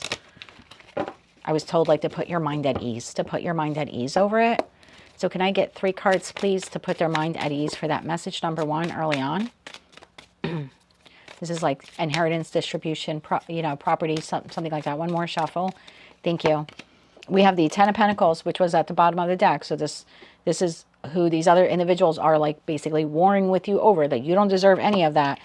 Queen of Wands and the King of Pentacles. Bottom of the deck, we have the Magician, the 3 of Pentacles, and a 9 of Pentacles. So there's a compromise here then that is made, whether your attorneys are involved or not. There's a compromise here that is made. I have you in your highest vibration, King of Pentacles, talking to a Queen of Wands. They don't necessarily have to be a fire sign, Aries, Leo, Sagittarius, but there is discussion here between you and another individual about that inheritance. And again, there seems here to be discussion. We have Mercury rules communication in the Magician energy. And then there's a division here of whatever assets that this person had. And we see the 3 of Pentacles here. So you are receiving some of it. And it does begin here in Leo season for you. So that is what I have for you on that note. Let's get you now 3 cards of advice. This is general advice, regardless of what situation will be playing out for you. One more shuffle here. Thank you. What I also notice about the Freedom card is we can see like flowers here on the wings. So I'm taking it like heart chakra stuff. Like you're going to be able to like love yourself so much more when all of this is done and over with, because you're going to have a different perspective in regards to your value and your worth. Your advice, King of Swords, again. Yeah, you're going to see things very clearly. Page of Swords and the Hermit. I mean, and that's exactly what we saw you in. And then we have the Magician. So you're going to be able to come through this, whatever this is, whichever one of the storylines are playing out here for you, you will be enlightened. You will be able to connect the dots. You will be able to see things very clearly in regards to value and worth. And then moving forward, Magician, 2 of Wands, literally moving forward, and King of Pentacles, you really being able to see your value and worth and how it's not tied to material possessions or money or job title or investments or anything like that. So huge healing cycle here will begin for you in that full moon in Aquarius. Let's close it out now with the Moonology card. Just remember to stay grounded and like practice breath work. You could do an internet search on breath work. You could even look up breath work specific to you, Capricorn, and just see what comes up. You can use AI too if you want for that. You can consult with your doctor, your physician, but any type of breath work there might also just help you to nurture yourself, to stay grounded. Moonology card here, please, to close out this message. One more shuffle. There, thank you. We have bring love into the situation, new moon in Aquarius. Well, it's a full moon in Aquarius, but the new moon in Aquarius, interesting. This card was, I think, second at the bottom of the deck for Sagittarius. So if you're dealing with a Sagittarius, maybe you want to look at that reading. But either way, I recall, because I had to look it up for them, that the new moon in Aquarius is February 6th or February 7th of 2027. So again, that's what I meant. Like this is going to be like a long span for you. It's starting now in the full moon in Aquarius. It will end with that new moon in Aquarius, but you will be seeing yourself differently and you will be loving yourself more as a result. And bottom of the deck, we have it's time to release negativity. Full moon in Scorpio. There's that scorpionic energy there of the death card. So I think the negativity here that you're releasing again is your value and worth tied to money, finances, and material possession. So bravo to you. Huge growth spurt. Unfortunately, coming on the heels of something difficult for you, but while you're progressing through that difficulty, know that there is a favorable outcome there for you. And another reason why this is happening is so you can look at that wound and finally heal it. So that is what I have for you, Capricorn. That is your full moon in Aquarius message. If you like that message, it resonates with you, you want to claim all or part of it, please be sure to click like, share, comment, and subscribe. Hype the video on your mobile device if you're able to do that. And don't forget to check out your other placements. Until I read for you again, be gentle with yourself. And as always, I'm wishing you light, love, and peace. Hello, Aquarius, Sun, Moon, Rising, as well as Venus placements. I hope you're well. Thank you so much for being here. I'm Jen with Timeline Tarot, and this is your full moon in your sign, baby. Full moon in Aquarius reading. It is a general collective reading, so as the messages come through today, take what fits, leave what doesn't, because if it's not your message, it simply means it is meant for someone else. And please check your other placements, Sun, Moon, Rising, as well as Venus. And if you're not sure what those placements are, in the description box of this video is a link where you can obtain your free birth chart. So before we get into the actual reading real quick, I have your chart up here, and for you this is going to be a biggie, okay, because this is basically like your personal cosmic rebirth. The full moon in your sign will highlight for you your first house of self and identity. You're basically under the microscope when it comes to the universe, but more importantly, you're putting yourself under the microscope, both consciously as well as subconsciously. The full moon will demand that you release, old labels, old skin, old expectations that others put upon you and that you've been carrying this entire time. It's a moment for you to actually step into your raw, unfiltered, authentic truth. So it's not an overnight thing for you, Aquarius. You're not going to go to sleep on the 29th, wake up on the 30th and be like brand new Aquarius. But for you, it is a launching pad to become more authentically you moving forward and to shed away some of the labels that were attached to you because of your association to others. So we're going to use the Urban Crow Oracle deck to get a baseline message, and then we'll dive deeper using tarot. So for Aquarius, Sun, Moon, Rising, as well as Venus placements, tell me more about their full moon and Aquarius message, and how does this impact their first house of self and identity for the Aquarius collective. Tell me more about this message. One more shuffle here. Thank you. And you have card number 12, Direction. And at the bottom of the deck, you have card number 16, Dominance. Okay. Card number 12, Direction. Each evening at around dusk, hundreds of crows fly over my apartment on their way to their evening roost. They are not distracted by the sights and sounds of the city. The crows are focused on moving in one direction. When you know where you are going, it is easier to stay on your path. Direction brings clarity and creates a roadmap to success. Direction is a call for you to find your North Star, your point on the map that represents your big goal, the destination that no roadside attraction can lure you away from. When you know exactly where you are going, you will be able to stay focused. You will be able to recognize when an opportunity is nothing more than a tempting diversion from your goal. When you pull the direction card, take time to check to see if you know where you are going. Do you see the path before you? It's a biggie, new direction here, I'm telling you. For the Aquarius collective, Sun, Moon, Rising, as well as Venus placements. Tell me more about why card number 12, Direction, is their full moon in Aquarius message, and what does this have to do with their first house of self and identity for the Aquarius collective.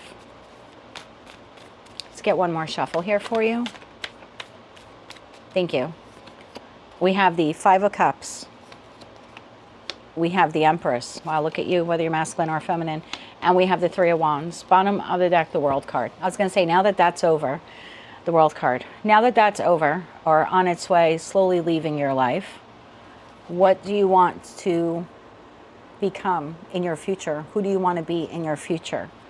Now that that association is no longer part of your identity. So this could be something like changing political affiliations. Maybe your whole lifetime you were a Republican, now you want to become a Democrat, or vice versa. Now that that part of your identity is passing on, what type of, person do you want to be? What are your new political beliefs? What, if any, proactive political movements do you want to be part of? If this is a relationship that has ended, maybe like a marriage or a long-term committed partnership, now that you're no longer Mr. or Mrs. Blank, or you're no longer associated as this person's partner, who do you want to be moving forward? So this has a lot to do with your identity and the Aquarius that you're becoming. Tell me more about that Five of Cups. Tell me about that Five of Cups for the Aquarius collective. Now that you left that job, or maybe that job left you, who do you want to be moving forward? You don't have to be a cashier for the rest of your life. You don't have to be a bank teller. You don't have to be an accountant. As you move forward, Three of Wands is Aries, which per the zodiacal wheel, is actually the first sign of the zodiac. And Aries is all about me, myself, and I. And so this is about your first house, your me, myself, and I. So if you're even not going to do that job anymore, what do you want to do in the future? What do you want to be known as? One more shuffle here. Thank you. The Five of Cups is clarified by the Eight of Swords, the King of Pentacles, and the Page of Swords. Bottom of the deck, we have Judgment. So Judgment here was called Judgment, the Devil, and the Sun. You've made a decision, if this is your reading, quite recently. And when I say recently, I mean since the beginning of the year till now, is the feeling that I get. Because this is Taurus, Virgo, Capricorn energy, and I'm looking like Capricorn season. So since like January, maybe the last week of December 2025, from then till now, you made a decision or took some action here to free yourself from something that you found to be either toxic or unhealthy for you. And again, it could be a relationship, it could be a situation, it could be an environment, it could be a housing situation. Now, I'm not sure if you're completely free of it just yet. Some of you are, and some of you are still in the process of becoming free of it. But there was a point in time where you looked at whatever this was, and this is you, unchained, untied, looking at yourself in the mirror, being chained and tied. So whatever it was for you, again, situation, environment, connection, environment, you decided, I no longer want to be here. Because being here means I would be stuck. And so you made this decision from your higher self in respect to your pentacle resources. When it came to your time, your love, your money, your talent, your blank, whatever it is for you, you decided, I no longer want to invest in that. And like I said, some of you have closed it out. Others of you, you're in the process of closing that out. But now you have the Page of Swords. So there's a part of you now that says, what next? What new version of myself do I want to create? Okay, that's so weird. Okay, I don't know who's watching me or will be watching this. You're an Eminem. If you're an Eminem fan, this is so wild. I would look at the video Houdini, okay, because that's coming into my head right now. And if you think I'm going to rap, you are clearly mistaken. But I assure you, I know almost all the words of that song. So it is a reinvention of you. And who do you want to be now? Clarify the Empress.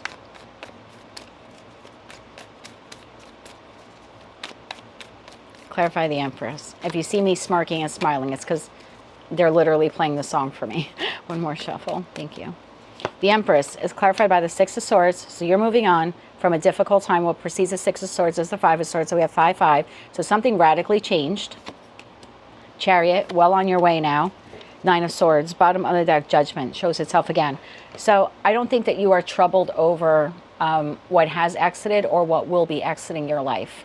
Like, let's say this is a house, right? I'm an Aquarius rising. So for me, my self-identity, if you will, has been wrapped up around this house. Everyone in the town knows that I live here. I live in a very tiny, rural little town in New Jersey. And because of that, everyone knows that I live here, and they associate with me living here, but they also associate me with being in this town as being married. And one, I'm no longer married since I entered this town. And two, I'm making renovations to the home so I can sell it. So it's like, who do I want to be next? Where do I want to live next, right? So there's a feeling like that here. Again, I don't think that you are sad. Like, I'm not sad about selling this house or fixing it up to sell the house. I think you're kind of getting over the grief, to be quite honest with you. This seems to be freeing, that I no longer have to put up with that anymore. I'm so sorry if you're the cross watcher watching. I'm not an insensitive reader, but as a Gemini, I try to be very direct with the energies that I'm feeling. And right now I have a group of Aquarians that says, that sucked, but I'm glad it's over. I'm glad it's done, or I'm glad that it is well on its way to being done. But now the curiosity comes in. And the Nine of Swords, there's a little panic or worry. Like, what do I do now for housing? Or who am I now that I'm no longer attached to that person or that political group? Again, whatever this is for you. It could have been a job that ended, but it's like, what do you want to do now for a living moving forward? What do you want to be known as? Three of Wands, moving forward, which is a new direction. And you get to choose, Aquarius. They fell face up, so we're going to take them. Wheel of Fortune. I know everyone in the tarot community says it, and most of us who watch tarot readings hate the phrase, but divine timing here is at play in that Wheel of Fortune. Three of Wands is clarified by the Queen of Swords, the Queen of Pentacles, and the Star. That's a biggie, okay? Because you're shedding an identity here. You're going from king to queen. So number one, right off the bat, your next chapter does not include this person or this job or this house or whatever. I mean, it's clear as day. We're going down one here. And that's not a bad thing. It's not a bad thing at all. Also, if you've seen my readings before, welcome back. If you haven't, please click subscribe. I try to release 36 to 48 free readings on YouTube every week. So if you subscribe to the channel, you'll be notified when I release them. For me, queens exist in the present. They process the present, they process the past. Kings take action. That's what I was saying here. You made the decision, or you agreed to whatever, separation, or you took some action that led to the firing, or you took action to quit, or you took action to get the promotion. Whatever it was here, in King of Pentacles energy, you took action in some way, in some way, somehow, okay? In some way, somehow, you took action that created an ending, facilitated an ending. Now I have you here in Queen energy saying, now that I'm shedding that part of my identity, I'm assessing where I am today. And this is almost like, who do I want to be? Because the Star card is your major arcana card. And this is authentically you. So if you're not going to live there anymore, where do you want to live? Do you want to live in the city? Do you want to live in a rural landscape? Do you want to be near the water? Do you want to live by the beach? Do you want to buy a cabin in the mountains? Like you get to live now in wherever you want to live. That is authentically, to you. Maybe back then this was a marital partner. You had to live where the convenience was for them, for their job, for their family, for your family. But now if you're going from king to queen, again, we're going down one. This is, where do you want to live now? Because you can live anywhere without this person, right? Same thing if this was a job. It's like assessing, well, these are all the things that I did for a living in the past, but when it comes to my job, what do I really want to do? What would I love to do? Because I don't want to just go to work for a paycheck. I want to go to work and love what I do that earns me that paycheck. This could also be you if you're not assessing a relationship that ended and what your identity is since that, ended or is coming to an end. Because we saw the World card, but it's not on the table. So for some of you, it's like the ending is in motion or something like that. I don't know, maybe you got an agreement going on, or you're trying to hammer out some details with this job or marital partner or whomever this was. I don't know why I'm getting that message. The cards aren't on the table for it, but maybe it resonates with one of you. But if it's not a person or a community or a political organization, it's just saying, who do you want to be now? Because something clearly has changed in your life. And for the longest time, you were identifying as blank. Now that blank is no longer there. Who do you want to be? Now that you can actually really step into your own skin and be you. And I could even be speaking to an Aquarius where you were always known as mom or dad of 3 kids that lived with you, that type of thing. But now the kids are grown and they're going out on their own. Maybe they're going to college. Maybe they're getting married. Maybe they're moving halfway across the world. Now that you are an empty nester, who are you now? So, you're still mom, you're still dad, but what are you going to do now with all of that time? What do you want to be known as? I'm being told to read the dominance card. It caught my eye in the beginning, and I feel like even if it only resonates with one of you watching, I think it's going to be important for me to read that message and see what other messages we can draw from it, okay? This is card number 16, dominance, and right behind that we have protection. Why do I feel like you're protecting yourself from something that dominated your life in a negative way? A job, a person, a community, Let's see where we go with this. Card number 16. Your reading might be a little bit longer, so if you want to pause and get yourself something to drink, you're welcome to do that. I've been trying to keep them around the 20-minute mark, but I don't think that's going to be possible for you, Aquarius. Card number 16, dominance. Like all creatures, crows establish a pecking order and do so the stronger bird asserts its power. Dominance indicates that you may be feeling restricted. I think I used that word, restricted, by someone, or that a stressful situation is impacting your thoughts and decisions. 8 of Swords, 9 of Swords. Someone or something may be flexing their muscle, which will cause friction within, as you may not be able to fight or defend yourself. This card may represent a boss who makes you work overtime, a partner who always picks the restaurant, or a friend who always has to win. It may also indicate your need to be in control. On a positive note, dominance may indicate that your power over something and your ability to control a situation benefits you. I think that you are stepping into your power. I think you're disassociating yourself from a situation, environment, or connection that had dominance over you. I think you have freed yourself, or you are in the process of freeing yourself. And now as a result, you get to be whomever or whatever you want to be. It's like the chains that you were once like tied down to. I feel like you're released, or you're in the process of releasing yourself from them. I'd like to get 3 cards for the situation, environment, connection that had dominance over you, or you felt was like domineering in your life. I'd like to get 3 cards on that for those of you where you resonate, that you are freeing yourself, you're reclaiming your power or reclaiming your control from a situation, environment, or connection that once controlled you. Can I get 3 cards for my Aquarians who are breaking away from that? Okay, you want to show yourself. Ace of Swords, that's the truth what I said. So I definitely have a group of you where you are taking control back from someone who controlled you, or you felt controlled by. One more shuffle. Thank you. Ace of Swords, Temperance, and the Ace of Cups. Bottom of the deck, we have the Six of Wands. Okay. I want to note that I also saw the Page of Cups to the Tower. This came up in your reading 2 or 3 months ago, and ever since then, it's like touch and go. You know, sometimes it pops up in a reading, sometimes it doesn't. It seems to pop up more in the longer readings, like the 6-month reading I think I did, it came up in. But anyway, it's possible for some of you, you left or are in the process of leaving a very domineering partner. Now, it doesn't mean that they were abusive. I mean, maybe they were, and if that's the case, my heart is with you. If that was financial or sexual or physical abuse or spiritual abuse or anything like that. This seems to be more like you couldn't really be who you were in that relationship. I don't necessarily know if your partner hated you or not. I'm not going to dip into their energy too much. But I feel like they picked you apart. I think you carried a lot of the weight of the relationship, whether that means you were the financial breadwinner or you emotionally carried the relationship. Okay, I feel like you have exited, or you're in the process of exiting that, and this is specific for love now. So again, it might not be your portion of the reading. That's okay. It's also general in nature. So if you want to, extrapolate this message and apply it to work, or your landlord, or, a parent, you certainly can do that. But I'm going to focus on love because those are the messages I'm receiving. It's possible for some of you, you are exiting a connection with someone who, like I said, picked you apart and really dominated the connection. Like the one sentence that I got out of that book was like, they always picked the restaurant. Like it had to be their way.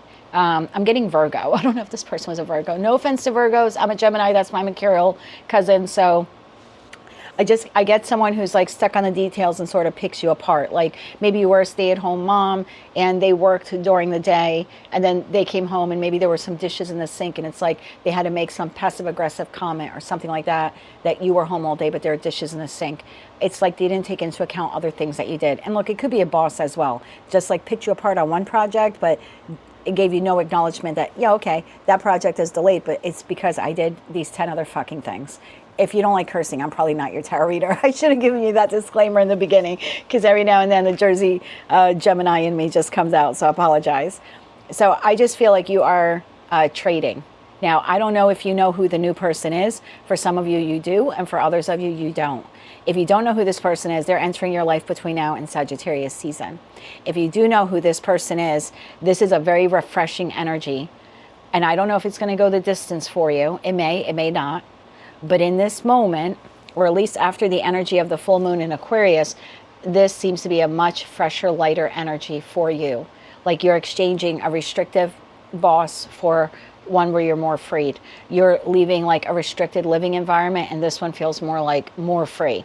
Like, I don't know, maybe here you lived in roommates and you had to take your shoes off before you entered the house, or you lived with your parents, and now you have your own place and you're like shoes on all the time, whatever. If it's love, because I feel for a lot of you that this is love, this is a more freeing love. This partner, and again, it might go the distance, it may not. Aces are only opportunities.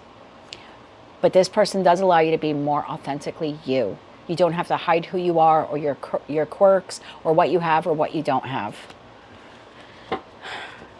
So there's definitely, if that's your message, you are shifting from someone who is dominant to someone who's more accepting, more free, more loving. I'm getting like Sagittarius energy. They don't have to be a Sagittarius, but they're more like expansive and let's go for a hike and there's more like a spontaneous, fun kind of energy here. And maybe Sagittarius is their north node. That's quite possible as well. Anything else we need to know about the person that they're moving on from or have moved on from? We have the Seven of Wands. That's that domineering person. Okay, Seven of Wands, Three of Swords, and Justice. Some of you are getting a divorce or you're severing a legal contract. Again, it could be with your landlord, right? That would be a legal contract, like a lease or rental agreement. There's a severing here of a legal contract, whether that's financial or marital or something like that. There's a need here for you to protect your energy from this person. They don't really wish you the best, okay? I don't think that this person hates you, but I do think that they would rather you not do as well as they're doing or not do better than they're doing before they can do better. Does that make sense? And if this is a love partner where you're leaving them for another person, I just noticed my hands are crossed. I feel like that's the position of this person. Like if you're leaving them for someone else or you're quickly entering another relationship after you left them or are in the process of leaving them, it's almost like they're angry or bitter that you're in a relationship before they are. It's not that they don't want you to be in another relationship. They just don't want your relationship to take off before they get a chance to get in a relationship. Like they want to beat you to it. I hope that's making sense. Like they want to be in another relationship and they want it to be thriving before you are. There's something like, I don't wish you bad, but I don't necessarily, and I wish you well, but not better than me. I hope that's making sense for someone watching. Let's get you 3 cards here about the you that you are becoming, because you're getting free of that person and you're stepping now into the new, changing direction in regards to your self-identity and who or what you are becoming. 3 cards on the Star, please. One more shuffle. Thank you. The Star, King of Cups, again, Kings take action. King of Cups, Knight of Swords, and Queen of Cups. You're headed right towards an ideal match for you. And I don't know if, again, this is love or a business partner or a new boss, but this is someone who's on your wavelength. They are a vibrational match to you. Again, whether it is professional, platonic, or romantic, this person is now on path for you. Leo season, the Hermit, and the Seven of Swords. And some of you still have to disentangle yourself. Is that a word? Disentangle? I think so. From that situation before you can really move forward with this one. Let's get you 3 final cards and then we'll get you some advice and a moonology. So you are changing direction. You have or are in the process of moving on from a situation, environment, or connection that for most of you, not all of you, was quite domineering in nature. You get to define now who you are, where you're going to be, where you're going to live, what you're going to do for a living. You know, that part of your identity that you are changing is different for all of you, but the collective as a whole is shifting and changing their identity. And along your path, on a new path, you either have a new person or you will be meeting a new person between now and Sagittarius. And the energy around that person, that new boss or new landlord, again, whoever this is for you, romantic partner, the energy is so much different between this person and that person. This is someone who like accepts you like flaws and all, is the feeling I get. Now that doesn't mean that you're going to slack at work or that you should end up being a shitty lover or, you know, a bad tenant, but there is a feeling here of there's a feeling here of, I don't know, like mutual respect or mutual love. It's a different caliber of person. It's a different vibration. 3 cards here, please. Close out this message. One more shuffle. Thank you. Anything else you need to know? 5 of Wands, Ace of Wands, Judgment. Bottom of the deck, Wheel of Fortune again. Divine timing here is at play. The new is literally here. You're either living in it or you're fighting like hell to get to it. Because for some of you, there's still a battle going on with like this person. So I see you like you're battling, you're climbing to grab the Ace of Wands, to grab the new beginning, okay? And for others of you, you're already here at the top. You have already overcome that, and now you have this new opportunity, this new boss, this new lover, something like that. The judgment call you need to make before you enter the new is, who do you want to be in the new? Because you don't have to play the same role or show up the same way. You get to this time be authentically you, unfiltered and raw. So what is that for you? And then allow the universe to bring in the person who's going to respect or admire or love that part of you. Let's get you 3 advice cards and then we'll close it out with the Moonology card. What's behind the Wheel of Fortune? 10 of Wands, Knight of Wands. Yeah, you're definitely moving on from something that was quite burdensome and heavy. And look what you're going to. You're going towards the Knight of Wands, this like refreshed and I don't know. I feel inclined to share this message for you. When I was married, and if you don't like me sharing messages, I'm also not your tarot reader, because sometimes I get like the nudge to share something. So I feel like it would be beneficial to someone watching. So when I was married, we had like a 6,000 square foot home. We both did very well. I had some money saved. He owned a business that I also worked at. And so we did very well for ourselves. When I went from that, and I could have stayed. If I wanted to, I could have stayed. He was an absentee spouse. Okay. He was also a Taurus, and the negative low vibration Taurus. He would have stayed married to me till we died, as unhappy as we both were. So I was the one who had asked for the divorce, and I thought it was only right that I leave the marital home, since I had already bought this 1860 Victorian as a fixer-upper, as I wanted it to be investment income for myself, so I could create a nest egg for my retirement one day. So even though this place wasn't, in that great shape, it also was vacant. And so I thought it was only fair, since I was asking for the divorce, for me to leave, come here, and then we could figure out what we're going to do with the marital home. The reason why I'm sharing this story with you is I was and I'm an Aquarius rising, I felt very restricted. I didn't realize how domineering he was in the relationship when it came to like what we could eat for dinner. I guess I just never looked at it. I was with him for 24 years. I met him when I was practically a kid. I mean, I was 22 years old, not a kid, but as 52 years old, I look back and go, yeah, I was a kid back then. I've grown a lot in 3 decades. So, oh God, 3 decades. Anyway, when I was here for the first night, I had nothing, no piece of furniture, only the clothing on my back. I slept on the floor the first night. I think in one of the Virgo readings a year or two ago, I shared the same story. And I woke up and I felt free. I felt Knight of Wands, even though I had to wake up in the same clothes that I fell asleep in, that I wore yesterday. And I had to wash my face with no soap and go to the store and buy like everything that I need. Like I bought some clothes and I bought shampoo, and I came back and took like a proper shower. But I think I bought a towel from the dollar store or something like that. But I felt so free, because that night I was like, what am I going to have for dinner? I had no one to ask, well, what do you want? And I thought to myself, oh my God, you know what I want? I want linguine with white clam sauce, because I could not make it in the house. And if we went out to eat, he preferred that I not order that. So I think in 24 years of being with him, I probably ate linguine and white clam sauce, which was a staple in my home growing up. My mom's Italian, was a staple in our home at least once a month. And suddenly I was able to eat it. And that's the one thing I ate here. In my first night, I remember sitting on the living room floor, on the first floor, again, no furniture. I got a milk crate from the shed and I turned it over and I put a piece of cardboard on it. And that was like a tray table for me. And all I had was my cell phone, and I just started like watching videos, and I found a movie, and I think it was Goodfellas, and I watched that while I ate, and I felt so Knight of Wands. I felt so free, because at last I could be my true authentic self, and I didn't have to allow even someone to dominate what I fucking had for dinner. So, and I don't wish him bad. I really don't. We're still very good friends. He lives a block away. A lot has changed in 6 years for us. We're both in new, healthy relationships. We both found our match. Okay, or at least that's the hope. I hope mine remains the match. Anyway, it's a story for a different time.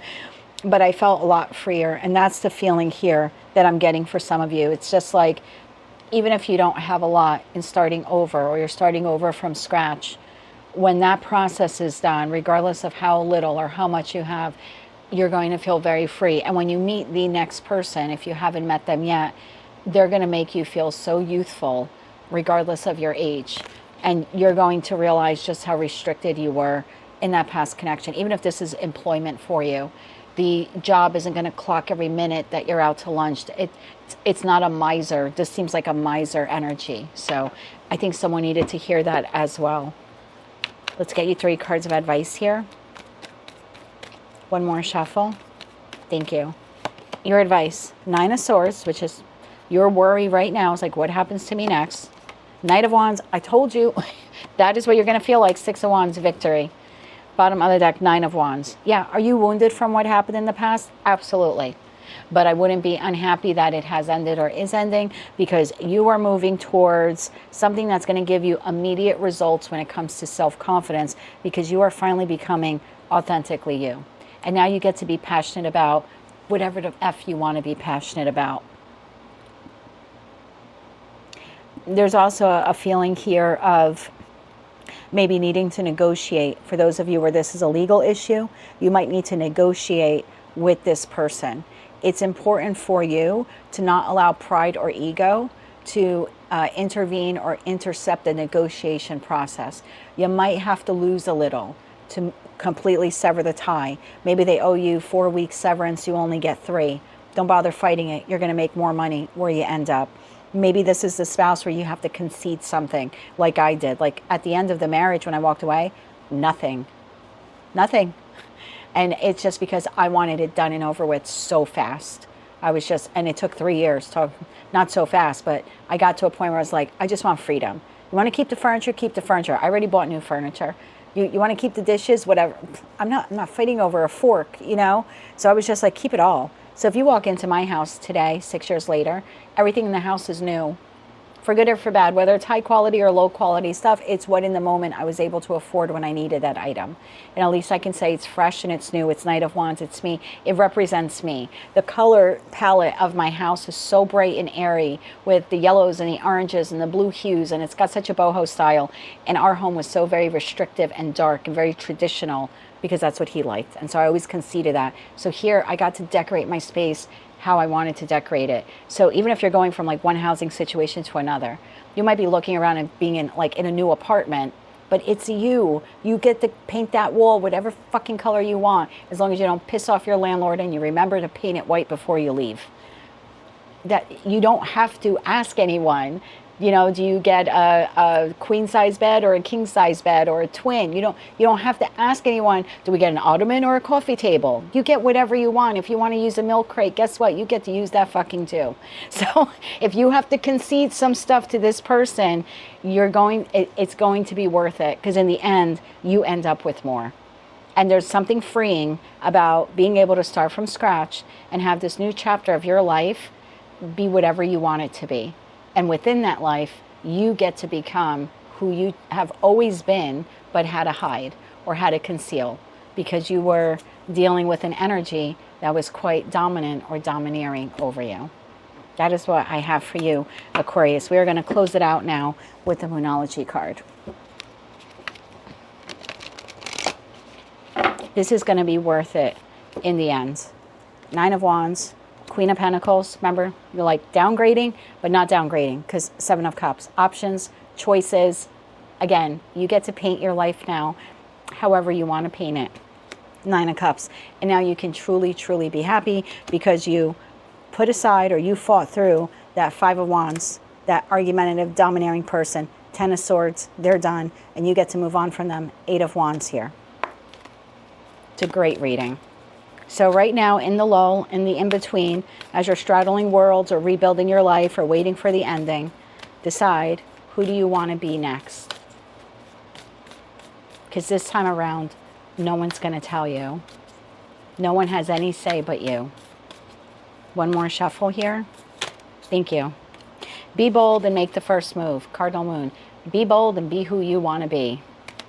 At the bottom of the deck, nothing will come of this situation. Nothing would have changed here.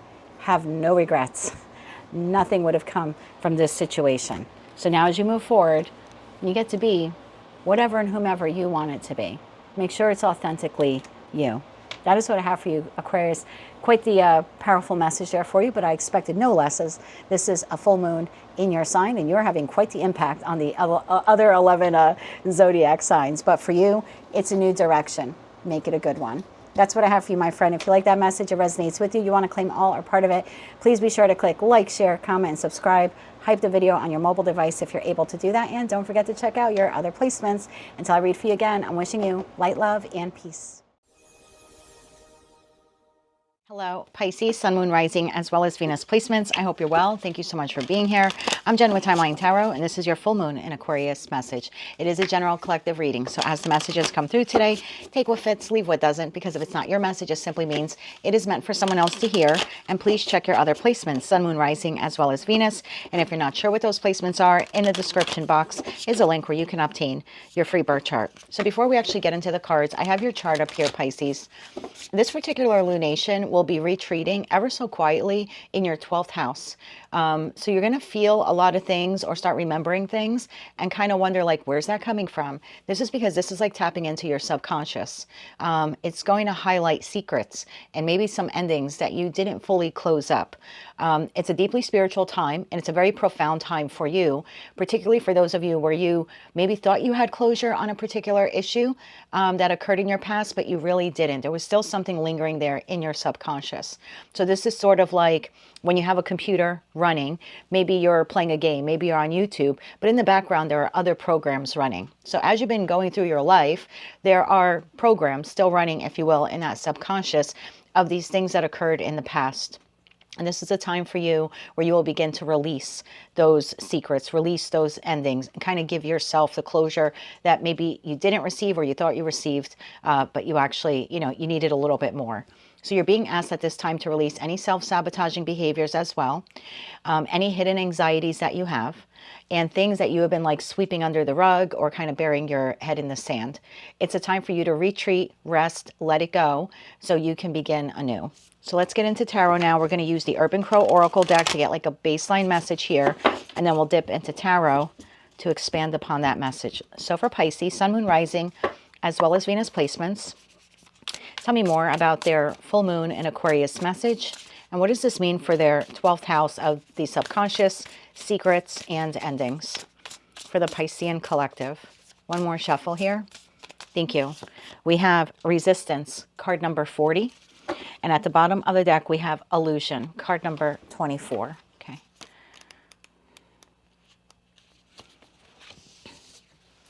Resistance. There may be a strong wind coming your way. However, you do have the ability to find the path with the least resistance. Have you ever seen a crow get thrown by the wind? The bird may get taken off guard, but it finds its balance again. Resistance brings an obstacle or adds friction to a situation. Ideas that once would have sailed into completion might now require some additional work. You may find a project or goal now requires an extra step to pass on to another phase. Resistance might manifest itself as a need for approval from an outside influence that takes longer to achieve. When the Resistance card appears in a reading, you are asked to be adaptable and to find the path of least resistance. And then there's a quote here by Pema Chodron. I don't know if I'm pronouncing that correctly, but it says, "You are the sky. Everything else is just the weather." All right, let's see where we go with this message. Tell me more about card number 40 and Resistance for the Pisces collective, Sun, Moon, Rising, as well as Venus placements. What does this have to do with their full moon in Aquarius message? And how does this resonate with their 12th house of the subconscious, secrets, and endings? One more shuffle here. Thank you. We have the Devil, the Five of Swords, and the Star card. At the bottom of the deck, we have the Seven of Pentacles. So there's something here that's still, you're either still holding on to it, or it is still holding on to you. It could be a person, a place, a thing, a memory. It could be anger or resentment that you're holding on to because of what someone did to you. There could be a feeling here that whatever took place was not fair. Some of you feel that you have resolved this issue because you have moved on, but you're still holding on energetically to it. I don't think that you want this particular situation, environment, or connection to return to your life, but you either are holding on that you want some kind of justice done to this person. So again, you're still energetically corded to them or to an outcome. I have a second group of you here that you are actually still holding on to an individual. Now, this could be a friend, a family member, a lover. This is a connection in your life that is quite toxic. There are lots of secrets here, gaslighting, and manipulation. While many members of the Piscean collective have moved on from this person, they found a new job, they found a new place to live, or, they left this lover, maybe they're already in a new relationship. A large percentage of the Piscean collective has left this individual. Now, they might still be grappling with anger over what happened or still healing over what happened, but they have left. But the second group here that I'm reading for is you're still kind of holding on to this. There's something here about this ending that is triggering some hidden anxieties for you, and you don't necessarily want to let it go. I think you know that the individual isn't good for you, but there's something here, and it's sort of playing out like a self-sabotaging behavior. You're holding on to it because it's triggering some kind of like abandonment wound for you. So whether you are in group 1 and you have already moved through this, if you will, or you've left this in your past, and you're still requiring some type of closure, whether you consciously or subconsciously realize it. And then I have group 2 where you're still holding on to it. Either way, the Piscean collective right now is being asked to let go, to not resist, to, if this has ended, to let it go. Don't hang on to the anger. Don't hang on to the bitterness. Don't hope and pray this person gets their karma. They will. If you need a message or some type of clarification or confirmation, I should say, that this person will get theirs in the end type of thing, yes. So you don't need to focus on that anymore or be energetically corded to this person anymore. You don't have to look up to see what they're doing or drive by their house. I'm not saying you do that. It's just for one of you who probably does that. Or look up tarot readings on them. Completely sever the cord with this person, because some of you are still holding on to it because you're waiting for this person to get theirs. Or even if you're not not malicious, but vengeful in that way, and look, I don't know what this person did to you. Maybe you have every right to feel that way, but the message here is to not resist this. Kind of just let it go, cut the cord, know that the universe will take care of this person or these people. And then there's that second group of you where you are resisting letting this person go. Tell me about the devil. Tell me about the devil here. One more shuffle here. Thank you. The devil is clarified by the magician. So if you've seen my readings before, welcome back. If you're new, please click subscribe. I try to release 36 to 48 readings every week. For me, there are a couple of combinations in tarot that just scream manipulation, deception, maybe even gaslighting. I'm not a clinical psychologist, but in the personal readings, this combination sometimes comes up as an individual who's narcissistic or who has narcissistic tendencies. The magician to the devil, or if I see 5 of swords to the devil, 7 of swords to the devil. If I get 3 or 4 of them on the table all at one time in a particularly small spread, or when I'm confirming a card, for me, it is screaming manipulation. So you either have moved on from this situation where I'm in connection, or you are still dealing with it.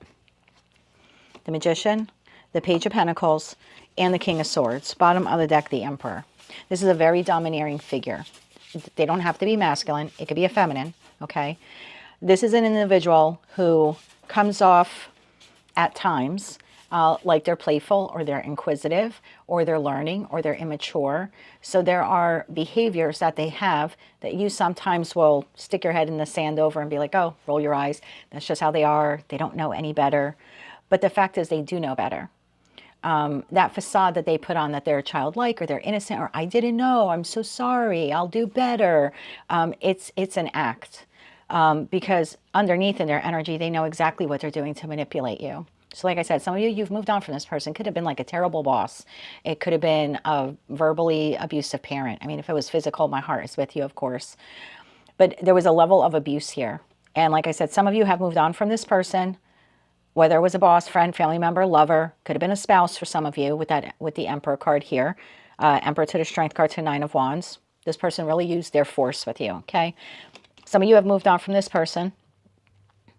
You may have resisted at first, but you finally capitulated, you gave in, you moved on. And others of you, you're still clinging to this person. 5 of Swords. Tell me about the 5 of Swords here. So at this point, I'm being told to break the reading up into the 2 groups so I don't confuse the messages. So I'm going to read first for group 1, where you have moved on from this individual, but you're still holding on to some anger here. Something, and if you don't like cursing, I'm not your reader. And I don't curse all the time, but sometimes the Jersey Gemini in me just comes out. There was something really fucked up what this person did to you. And you're still holding on to some anger or bitterness. You might be upset about why you have to start over, why you no longer have a job, why you had to leave your residence, or why your life was upended. You didn't do anything wrong. You played by the rules. I'm just channeling your energy here. So if you're the cross watcher, don't throw daggers at me. But there's a feeling here of, I did the best I could with what I had at the time, with what I knew at the time. I didn't cause the ending. I wasn't the manipulative person, but my life has been upended because what this person did, and it's really fucked up, and I'm still angry over it. And I want them to get theirs. And that's the part that you're going to need to let go of. I'm not saying you have to forgive the person. I'm not saying you have to welcome them back into your life. I'm not saying that when you drive down the street and you see them, that you shouldn't, like, you know, give them that kind of like side eye, like, you mother effer. I'm not telling you not to do any of those things. What the message here is you're allowed to be upset over what happened, but you do need to let it go and just give it to God and give it to the universe and know that that person will receive their karma. You don't have to hold on to the aggression anymore, because even though this entity is no longer in your life, their energy is still a block to you because you're holding on to them. And if you're not, and it's not that you're holding on to them, you're holding on to the anger. It could be a block to finances. It could be a block to love. It could be just a block to happiness. You being energetically corded to the anger, which is corded to what this person did, it's like you're still karmically tied to them. And because you're karmically tied to them, your energy is like, I don't know, it's like going in their direction. So nothing good can come in for you. So the Five of Swords is clarified by the Hanged Man, the Lovers, and Justice. Okay, bottom of the deck, we have 10 of Wands.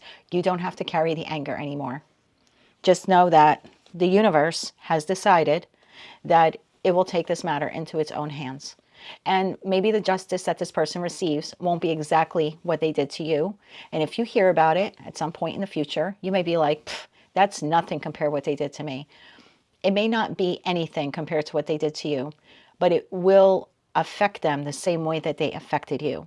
So, for example, this is the example I'm being given. Maybe this is the lover who cheated on you. You held on to the marriage, okay, because see the Justice card there. You held on to the marriage, and then at the end, there ended up being a horrible divorce, and you have to start over in your life. And now you're not in a two-person income household, or maybe they were the primary breadwinner. Now you have to go out and find a job. You can't maintain the lifestyle you used to have. The divorce was terrible. You go from living in a house to living in a little apartment. Half the friends that you had don't talk to you anymore because they sided with them. It's like your entire life has been upended. And then I can almost feel your energy like, but I didn't do anything wrong, and yet my whole life changed because of what this jerk did, and I tried to stay connected to them anyway, and they just kept doing it, okay? There's something here like you got to let go of the anger. And again, it doesn't mean you forgive them for what they did. It's the universe saying to you, stop resisting. We want to bring some really good stuff in for you. Hope, healing, wish fulfillment. But you have to be responsible for letting it go and cutting that energetic cord, giving yourself the closure, and know that this person's going to get what's coming to them. So at some point in the future, you might hear that this person lost all their money in the stock market. I'm not predicting a stock market crash, just the example I'm being given, or they lose their job, something like that. And you might be, when you hear about it, you might feel like, that's nothing compared to what they did to me. No, but they're going to feel the sting. It just might, it's going to impact them differently than it impacted you. But it will, for them, it would feel the same. So you can let it go. You don't have to hold on to that anymore. You need to go from the 10 wands to the 2 wands. You need to release and move forward. The Star. Tell me why the Star is here. And some of you may have some health issues like anxiety, or your nervous is dysregulated, or you might find yourself at times to be like more like temperamental than you used to be. It's because that aggression is still within your energetic core, because you're still holding on to, they need to get theirs. So for some of you, it's manifesting in like digestive issues or other health issues like that, maybe chronic headaches, inability to sleep. Some of you, it's a block to money. One more shuffle here. Thank you. The Star is clarified by the King of Cups. That's you in your higher vibration, whether you're masculine or feminine. The Page of Swords and the Two of Wands. Bottom of the deck, the Fool. You may be free from this person. Okay, you've changed jobs. You live somewhere else. You're no longer, involved. You got the divorce. Whoever this person is, you've severed the tie with that family member, etc., etc. There's some really good stuff that wants to come in for you. But there's one little cord that's left that the Page of Swords can sever for you once and for all. And that is the tie that you have to aggression or anger or anything like that, or looking up readings to see what's going on in their world or something like that. It's really time to cut the cord on that and really have your beginning, because there's someone new who the universe wants to bring in for you. A new friend, a new friend who becomes like a family member, a new lover, a new boss, a new investor. There's someone new here on your path. And although you may be physically walked away from that person, you're still energetically corded to them. So there's a full moon ritual on my site, thetimeline.tarot.com. Click on Toolbox. It's free. I would do the full moon ritual. If you want one specific to the Aquarius, In the description box below, or not the description box, in the pinned comment below will be a link to my Patreon site. And so if you want to go there, you can. There are some rituals there specific to the Aquarius full moon. If not, you could just do an internet search. But I would do a release ritual, and then I would like hold myself accountable to it. I think you really need to let this go. I think you did the brave part by walking away physically, but there's still a lot that needs to be done here energetically. And you're being asked to release it. You're actually self-sabotaging yourself from some good stuff that wants to come in. Okay, hang in there, group one, because maybe towards the end of the reading, I might get another message for you. Plus, we're still going to get advice for you and the Moonology card. Group two. Group two, you are still clinging to this person. I don't know if they're a friend, family member, lover, or your boss. This person, again, like I was saying to group one, or I think I was saying to you in the beginning, they come across as childlike. They come across as immature. You see the potential in them. They have some good qualities, but this person has someone, oh, maybe it is someone or something dark in their energy or tied to them. And it is affecting you and affecting your connection with them. This person is not going to heal. You can't continue to work in an unhealthy environment and think just because your boss has some redeeming qualities that you should tolerate the abusive behavior. This person may be a spouse for some of you with the Justice card. They might have, again, some redeeming qualities. Maybe they're great at cooking your favorite meal or cutting the grass or something like that. But at the core of them, there's an immense amount of shadow work that they are refusing to do.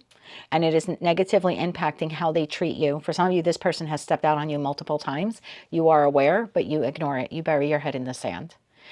It's time for you to resist that this relationship is over. I think some of you are trying to hold on to the job, the friend, the family member, the lover, again, whoever this is for you. If you know that there's another person here involved, you may be holding on because you have this mentality, which is kind of self-sabotaging, okay, of like win at all cost.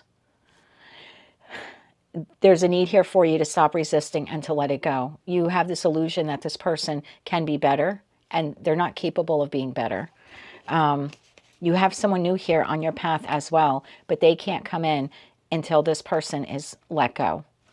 I want to read to you for group two, and maybe for group one, this might help you as well, but I'm being called to read to you the illusion card, which is card number 24. For someone watching, the card number 24 is important. Maybe you're born on the 24th of the month, or this person is. Or maybe that's like an anniversary day or month, something like that, like February 4th or something like that. Okay. Card number 24, illusion. Have you ever been absolutely, positively, 100% certain about a situation only to find that the complete opposite is true? During a reading, illusion may surface to help you uncover if you are clinging to a narrative that suits your feelings about a situation, environment, or connection, rather than the facts. For example, the person who spends their day angry that their email was not answered. They assume the recipient read it and ignored it.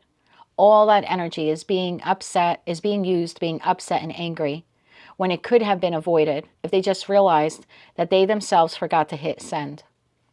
Illusion might appear if we are operating on a false assumption or if we are in denial, and we do not want to accept the reality of a particular situation. When we double down or commit to the story that we created in our minds, our actions and behaviors are then the byproduct of what we want or assume to be true. If our assumptions are wrong, our actions and behaviors may have negative consequences. Does your interpretation match reality, or are you acting on an illusion?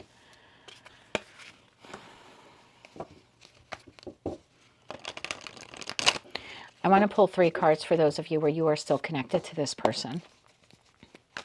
Tell me more about this person's energy that Pisces is still holding on to. One more shuffle. Thank you. Ace of Wands, 2 of Cups, and the Fool. Bottom of the deck, the Knight of Wands. This individual has already moved on. It's a boss who's already looking for a replacement. It's a friend who's already hanging out with someone else. It's a romantic partner who has already given their heart to someone else. I hate to be the reader to tell you that. I'm asking what's in this person's energy, and what's in their energy is a new beginning with someone else. Professional, platonic, or romantic.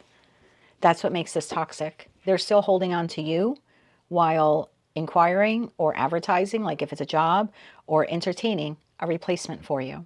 This is the landlord that smiles to you in the hallway and is looking to evict you the minute someone crosses their path that needs the apartment.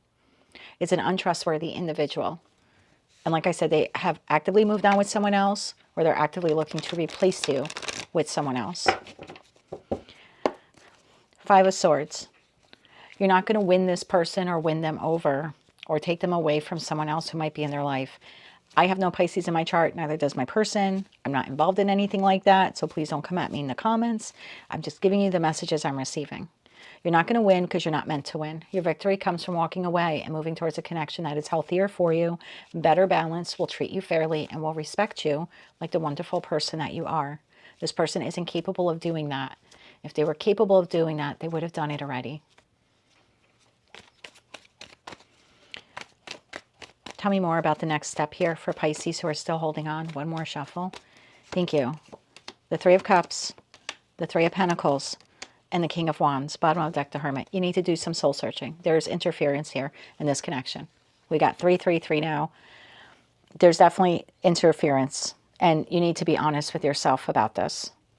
Your next step here is to try to connect with other people. That could be friends, family members. Look for a new job. Get your references in order, like if this is work related. Your next step here is for you need to take action on your own behalf and connect with like-minded individuals or friends or family members that can help you start anew. So they're like your references on your resume application so you can get a new job. You know, it could be a realtor who helps you find the next place to live. You know, it certainly could be friends or family members that help you in some way to break off from a spouse or a partner that is toxic in nature. Like maybe you can go stay with them, or they can help you get your own place, something like that. Because I asked what your next step is. And one, it's realizing that there's other interference here. And again, that's that person's karma to play out. And two, you need to take action on your own behalf. Tell me about the new that comes in here. One more shuffle. Thank you. The new. 8 of Swords, 10 of Swords, and the Queen of Swords. Bottom of deck, 7 of Cups, 10 of Wands, 9 of Pentacles. For those of you that you're still clinging on to this, the next person doesn't miraculously come in. This is not an abusive spouse or partner that you break away from on a Monday, and then on Wednesday, new person enters your life. You need to rebuild yourself from the inside out, having dealt with this person. And this is going to require a lot of healing on your part.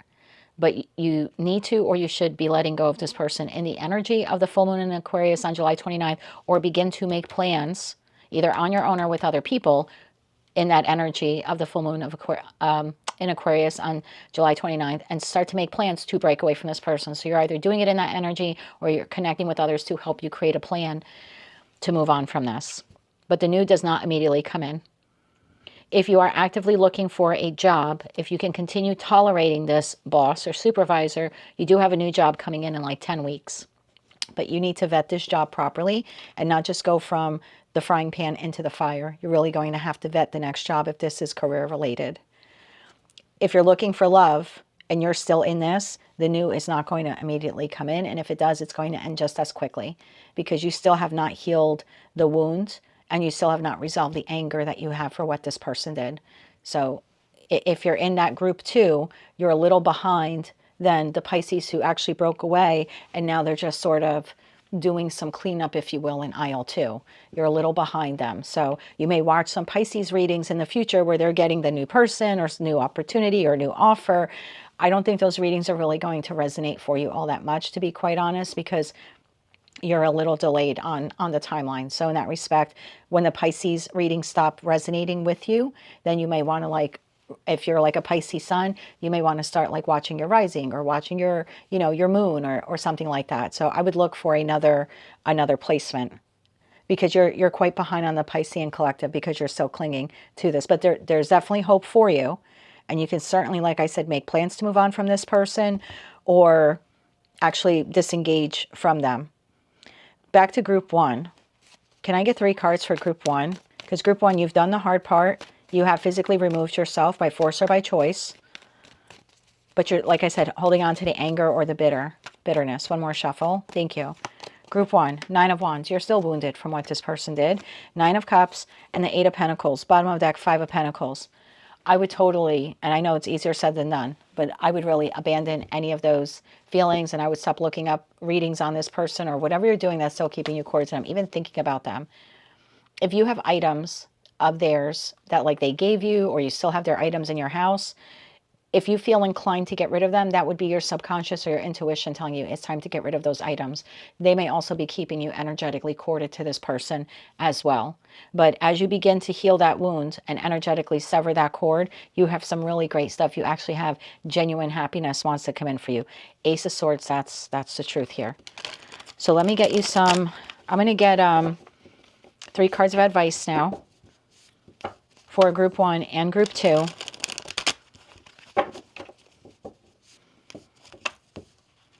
I feel really bad for group 2 because you held on longer than you should have here. 5 of Pentacles, the Emperor, the 5 of Cups. You've held on like you're still going through hell here, and you keep like you have this illusion that like you can rehabilitate this person or make them better, and I don't think that's the case. Because again, if it was going to happen, it would have happened already. Let's get 3 cards of advice here, please, for Pisces. One more shuffle. Thank you. And I don't feel like group 2 is my regular Piscean collective. I feel like my regular, no offense to group 2, I feel like my regular Piscean collective is more like group 1, where they've done the hard work and they've done their best to move on, move forward. So in that respect, let's just sever that energetic cord once and for all. Group 2, I feel like you come and go from my channel. I don't feel like you're consistently part of the collective here. You're welcome to stay. And this is a very important message for you to release this person. The advice, that 3 of Pentacles, the 7 of Pentacles, and the Ace of Cups. Bottom of the deck, we have the Ace of Swords. So group 1, if you can release this, because it's the only thing that's been keeping you suspended, if you can actually like be honest with yourself, yeah, I'm still holding on to anger or resentment, and you start to like work through that, maybe like I said, do an energetic cord cutting, then I think you have some really great stuff here wants to come in for you. The Ace of Swords, the Queen of Swords, and the World card, like you can, group 1, you could really energetically like shut this shit down tomorrow if you wanted to. And the High Priestess, the 4 of Wands, the 4 of Pentacles, the Magician, you have some really nice stability here that wants to come into your life, and happiness, and possibly even a more stable job for you. So you have some great things. It's like once you're freed of that, then you can start manifesting and working on whatever it is here that you want in your life. And the Chariot energy, it starts coming in very quickly for you. Group 2, you've been still trying to work or collaborate with this individual. You keep hoping that something is going to turn around here. Some of you have been holding on to this for 7 years, 10 years, maybe even longer. It's time to love yourself enough to, again, cut the cord physically. And like I said, either move on in that energy of the full moon in Aquarius, or make plans to do that. You too have some great stuff that wants to come in, but you need to sever the cord first, as well as any anger or resentment, just like group 2 might still be holding on to. You're going to have to release that as well, and just leave it in the hands of the universe. Let's close it out now with a Moonology card. Moonology card here, please, for Pisces. I almost said Aries, so maybe some of you are dealing with an Aries, or this person has high Aries placements. But for the Piscean collective, and I'm so sorry, group 2, to give you that message. I really am. I just had to channel what came through. One more shuffle here. Thank you. Prosperity lies ahead, okay? Group 1 and group 2, some really good stuff. New moon in Taurus, like real tangible stuff wants to come in for you. Not fairy tale unicorns, dust, Disneyland bullshit.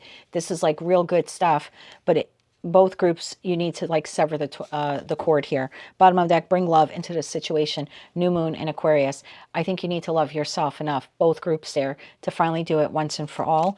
Nothing will come of this situation. Holding on to that, it doesn't benefit you, and staying in it, group 2, doesn't benefit you as well. Surrender to the divine. The next card is actually full moon, which is, this is a full moon in Aquarius. Surrender to the divine, let it go, and let the universe take care of this person.